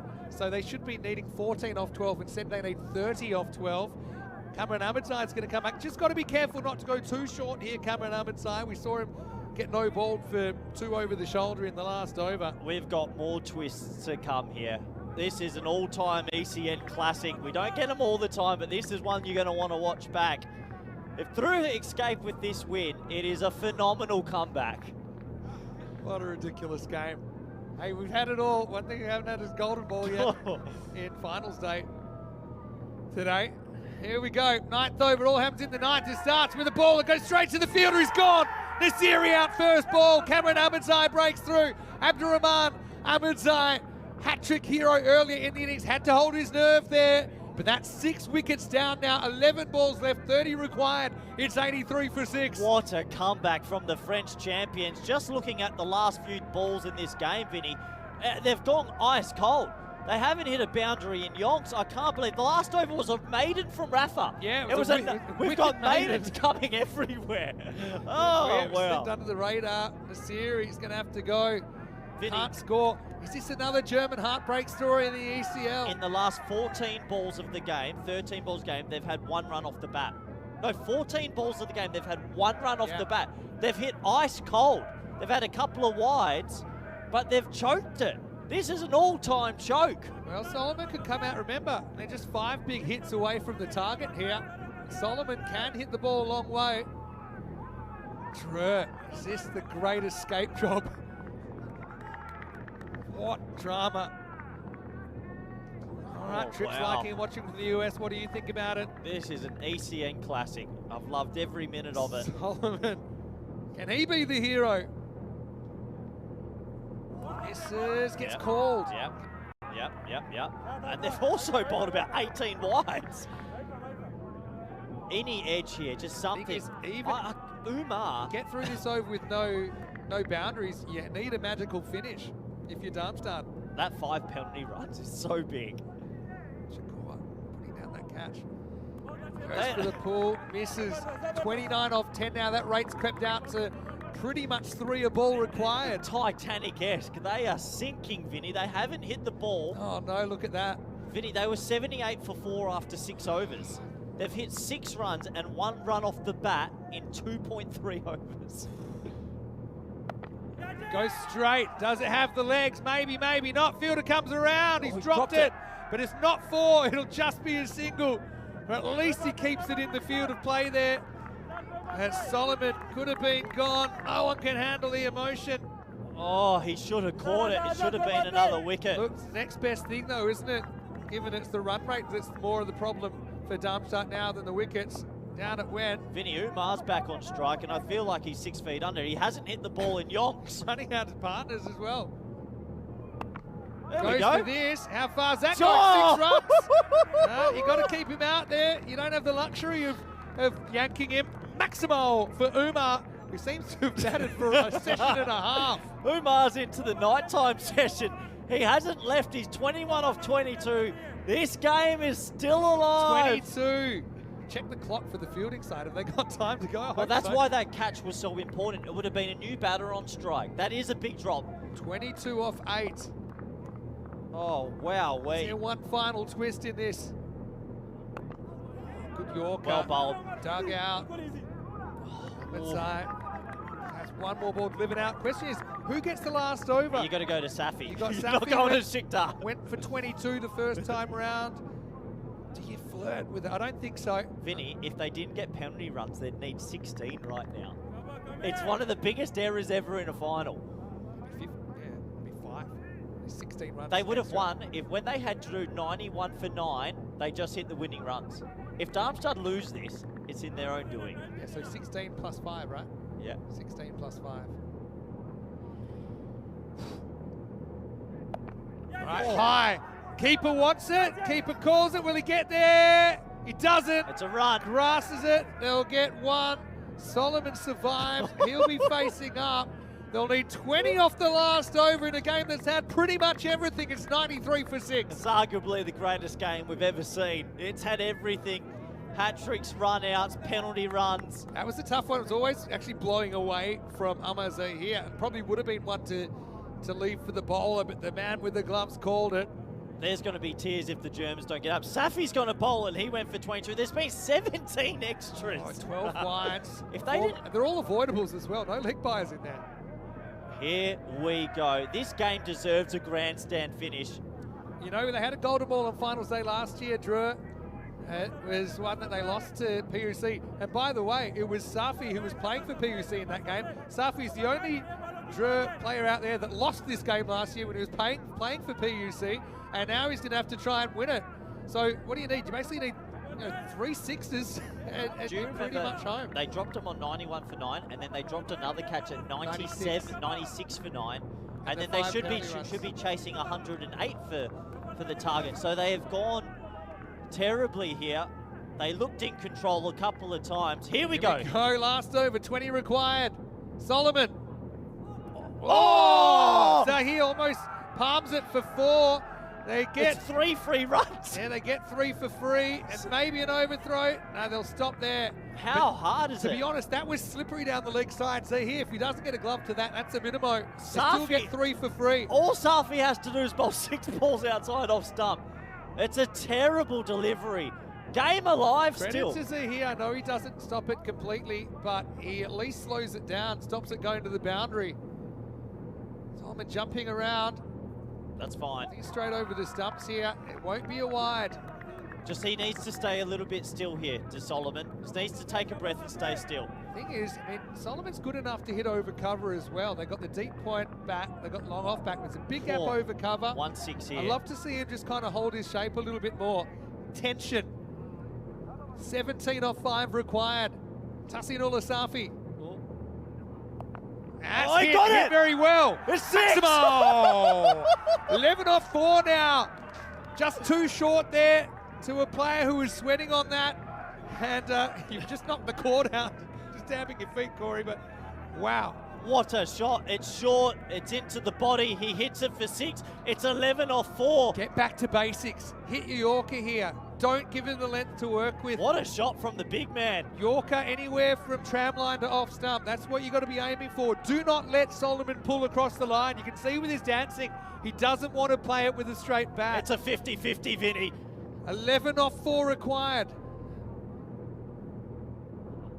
Does pitch up and he bombs it. Maximo!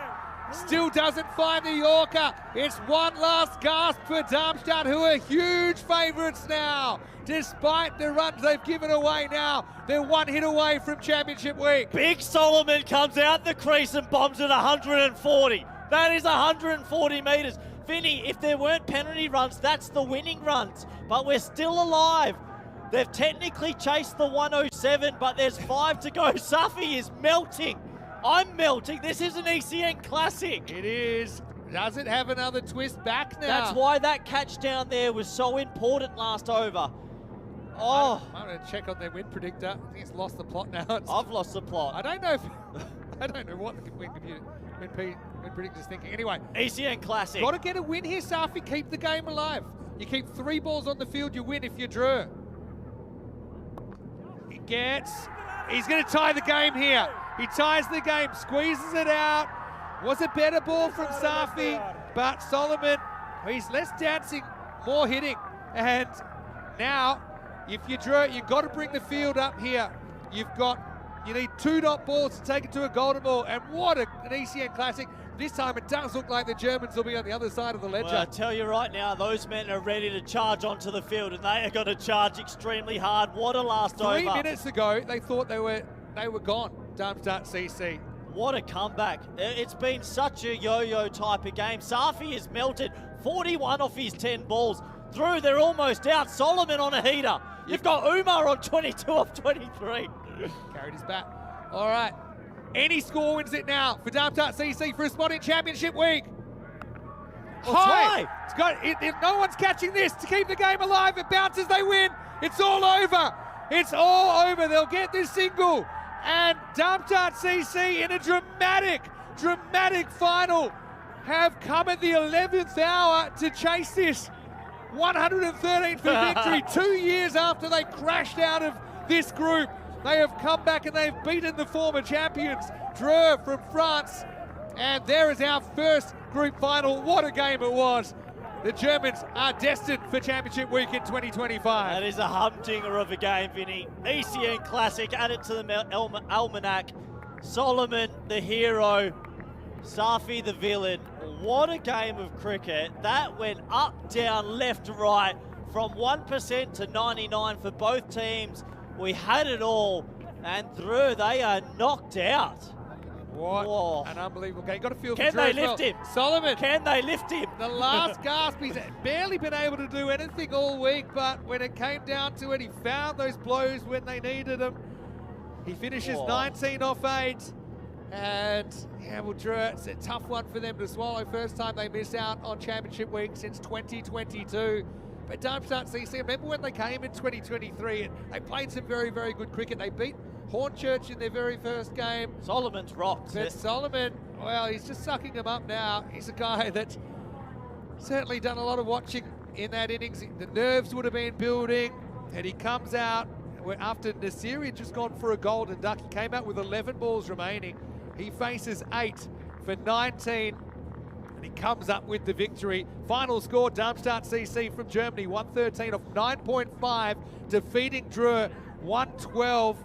And this game is over for Dreux. He's got a feel for them. You know, there's a lot of characters there, but they'll know they just didn't bring their best cricket this week. It was just a group that they never seemed to be able to put it together. Some of those key players that we've seen them perform here before just weren't quite able to find their best. So, you know, we'll see them again in the ECS in France. Looking forward to that. But right now, it's Darmstadt CC's moment. There's just so much to dissect from that 20 overs. It's unbelievable. It really is. Credit to the German side, Darmstadt, who held their nerve. But boy, Vin, there's so many moments that game could have gone either way. The dropped catch in the 9th, the extras, the penalty runs, the hat tricks, the sixes from Solomon. Just a crazy game of cricket.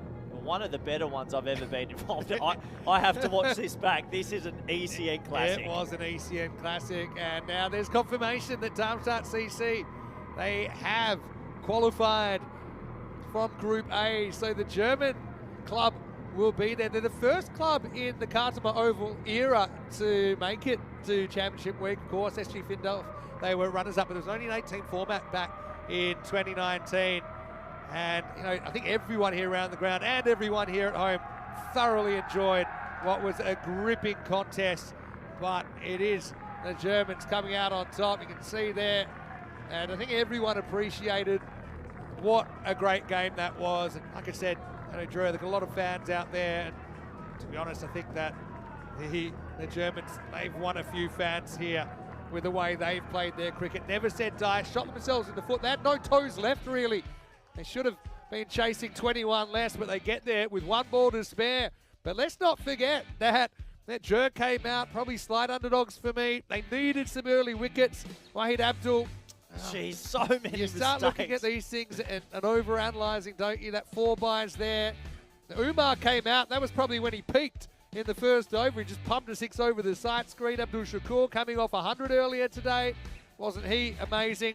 But with that 6 and a 4, it looked like it was going to be big trouble. That was a marginal one given out. It was the first leg of a hat trick, which was 1 twist, but there were plenty more twists to come.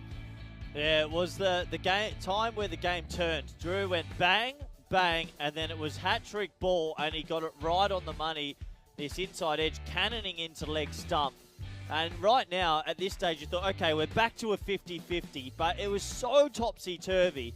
It honestly is one of the better games I've ever seen at Khartoum Oval. Yeah, just unpredictable, wasn't it? So we went for the 4 trick. Unfortunately, couldn't do that. Let's not forget Olfat. Remember, he came out and he scored 27 off 9, and he really counterattacked. And when you looked at how much that the run rate seemed to get out of hand for the Germans towards the end, if it wasn't for him, they're probably not even in touch in that last over. They needed 20 off it.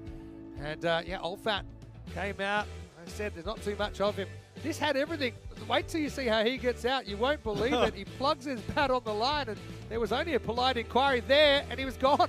So, yeah, that was one that certainly took us by surprise up here in the commentary box. But then also a little kind of cameo here from Adnan Nazir. Was able to hit a 6 and a couple of 4s there. Just, I mean, needed almost everything to go right. Didn't they, Drew? Almost everything went right, but not quite enough. This is another one where Nazir was slow getting going. Had to have a close look at that, but it was clean. The ball was in the hands when Rafa breaks the stumps with his arm.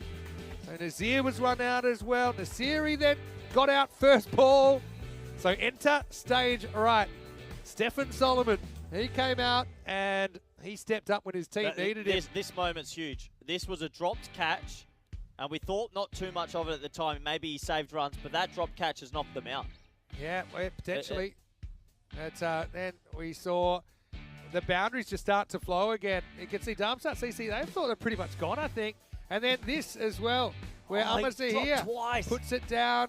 called for it, maybe should have left it for the bowler. 20 required off the last over. Slowly but surely it got louder on the German bench. That one went miles into the night.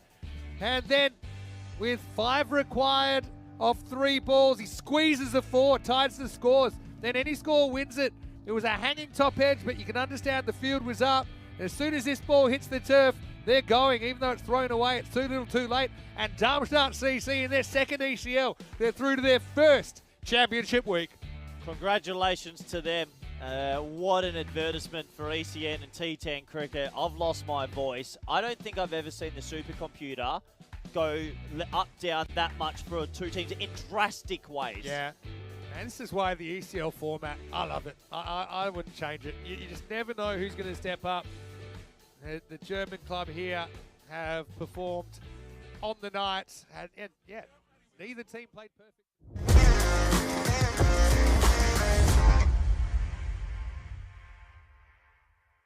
The European Cricket League is proudly brought to you by Dream 11, HCL Software, Rado, La Junta de Andalucía, and Victorinox.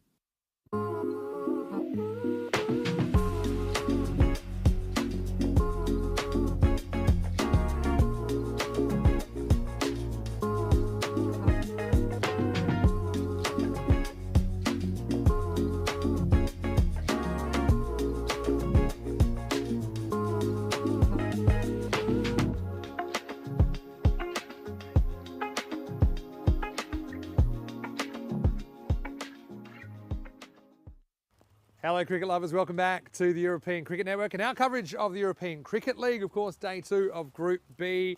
We saw the first match, quite an amazing match actually, Al Fatah of Cyprus getting a big upset win over Northern CC. And we actually saw the first couple of deliveries bowled of the second match of the day, match 7, between ACT of Austria and Hornchurch of England as well. But unfortunately, you saw the rain come in, and unfortunately, that's still the situation here. You can see behind me, the covers are on. There's really no let up, and the forecast isn't too good for the rest of the afternoon as well. So the decision has been made to abandon the day's play. I know that's going to be really disappointing for Byron in particular, because we now know that they are out of the competition in 5th place, and really it's because of that win that Al Fatah of Cyprus were able to secure early on. So pretty wet out here, as you can see. We've got cross our fingers for tomorrow morning. Hopefully we can get on finals day. Speaking of finals day, let's have a look tomorrow. Coming up with the eliminator to start the day off. That's between Austrian Cricket Tigers and Al Fatah. And then the 2 English sides, well, they were meant to meet this afternoon, but hopefully they do get the chance to meet tomorrow in Qualifier 1. And of course, this is the finals day. We'll start a little bit later, 10 a.m. GMT, which is 11 o'clock in Central Europe, and 3:30 in India. Well, I'm going to get out of the rain now. I want to say thanks so much for your patience. What a final we had, Group A, that classic we just showed. So we'll leave it from on the ground here in Spain right now. Vinny Sandu here, Mr. Maxim, on behalf of European Cricket and the whole European Cricket family. Stay warm, stay dry, and we'll stay patient. Hopefully, we've still got a few twists and turns to come in Group B. But for now, it's hasta mañana.